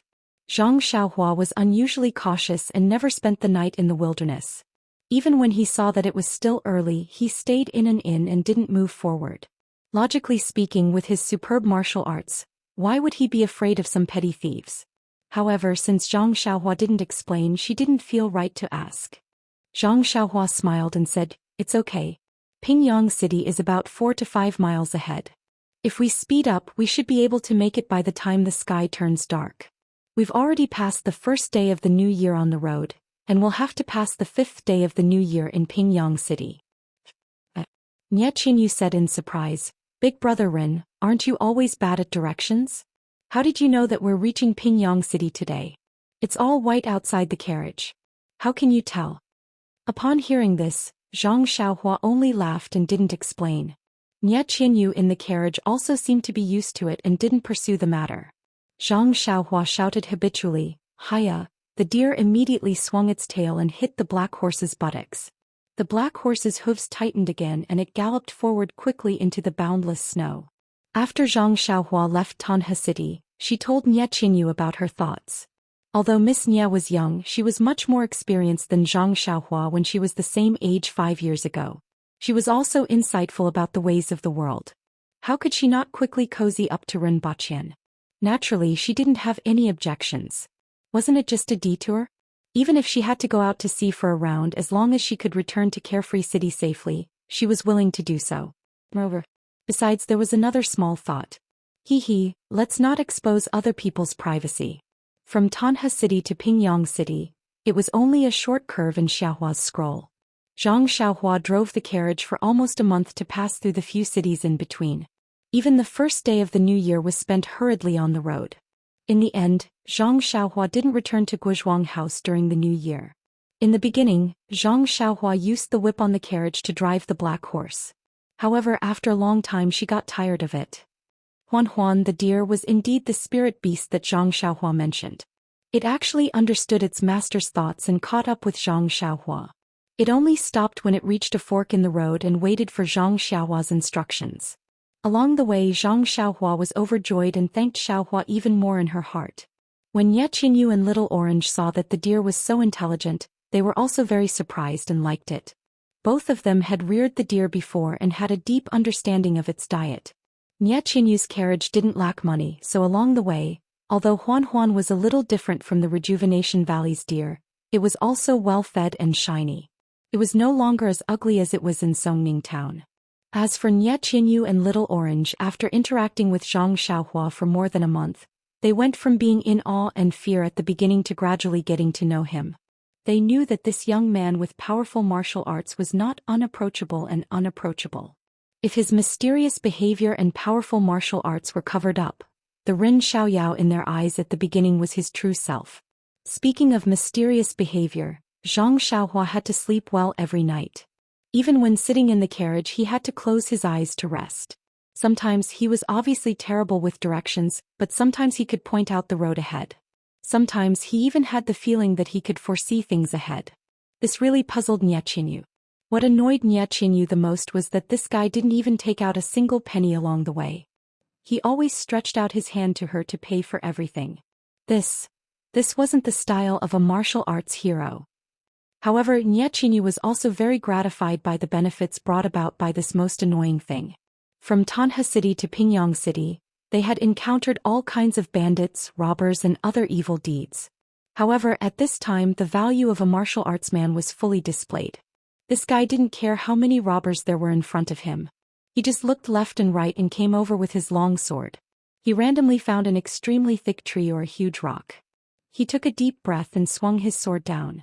No matter how thick the tree was or how hard the rock was, it would collapse at the touch of his sword. Then Zhang Xiaohua leisurely got into the carriage while all the robbers were dumbfounded. He shouted, "Go," and the black horse automatically drove away, leaving behind the admiring gazes of the robbers. Of course, there were also some who felt good about themselves because they had more people. Zhang Xiaohua didn't hold back. No matter how many people there were, she killed them all with one strike and then used the second strike.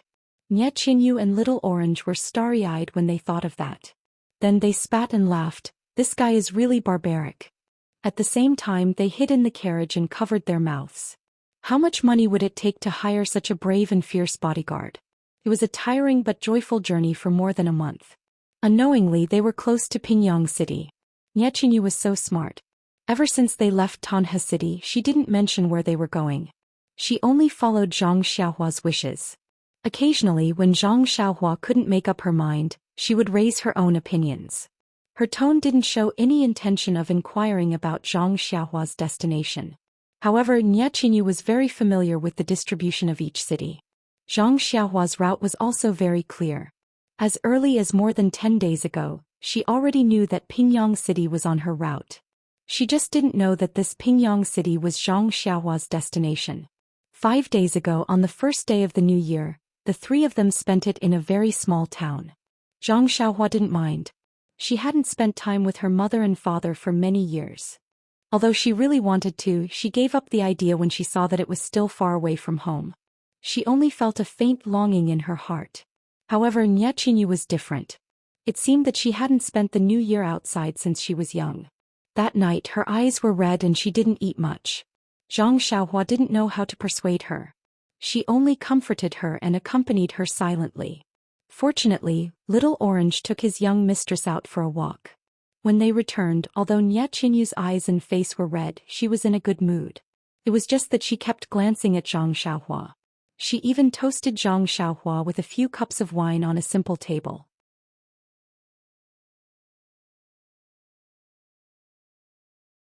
Chapter 365.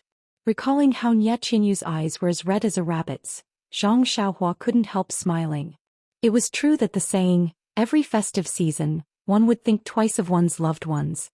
Even though Nie Qinyu usually behaved like an adult, it was only at this moment that Zhang Xiaohua realized that she was just a little girl who had just turned 12. Zhang Xiaohua had given Nie Qinyu the name Little Fish that day. He had wanted to call her Little Rabbit, but there were no similar words in her name. Therefore, he could only take a step back and call her Little Yug as Little Fish. Anyway, it was Nie Qinyu who asked him to call her Little Fish. What did it have to do with Zhang Xiaohua? At first, Nie Qinyu was very happy, thinking that Zhang Xiaohua finally called her by her nickname. However, after listening carefully, she realized that it was not her imagination. Therefore, she clung to Zhang Xiaohua and begged him to change it. However, until now, didn't Zhang Xiaohua still call her Little Fish? Thinking of Nie Qinyu's red eyes, Zhang Xiaohua could not help but think of the occasion when he celebrated Nie Qinyu's birthday. Before the three of them entered Tanha City, they had told each other their ages. At that time, Nie Qinyu said that she was going to celebrate her 12th birthday in a month. At that time, Zhang Xiaohua only felt that this little girl who was not even 12 years old had more experience than him. He could not compare with her at all. However, on that day he suddenly had this idea on a whim. After counting the days, wasn't it the little girl's 12th birthday? That day when they passed by a rural town, Zhang Xiaohua saw that Nie Qinyu and Little Orange seemed to have forgotten about it. Therefore he got off the car at the last minute and went to an inn to buy 12 red eggs for Nie Qinyu. Yes, I remember when I was in Guozhuang house, didn't my mother cook eggs for me on my birthday? Since today is Nie Qinyu's birthday, I naturally have to buy her boiled red eggs. This was also the only thing Zhang Xiaohua bought with her own money along the way. Thinking back to the time when he saw Nie Qinyu's face full of surprise and gratitude, Zhang Xiaohua felt happy in his heart. After all, the price of 12 copper coins was reduced to 11 copper coins by him, and he even won the little girl's laughter. How could he not be happy? That day Nie Qinyu was tearing up while eating the eggs as if the eggs were the most delicious thing in the world. Thinking of her teary eyes, Zhang Xiaohua curls her lips secretly. Eating 6 eggs at one time? Isn't she afraid of choking? No wonder her eyes turned red when she cried. It would be a pity if she wasn't called Little Rabbit. As Zhang Xiaohua thought of the interesting things that happened along the way, the silhouette of Pingyang City appeared in her vision. In the snowy twilight, Pingyang City was still as majestic as ever. However, the people had changed. Zhang Xiaohua's eyes couldn't help but turn red. Galloping into the city, Zhang Xiaohua didn't dare to be careless. She found an inn in a more remote area of Pingyang City. It was the new year now and the inn's business wasn't very good. Seeing that there were guests, the innkeeper was very happy. This was the first business of the new year and they had booked an independent courtyard. According to the coachman, they were going to stay for a few more days. Naturally, the innkeeper was very attentive to them and tried his best to flatter the two ladies. However, after a while, seeing that the two ladies were following Zhang Xiaohua's lead, he realized that he had misjudged them. He immediately changed his attitude and walked towards Zhang Xiaohua. Zhang Xiaohua didn't have the patience for this. She drove the carriage to the courtyard and left the odd beasts and the black horse in the care of the innkeeper. She unloaded the items from the carriage and put them in a room. She didn't need the innkeeper to find help. Seeing this, the innkeeper naturally knew what to do. He instructed the shop assistants to do what they were supposed to do and quickly left, so as not to disturb the three of them in the courtyard. Seeing that Zhang Xiaohua had unloaded the items from the carriage, unlike in the past where she would leave everything in the carriage for the night in order to make it easier for them to travel in the morning, Nie Qinyu and Xiao Juzi's hearts skipped a beat. Could it be that Pingyang City is the place where he is going to do his business? Indeed, after Nie Qinyu and Xiao Juzi had finished packing and were waiting for their meal, Zhang Xiaohua pushed the door open and entered. She smiled and said, "It's the 5th day of the Lunar New Year now. I have already asked the inn to make dumplings for you. You must eat your fill later." Nie Qinyu stood up and asked, "Big brother Ren, from what you said, it seems that you don't intend to eat with us later?" Zhang Xiaohua nodded and said, "I still have something to do and will go out for a while. I may be back late tonight. You guys can eat by yourselves." "Back tonight? Big brother Ren, are you going to do something?" Nie Qinyu asked anxiously. Zhang Xiaohua smiled and didn't answer. Nie Qinyu blinked and said, "Big brother Ren, be careful." Zhang Xiaohua nodded and turned to leave the room. She walked into the snowy night in a few steps. 2 pairs of concerned eyes followed him from inside the house until his figure disappeared into the darkness. Nie Qinyu turned around and asked, "Xiao Juzi, do you think Big Brother Ren is going to do something tonight?" Xiao Juzi smiled and said, "Miss, how would I know? But seeing that he didn't answer you, it seems to be the case. But from what he said, he will be back tonight.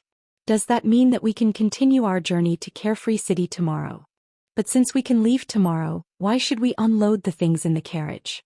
Xiao Juzi smiled bitterly and said, "We don't have to worry about these things. Miss, you just focus on eating dumplings. I heard that the dumplings in the north are different from those in Carefree City. You have to try more dumplings later." Nie Qinyu looked disappointed and murmured, "No matter how delicious it is, can it be better than red eggs?" If Zhang Xiaohua was here, she would definitely refute her. Of course, braised pork is better than red eggs. Unfortunately, he was on the way to Misty Mountain Villa and didn't know about Nie Qinyu's girlish feelings. Yes, Zhang Xiaohua was walking to Misty Mountain Villa. The sky had already darkened and the snow continued to fall endlessly. It had already covered the sun and now it was no different from the night. There were few people on the streets, and they were all wearing new clothes and hiding in their houses to enjoy the rare New Year's atmosphere. Zhang Xiaohua did not intend to use the levitation technique or the earth escape technique, because his thoughts were now very chaotic. He was somewhat anxious to see the Misty Mountain Villa and the Huanxi Mountain Villa, but he was also somewhat afraid. This kind of contradictory mood could only be slowly calmed down by walking in the empty streets and alleys, and walking in the dark night. Zhang Xiaohua walked out of Pingyang City alone in the snow. The sky was also dark and there weren't many people in the city. Even if there were people hurriedly passing by in the snow, they wouldn't pay too much attention to him. Otherwise, wouldn't it be shocking if he didn't have an umbrella in his hand and snow on his body? Walking on the even more spacious road outside the city, Zhang Xiaohua suddenly stopped. He seemed to have figured something out. He looked up at the dark night sky and the snowflakes that floated in from time to time. He turned back to look at the footprints he had left on the snow. They had already been covered by the rapidly falling snowflakes. He then looked at the snow-white road in front of him that didn't have any traces. Zhang Xiaohua's lips curled into a smile. "I've walked on the road behind me and left traces, but they won't last long. What kind of thing in this world can last long? It's just a matter of time. I haven't walked on the road ahead. It's up to me to decide what kind of traces I want to leave. They can be the same as the footprints behind me or..." At the thought of this, Zhang Xiaohua floated up and used the levitation technique. He leaped into the air and flew forward like a deity. "I can also be different from before and not leave any traces on the road.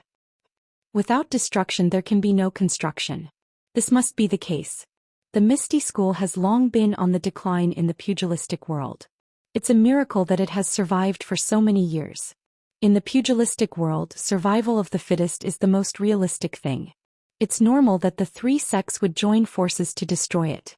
Moreover, the Dalan Temple and the incense cult actually allowed Hu Yuni to escape from Ethereal Peak with the descendants of the Misty School. This is an anomaly. Could it be that they let them go because they are all descendants of the immortal Tao? Or, is there something else going on? The Misty School is now as broken as it can be. However, the foundation of Misty Heights is still there. It's just that it's been occupied by the Righteous Alliance. The two leaders of the Righteous Alliance have been crippled. I don't know what's going on now. They probably won't have any extra thoughts on Misty Heights. It's not impossible for the Misty School to rise again. If there is such a day, I believe the ethereal sect will prosper once again. However, sect leader O has committed suicide. The Misty School has lost its backbone. Only 3 of the 6 Misty Tigers are left. 2 of them have been crippled. Hu Yuni is also seriously injured and his martial arts have been greatly reduced. The eldest disciple of the sect leader, Zhang Qingyue, has also committed suicide. It's like a plate of loose sand now. Forget it. After I send little fishy home, I'll go to the incense cult and find second brother first. I'm also not a disciple of the Misty School. Why should I worry about this for no reason? Although Misty Heights was quite a distance away from Pingyang City, Zhang Xiaohua quickly arrived in front of the archway of Misty Heights with her levitation technique. Zhang Xiaohua stood in front of the straight road and couldn't help but think of the scene when she first came here. Things remain the same but people have changed. In the darkness, the smooth road was covered with white snow and reflected white light. Zhang Xiaohua sighed and walked up. It was as if she wanted to relive the feelings of that day. Zhang Xiaohua slowly walked towards the archway of Misty Heights and released her divine sense. Perhaps it was because it was the new year or because it had been many years since the Misty School was destroyed, the Righteous Alliance's protection had already been lax. Tonight, there weren't any disciples of the Righteous Alliance guarding the archway. When Zhang Xiaohua's divine sense saw the 2 ancient words, Misty, on the archway, Zhang Xiaohua couldn't help but exclaim in surprise.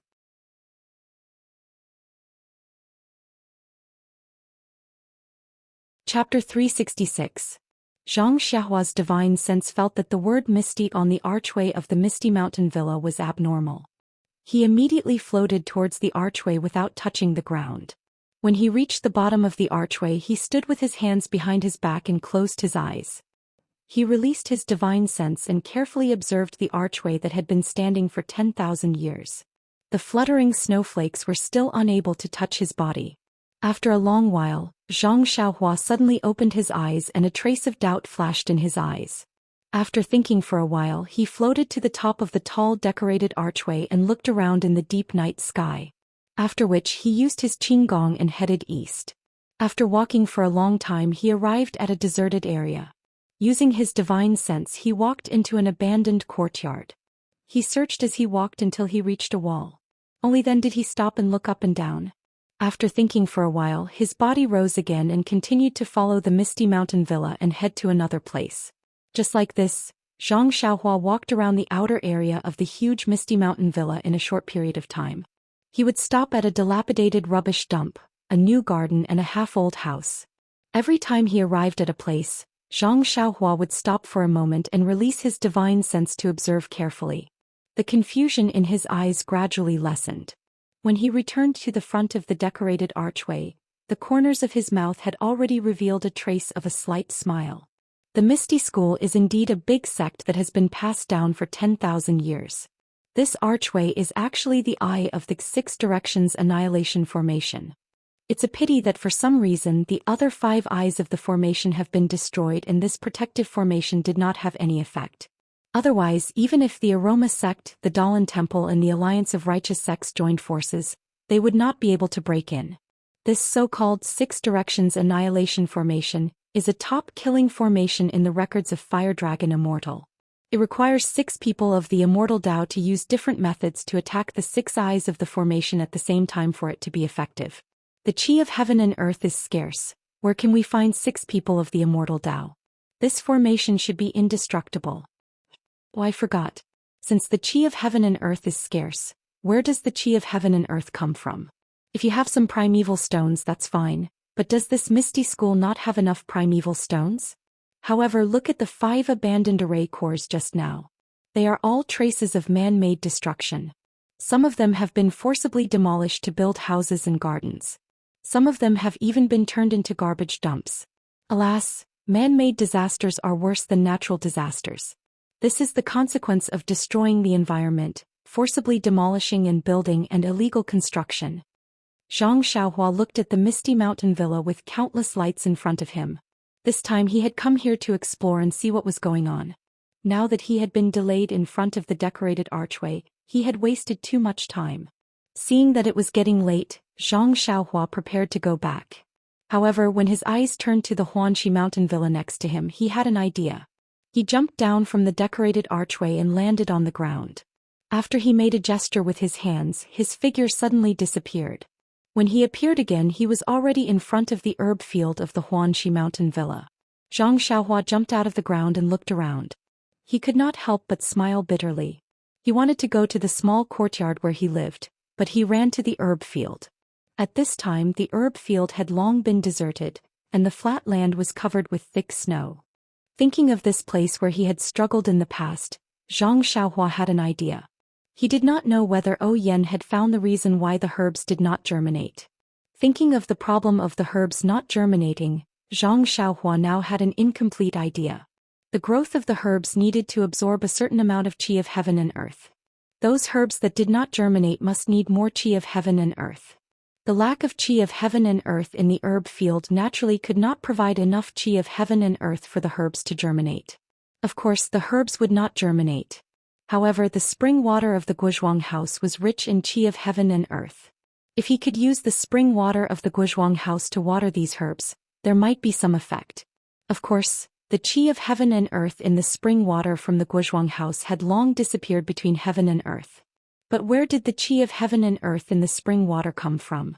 Wasn't it provided by the small pieces of primordial stones at the bottom of the well?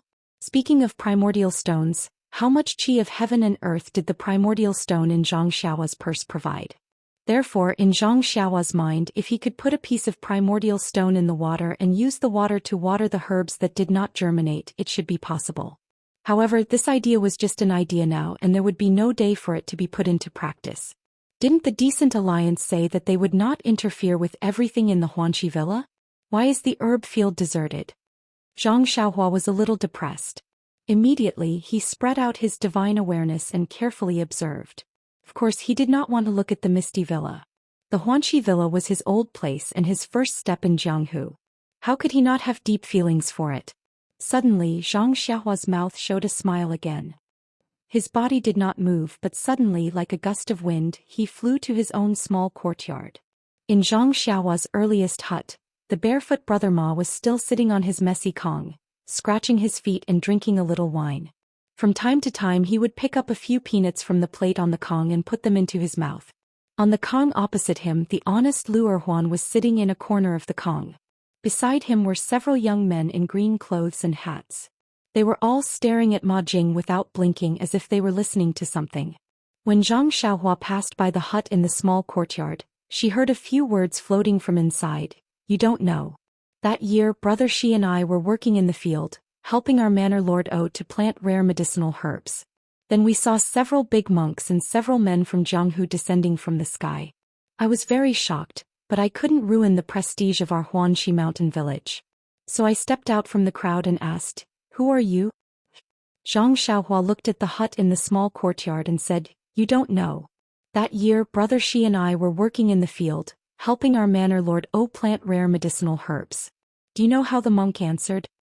The several people opposite him shook their heads and said in unison, "We don't know." Ma Jing let go of his feet, put the peanuts into his mouth and said, "The monk said, Brother, we are from the Huanxi Villa. We are monks from the Dalan Temple. We were ordered to come to Huanxi Villa to check. Brother, please do us a favor." At this time a boy asked, "Brother Ma, that's not right. The monk called us benefactors. Why did he call us brother? You are not a monk." Ma Jing was a little disapproving and said, "Maybe I remembered wrongly. You think that since they were so polite I naturally couldn't be rude, so I said, Brother Ma, that's not right. I heard from Brother Shi that those people were very fierce at that time. When they came to our Huanxi Villa they searched everywhere and broke a lot of things. They also beat a lot of people. It is said that they were looking for some martial arts secret book." Another person also said, "Yes, it's the house I live in. It's said that it's been ransacked. I just don't know whether they found the martial arts secret book or not." Ma Jing impatiently put his hand in front of his nose and said, "Do you still want to hear it? If you don't want to hear it, I will go to sleep." Yes, of course we want to hear it. Didn't we all come to the villa later? We didn't have time to participate in the glorious history of the villa. We still have to rely on Brother Ma to tell us more about your glorious deeds. Now you know how to respect the old and love the young? Let me tell you that martial arts secret book definitely wasn't found. Hey, Brother Ma, we know. Brother, she said that he didn't know. Won't it be clear if you use your brain to think? If they found the martial arts secret book at that time, would they still take our villa master O to preach the incense cult? The servant said at once, yes, Brother Ma is right. We have been in the villa for more than 2 years, but we have never seen the villa master. I heard that our villa master is a great beauty? Brother Ma, you must have seen the villa master. Ma Jing was speechless. What kind of servants are these? They actually dared to talk about the villa master behind her back. However, Villa Master O is indeed a great beauty. Zhang Xiaohua stood on the roof and listened to the group of servants talking nonsense. She couldn't help but secretly laugh. No, now that she thought about it, O Yan was indeed very beautiful. At that time she was young and didn't understand. She only felt that O Yan was as kind as a sister-in-law. The servants nowadays are really good. Each generation is better than the previous. Zhang Xiaohua thought so. Then she used her divine sense to scan the inner courtyard and was ready to leave. However, she suddenly frowned as if she saw something. Her figure flew into the inner courtyard again. When she stopped again, it was the small courtyard where she was stopped when she first entered the inner courtyard. The small courtyard was silent. There was only a dim light coming from a small house. Zhang Xiaohua stood in the middle of the courtyard and thought for a moment. She walked to the door and reached out to knock on the door. A clear voice sounded from inside. Who is it? Wasn't it Qiuju? Zhang Xiaohua said in a low voice. Sister Qiuju, it's me. I'm Zhang Xiaohua. Zhang Xiaohua? Qiuju was obviously stunned. Then, as if she remembered something, she cried out in surprise. Zhang Xiaohua, it's you. Wait a moment. Then she heard the sound of hurried footsteps from inside. The door of the small house opened with a qi-la sound, revealing a face full of surprise. Qiuju opened the door. Although she was fully prepared, she was still stunned for a moment. The tall young man in front of her had the same face as the young man in her memory. It was just that the shape of his face was a little elongated, but he had grown a lot. However, thinking about it, it had already been 4 or 5 years. Why hadn't this young man's face changed? She asked hesitantly. Are you really Zhang Xiaohua? Zhang Xiaohua touched her face and smiled. Why, Sister Qiuju, I heard that my face didn't change much. Don't tell me you can't recognize me? No, it's just, at this moment Zhang Xiaohua said, Sister Qiuju, I even hung clothes for you in the past. Don't you remember?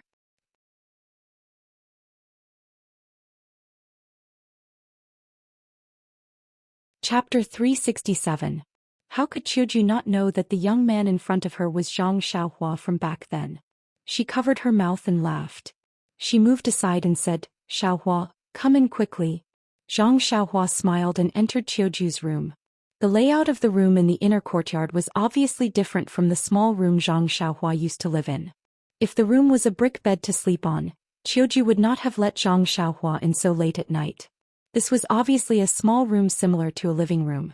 A small table was placed in the middle and chairs were placed around it. Zhang Xiaohua entered the room and found a chair to sit on. Qiuju picked up the teapot from the side and poured a cup of hot tea. She smiled and said, Xiaohua, drink a cup of hot tea to warm your body.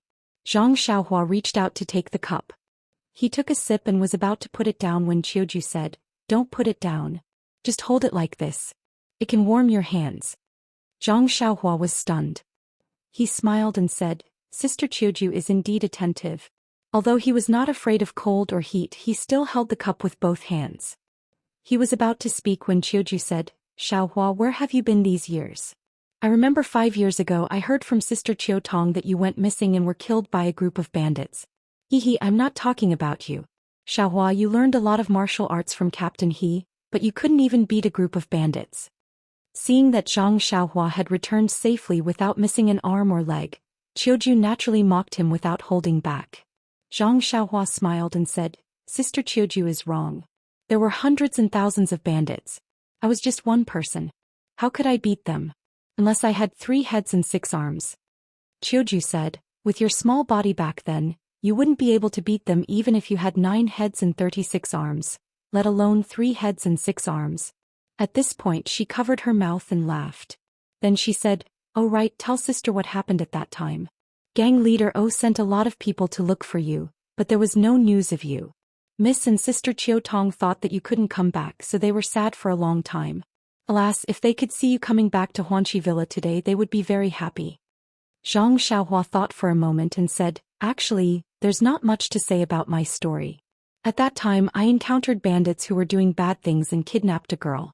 I thought that I could be considered to have learned martial arts, so I went with second brother to the bandits' stronghold to save her. We did manage to save her, but we were discovered by the Tenryu sect and were captured." Tenryu sect? Qiuju was puzzled. What sect is that? I don't think I've heard of it before.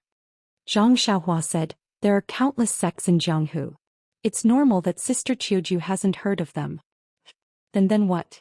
The Tenryu sect actually captured you for 5 years? You're just a child. They're too inhumane. Zhang Xiaohua giggled and said, "Sister Qiuju, I'm not that young." Qiuju smiled and didn't say anything. Zhang Xiaohua continued, "Actually, not long after they captured me, I found a chance to escape. However, I didn't escape on land but on the vast sea. I drifted to an island alone and didn't return to land until recently." Qiuju widened her eyes in surprise and asked incredulously, "Xiaohua, you actually went to sea and spent 5 years alone on a deserted island?" "Yes, Sister Qiuju. Actually, it's nothing. I wasn't used to it at first but I got used to it after a while." "Really?" Alas, poor child. Qiuju's motherly love burst forth in an instant. She felt that Zhang Xiaohua's experience was unfair. She said, "Fortunately you're finally back. Well, that's good. Stay in Huanqi Villa from now on and don't go anywhere else. By the way, when did you return to the villa? Why didn't I hear Qiuxiang mention it? I met Tian Zhongxi in the afternoon, but he didn't mention it. You didn't just come back, did you?" Several questions in a row fully showed Qiuju's concern. "Qiuxiang?" Zhang Xiaohua was also surprised and couldn't help asking, "Who is Qiuxiang?" Seeing this, Qiuju said with a smile, "You really just came back to the villa. You haven't seen Sister Qiuxiang, right? Well, I guess Tian Zhongxi wants to take you to see her tomorrow morning." Speaking of this, there was a trace of sadness on her face. She said, "Tian Zhongxi must have told you about the Misty School. Since Miss and Sister Chiu Tong went to preach the incense cult with Madame Gang, our Huanqi Villa has been temporarily taken over by Qiuxiang. Alas, she has been in charge for 3 years. However, Xiaohua, don't worry. Although you haven't seen Qiuxiang, you're still a senior in Huanqi Villa. I have a good relationship with Qiuxiang. Tomorrow morning I'll tell her in advance in case she refuses when Tian Zhongxi goes to report to her, or it will be too late for me to go there." Hearing Qiuju's words, Zhang Xiaohua felt warm in her heart. She had only met Qiuju a few times, but she took good care of her because she used to be a manservant in Huanqi Villa. Her true feelings were rare. Zhang Xiaohua said with a smile, "Let's talk about these things later. I want to ask Sister Qiuju, do you know the whereabouts of my second brother Zhang Xiaohu? Is he dead or alive?" Qiuju thought for a moment and sighed, "I'll tell you the truth about your second brother's whereabouts. Xiaohua, I really don't know. When the Misty School was besieged by the 3 factions, I only heard the faint sound of fighting in the villa. I don't know the specific situation of the enemy. Moreover, in the end, the disciples of our Misty School were taken back by Madame Gang and brought back to preach the incense cult. I didn't see them, so naturally I don't have any news about Zhang Xiaohu." Hearing this, Zhang Xiaohua sighed and said, "Then what about the situation of Miss O and Sister Chiu Tong, and the current situation of our Huanqi Villa?" Qiuju's face showed a worried expression again and said, "Our Huanqi Villa and Piaomiao Villa have always been one, and we are related to each other. The Misty School was destroyed by the incense cult, the Dalan Temple and the Righteous Alliance. Half of the disciples died on the spot. Although Elder who escaped, the rest of the disciples were mediocre in martial arts and some of them were destroyed. They were all taken back by the incense cult. Although our Huanqi Villa was protected by Nun Jingyi of the incense cult, and the other 2 factions had no choice but to yield, Miss was taken away by them. Sister Chiu Tong couldn't bear to part with Miss, so she went with them. The other sisters and I also wanted to go, but Miss didn't allow it, so we stayed." Hearing this, Zhang Xiaohua asked, "Sister Qiuju, do you know where the incense cult is?" Qiuju shook her head and said, "I don't know about this. That day there were many of them and they set off together. When I bid farewell to Miss, I didn't hear her mention it. I reckon that Miss herself might not know about it. However, their carriage was heading towards the south. How is the villa now? Is it the same as before? Zhang Xiaohua asked. Qiuju still smiled bitterly and said, Huanqi Villa has left the Misty School. How can it be the same as before? Although the three factions have an agreement that they can't interfere with Huanqi Villa, the Righteous Alliance is right next to Huanqi Villa and has occupied Piaomiao Villa. Every move of our villa is under the surveillance of the Righteous Alliance. According to our guards, a few years ago the villa was surrounded by their disciples, and they were monitoring both openly and secretly. It's only this year that they relaxed their vigilance. However, when you came back today, you must have been interrogated at the entrance of the villa. Even now it's the new year, they still left people to not let our villa have a peaceful time. Is that so? What about inside the villa? Zhang Xiaohua asked again. There's no change in the villa. Some people saw that Huanqi Villa has no future and quietly ran away. These people are really heartless. Mistreated them so well in the past, but they abandoned their conscience and ran away. Xiaohua, you don't know, many of them have sold themselves to the villa. However, under the intervention of the Righteous Alliance, nothing is settled. Zhang Xiaohua smiled faintly and didn't say anything. Looking at Zhang Xiaohua, Qiuju smiled and said, You still have a good conscience. Knowing that the villa is in such a state, you still came back. Miss and elder sister Qiu Tong treated you well in the past. However, the medicinal field in our villa has long been deserted. They are preparing to plant crops. Xiaohua, you came from a farming family, so you must be very proficient in this aspect. Let me talk to Qiu Xiang tomorrow. Why don't you be Tian Zhongshi's assistant? Zhang Xiaohua smiled faintly and said, That's right, elder sister Qiuju. Where did elder you go? Elder you? He naturally followed Miss to the incense cult. Although he is the steward of the villa, he still has to protect Mississippi. Elder sister Qiu Tong can only serve Mississippi. If it's protection, it can only be done by elder Yu. Oh, I see. Zhang Xiaohua touched her nose with her finger. There are a lot of changes in the villa. However, as long as you work hard like before, your livelihood will definitely not be a problem. Xiaohua, Miss and Qiu Tong are not here. If you have any problems, feel free to tell elder sister. Although elder sister is not Qiu Xiang, I can still speak for you.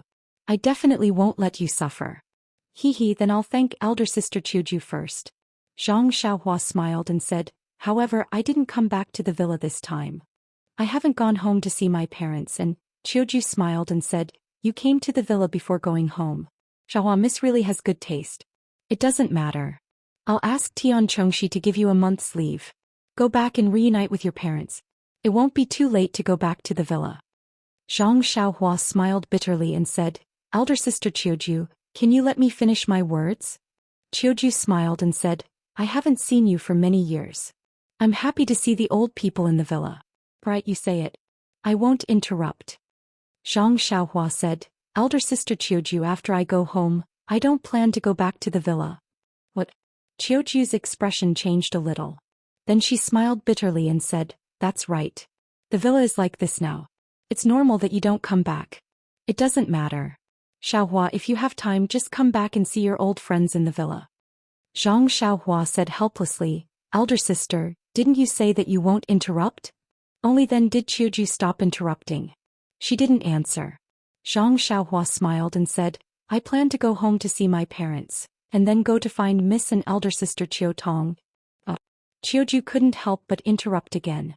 She said in surprise, You really want to find them? Yes. Zhang Xiaohua said, I haven't seen them for so many years. I don't know if they are still alive in the world.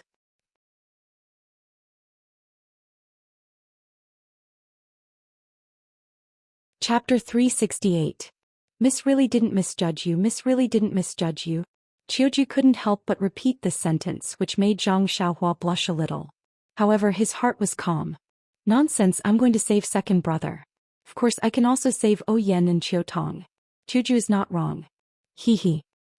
But, Qiuju immediately realized something and said, But the people of Chuanxiang cult are very good at martial arts. How can you see, miss? Well, if you say that you are a servant of Huanqi Manor, maybe they will let you in. But how can you go to Chuanxiang cult? Do you know where Chuanxiang cult is? Didn't you just ask me this question? Qiuju said a few but and asked a few more questions which hit the nail on the head. Zhang Xiaohua said with a smile. When I came back this time, I happened to meet a disciple of the Misty School called Chu Yunfei. He said that when he went back he would ask Elder Hu. If he knew the address of Tuanxiang cult he would find a way to tell me. Then I would know how to get there. Oh, is that so? Qiuju nodded and said, I really envy you, Xiaohua. If I were a man I would also be like you and go see Mississippi. Zhang Xiaohua said. If Qiuju's sister was a man, Miss wouldn't dare to let you see her. Ha! Qiuju suddenly realized and covered her mouth to laugh.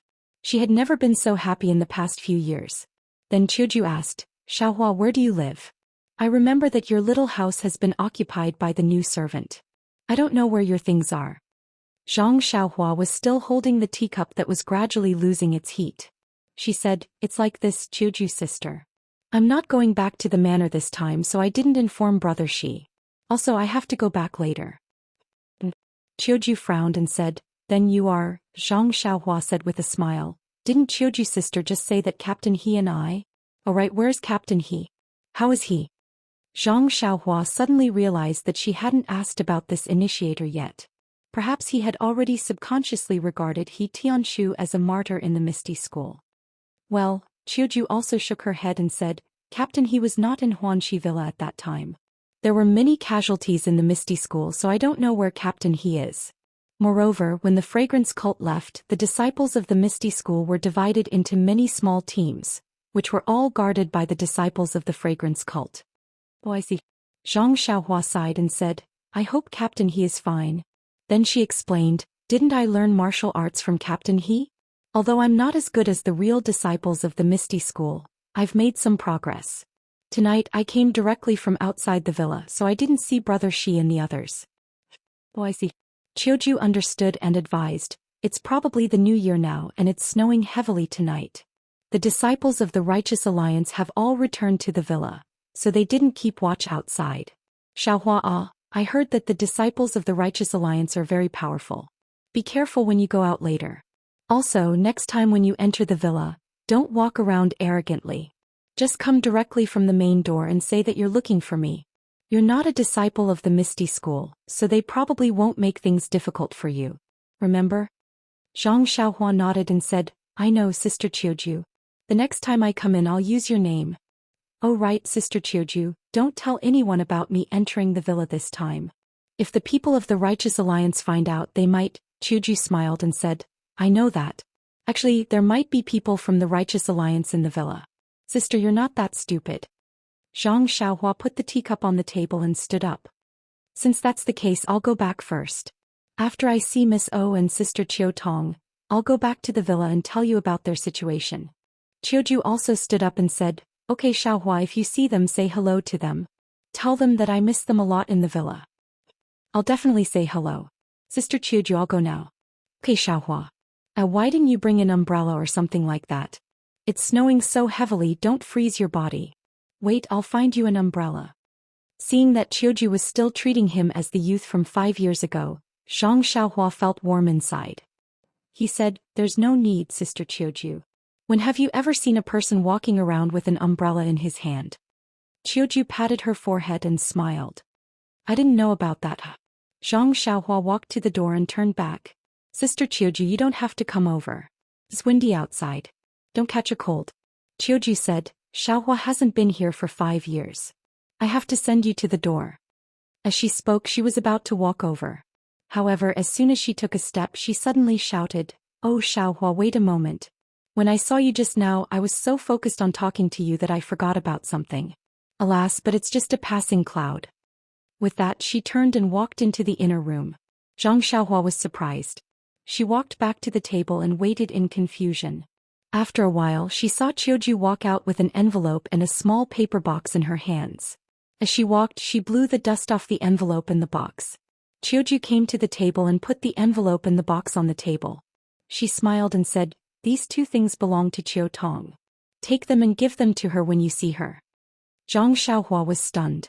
She said, Sister Qiuju, since they belong to Sister Qiu Tong, why didn't Sister Qiu Tong take them away that day? Didn't you say something passing cloud just now? Qiuju heard and smiled. These things were originally given to Qiu Tong by someone else. However, she left in a hurry that day and I forgot about it. If you didn't mention that you were going to see Chiu Tong today, I wouldn't have remembered. Alright, I'll tell you in detail. Actually, the matter was very simple. On the day that the Misty School was besieged by the three factions, Misty Mountain Villa was facing a formidable enemy. However, Huanxi Mountain Villa was no different from usual. Everyone in the villa was busy with their own matters. Qiuju was in the kitchen preparing something for her young mistress when she saw a rather handsome male disciple of the Misty School come to her with these two things. He wanted her to help him pass these two things to Chiu Tong. At that time, Qiuju was very puzzled. Chiu Tong was just at the main hall of the inner manor. Couldn't he just go there himself? Why did he have to do it? However, when she saw the male disciple's face that was so red that it was about to drip blood, Qiuju somewhat understood. Moreover, the male disciple also said that this was a birthday present that he had prepared for Chiu Tong. Chiu Tong's birthday was 2 weeks later and the male disciple was about to leave for some matters. He probably wouldn't be back for a while. Hence he asked Qiuju to pass it to him. He especially said that he wanted Qiuju to pass it to Chiu Tong on her birthday. This way he could show his sincerity and perhaps give Chiu Tong a surprise. Naturally, Qiuju agreed to this kind of thing immediately. Moreover, she even teased the male disciple at that time. At that time, the male disciple was even more embarrassed. However, Qiuju was so busy that she didn't have time to spare. Hence, she asked the male disciple to put the letter and the box on the shelf in the kitchen first. When she was done, she would take it back to her room. The male disciple thanked her happily and left the box behind. He even specially told her that he would personally pass it to Chiu Tong on her birthday. How could Qiuju forget such a thing? Of course, she waved her hand and told him not to worry. However, things were far beyond her expectations. Before she finished her work in the kitchen and was still wondering when Chiu Tong found a lover from the Misty School, the news that the Misty Mountain Villa was attacked by the three factions came. This kind of news was like a thunderbolt. Of course, Qiuju forgot some small things. She hurriedly put down her work and ran to find O Yen. At that time, O Yen had already been taken to the Misty Peak by O Peng. Naturally, Qiuju couldn't see O Yen. At this time, the Huanxi Mountain Villa, which was part of the Misty School, was also attacked by the three factions. Qiuju and the others were forced to return to their rooms and couldn't go anywhere. After a long time, a group of female disciples from the Fragrant Religion, a few monks and a few disciples from the Righteous Alliance came like wolves and tigers. They searched everyone's rooms and turned everything upside down. No one knew what they were looking for. Qiuju didn't dare to ask and just let them do what they wanted. Later, she found out that they were looking for a martial arts secret manual. Qiuju found it funny. There were many such things in the Misty Mountain Villa. She had never heard of it in the Huanxi Mountain Villa, let alone in the servants' rooms. What followed was a dark life. The Misty School was destroyed and O Yen was brought back to the Fragrant Religion. Chiu Tong and Elder Yu also went with her. Qiuju only saw Chiu Tong once when she was sending them off. How could she remember that a male disciple from the Misty School had secretly sent Chiu Tong a message? 2 weeks after O Yen left on Chiu Tong's birthday, Qiuju suddenly remembered this matter. She quickly ran to the kitchen, which she hadn't seen for a long time, and found the letter and small paper box thrown crookedly in the middle of a pile of seasonings.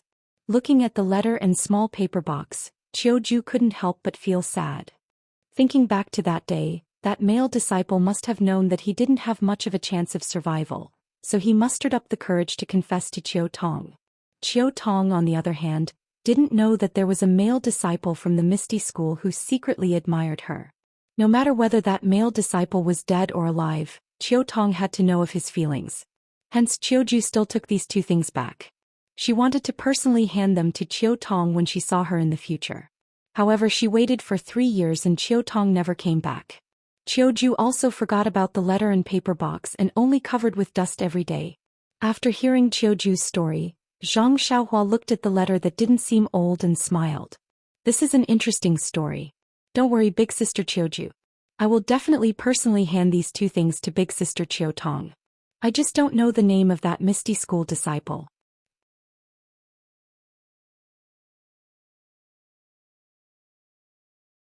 Chapter 369. Qiuju smiled. How would I know? I did ask him, but how could I tell Chiu Tong his name if I didn't know? That disciple said that Chiu Tong would know as long as she saw the letter. I thought about it and didn't ask any more. Is that so? Zhang Xiaohua smiled. Hehe, won't we know if we see it now? Qiuju glared at Zhang Xiaohua and said, Xiaohua, you're not the child you used to be. Why are you still saying such irrelevant things? Not to mention that this is Sister Qiu Tong's privacy. Without her permission you can't open it.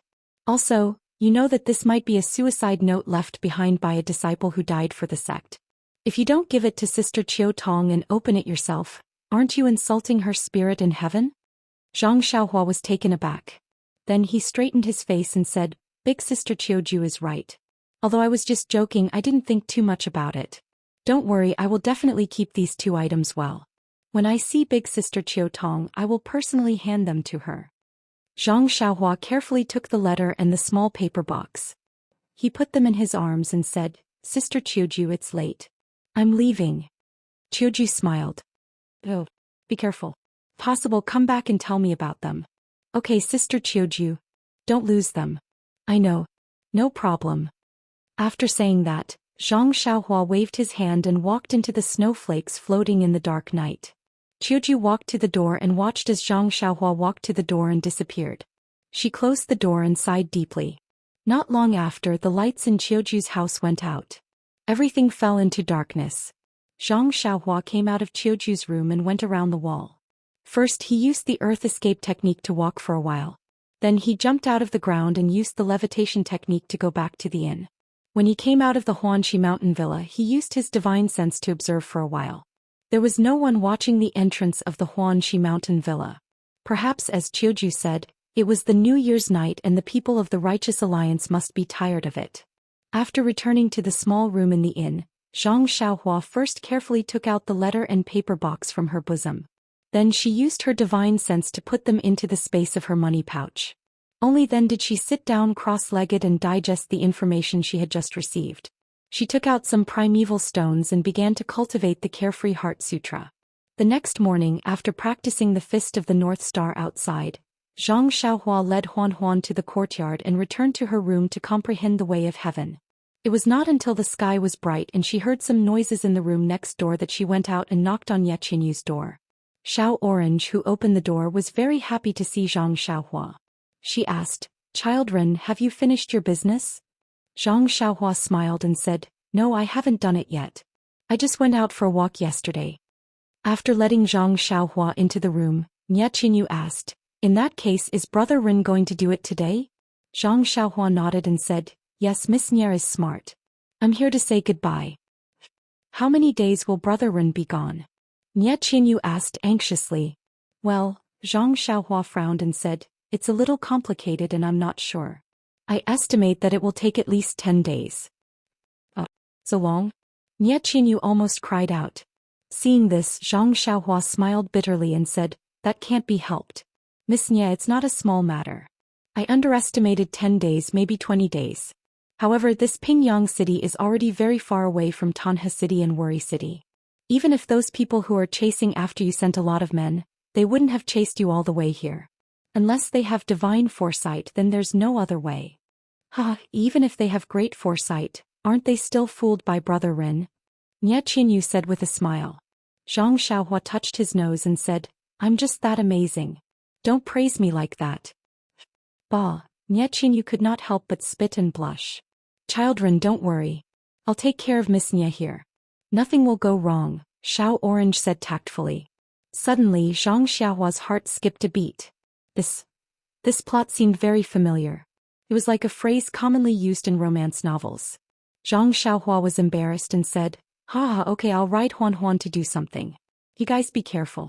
If there's nothing important, try not to go out. Oh, I forgot. Nothing will happen even if you go out. Why is that? Nye Qinyu was puzzled. Even if you go out, the bullies in the city won't be able to see you. What do you mean? Xiao Orange was puzzled.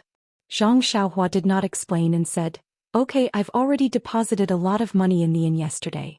It should be enough for a month. Hey, you guys stay here. I'll leave first.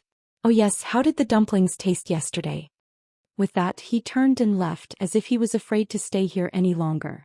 Sure enough, before he reached the door, Xiao Orange muttered, Child Rin is really strange. Yesterday's dumplings did taste good. Why did he only think of asking now? On the other side, Nye Qinyu seemed to have understood something. Her eyes were wide open and her soft voice was a little high-pitched. She shouted, "Ren Xiaoyao, how dare you say that we're not beautiful?" Zhang Xiaohua heard and did not stop moving. She laughed and said, "Miss Nia, you've wronged me. I didn't say that." Xiao Orange, who was beside her, also asked curiously, "When did Child Ren say that?" Nia Qianyu stomped her feet and said, "Didn't you just say that the bullies in the city look down on us? Didn't you understand?" Ren Xiaoyao. Xiao Orange did not call him Child Ren anymore. What nonsense. A girl's face was the most precious thing. How could she not be angry when you said that? The two of them chased after him to the door. Zhang Xiaohua had already urged the deer to leave a trail of footprints on the thick snow. A burst of laughter could be heard from afar. Surprisingly, the two people who chased after him did not look angry. They were both muttering to themselves, "Look at what Xiaoxia did. Even a joke is so profound. Even his laughter is so charming." Sigh, if Zhang Xiaohua heard this, wouldn't she fall off the deer directly? The road from Pingyang City to Lu Town was not short. Although the deer could run fast, it was still snowing heavily. It would take at least 3 to 4 days to get back. Therefore Zhang Xiaohua was not in a hurry. The Guozhuang house was just ahead. 4 to 5 years had passed. Why should she be anxious now? Therefore, amidst the snowflakes on the quiet road, Zhang Xiaohua sat cross-legged on the deer. She closed her eyes and started to cultivate. At this moment, what Zhang Xiaohua wanted to cultivate the most was the Heaven Dao. The feeling of understanding the Heaven Dao was so good that it was hard for Zhang Xiaohua to give up. However, ever since he had reached the 9th level of the Big Dipper magical fist, there would be a bone-honing flow every time he practiced it. He did not have a target for his future cultivation. At that time he had a sudden inspiration and thought of practicing it from the end to the end again. However, there was no need to recite the reversal of the fist technique. He only needed to read it word by word. Therefore, he did not have the time to think about it carefully. This journey from Pingyang City to Lu Town could be made use of. The 108 forms of the Big Dipper magical fist had left a deep impression in Zhang Xiaohua's mind. The little man who knew how to perform the fist technique had not appeared for a long time. However, it was not difficult to recall it again. Therefore, Zhang Xiaohua disassembled all the 108 forms in her mind. She wanted to recombine these forms. She wanted to take out the last form of the form first and then connect the other 107 forms to this form one by one. However, after going through all the forms, there was not a single form that could be connected. Zhang Xiaohua could not help but frown. Could it be that her idea was wrong? Or could it be that she had to find a new fist technique form from the many martial arts fist manuals? Yes, it was possible.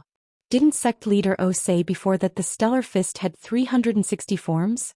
Her Big Dipper magical fist only had 108 forms. There were still many forms missing. However, in this way there was a problem. Since there were still forms that could be extracted from the fist manuals, why couldn't she find them the first time? This was really a problem. Zhang Xiaohua could not help but open her eyes and use her fingers to rub the space between her eyebrows. At this time there was a sudden rush of ding-dang from behind. A horse carriage caught up from behind. Zhang Xiaohua slightly turned her head. There was a small triangular flag on the carriage with the word "fast" written on it. Zhang Xiaohua smiled and patted Huan's head. Huan obediently walked to the side of the road and made way for the horse carriage. As soon as Huan made way, the horse carriage caught up. When it was walking side by side with Zhang Xiaohua, the coachman glanced at Zhang Xiaohua and nodded gently. Zhang Xiaohua also smiled in return. However, at this moment she heard a cat scream from below the horse carriage. Zhang Xiaohua used her divine sense to scan the area. It was a dirty cat that had been run over by the horse carriage's wheel and was rolling around under the horse carriage. The coachman seemed to have heard it. He frowned and tightened the reins in his hand. He was about to pull the horse carriage, but immediately he released his hand. With a flick of his wrist he shouted "Jia." The horse carriage continued to roar and did not stop for even a moment. On the snowy ground the pitiful cat rolled left and right. Finally it stopped moving. Its dirty white belly was facing up. Its two hind legs were curled up and twitching. One of its front legs was placed in front of its chest while the other was raised high. Seemed to be trying to grab something. Qidian Chinese website welcomes readers to read the latest, fastest and hottest series of original works at Qidian.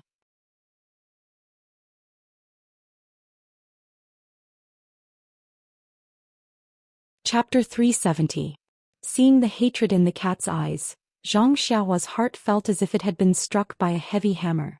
Looking at the dark red blood flowing from the corner of the cat's mouth and its four legs gradually stopping moving, Zhang Xiaohua suddenly felt a wave of sadness in his heart. When the cat had completely stopped moving, Zhang Xiaohua looked around and carefully picked up the pitiful and light little thing from the ground. He walked step by step to the side of the road until he reached the wasteland by the side of the road. After looking around, he put the cat down. Huan also obediently followed him. Zhang Xiaohua took the long sword from Huan's back and quickly dug an extremely deep hole in the wasteland. Zhang Xiaohua picked up the cat and carefully placed it into the deep hole, as if he was afraid of disturbing the cat's beautiful dream. Then, his heart filled with sadness, he sprinkled the soil on the cat bit by bit and murmured something. Only when all the soil was filled into the hole did Zhang Xiaohua stop. He clapped his hands and looked at the dark clouds in the sky. He sighed, life is so fragile. To be honest, ever since Zhang Xiaohua started practicing qi, he had been decisive in killing. Countless lives had been taken by his hands. Perhaps his killing methods were too nimble and he had never seen more blood. Moreover, the people he killed were all detestable people, so he didn't feel too burdened in his heart. But today he suddenly saw an innocent cat being run over by a carriage. This ordinary incident that couldn't be more ordinary on a normal day actually aroused his compassion. If it was said to be the backlash of his killing intent from before, it was reasonable. Life, death, life, death. Zhang Xiaohua stood with his hands in his sleeves. He looked up at the sky and murmured these two words over and over again. In an instant, the entire world seemed to be stagnant and the snowflakes also stopped in the air. Zhang Xiaohua's mind once again felt the call of the heavens. At this moment, his consciousness left his body like before and gradually, slowly rose up. This time, Zhang Xiaohua had the previous experience and didn't deliberately or anxiously rise up. Instead, he slowly controlled the speed of his consciousness and spread it out to understand the feeling of the entire world. But soon after, Zhang Xiaohua discovered that his comprehension this time was different from the last time. This time, what he saw through his consciousness was not the various states of the world, but the life and death of the world.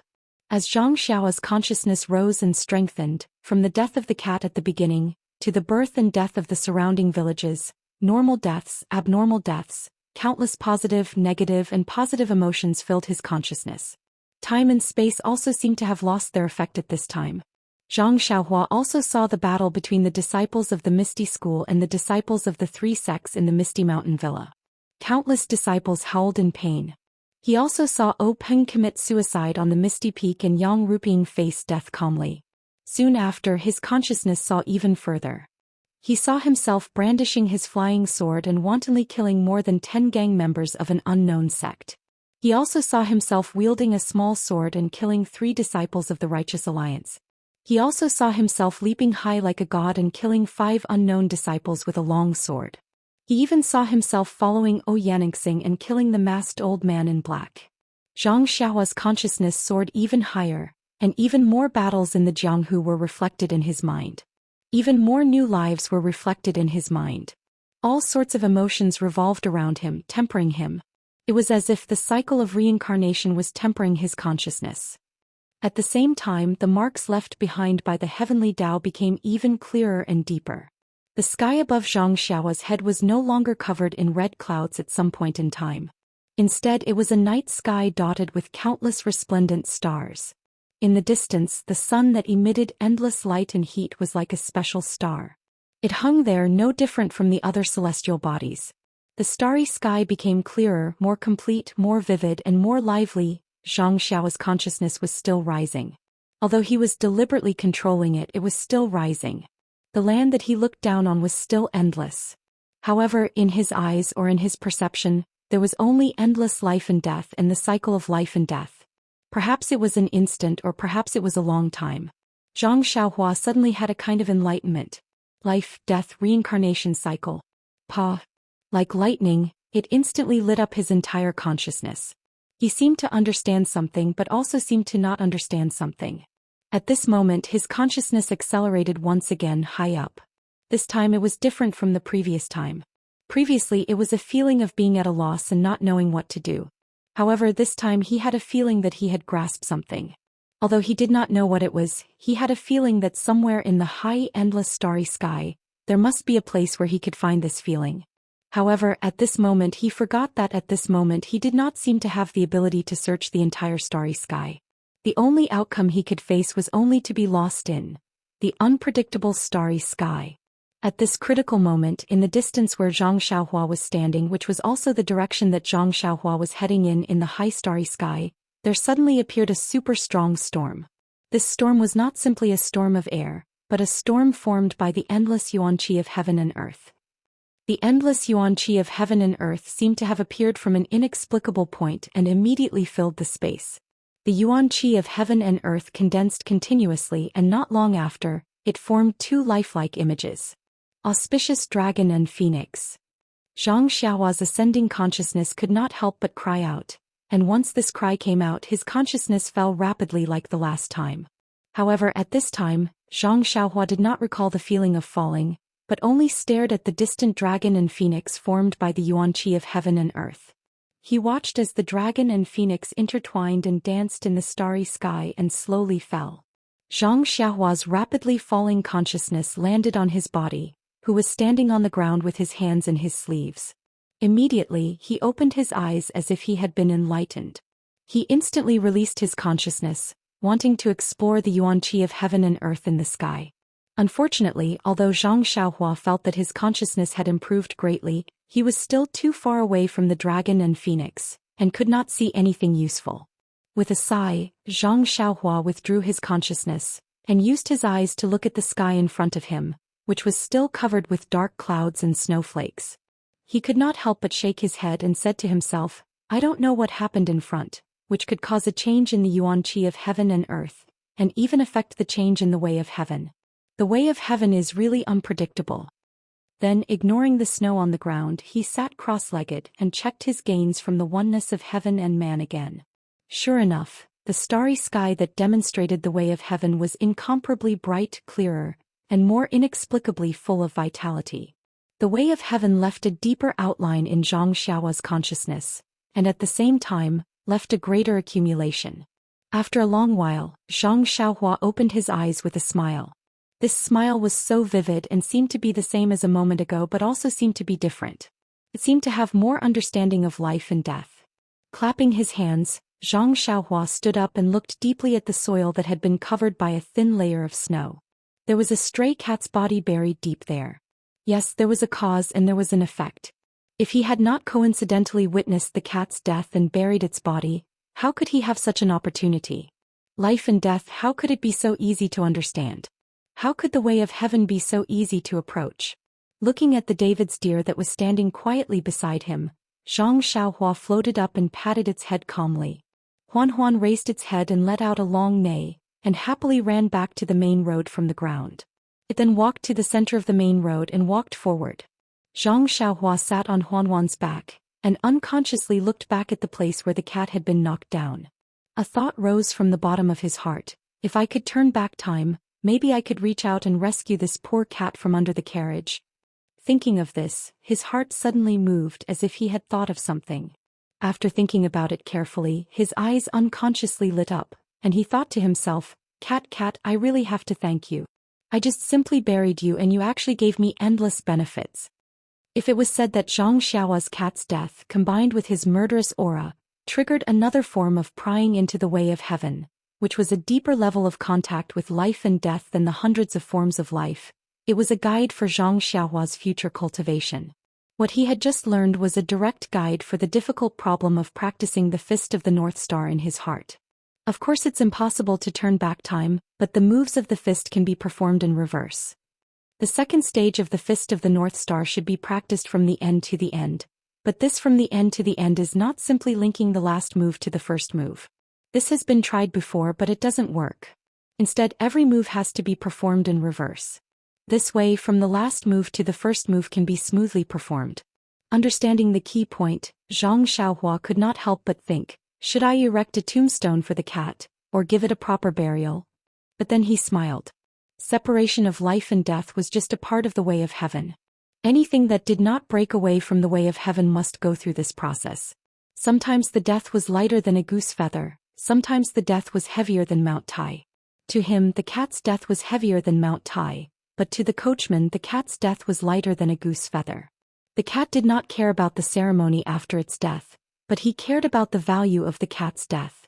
Instead of giving the cat an unimportant ceremony, it was better to keep the cat's death in his heart as a warning to himself. Death was actually very simple as long as he pointed his flying sword, a drop of blood. Death was also very complicated, perhaps he might not be able to comprehend it in his lifetime. This sword was related to life and death, so he must not use it lightly in the future. Alas, who in this world could understand everything? In this wilderness, the life and death of a stray cat except for the current Zhang Xiaohua who knew. But such a cat's death was exchanged for the lives of countless Jianghu people in the future. Even Zhang Xiaohua himself could not explain the cause and effect of this. You're tuning in to the Biao's Wuxiao Chronicles YouTube channel. Don't forget to subscribe and join us on this journey to catch the most captivating stories.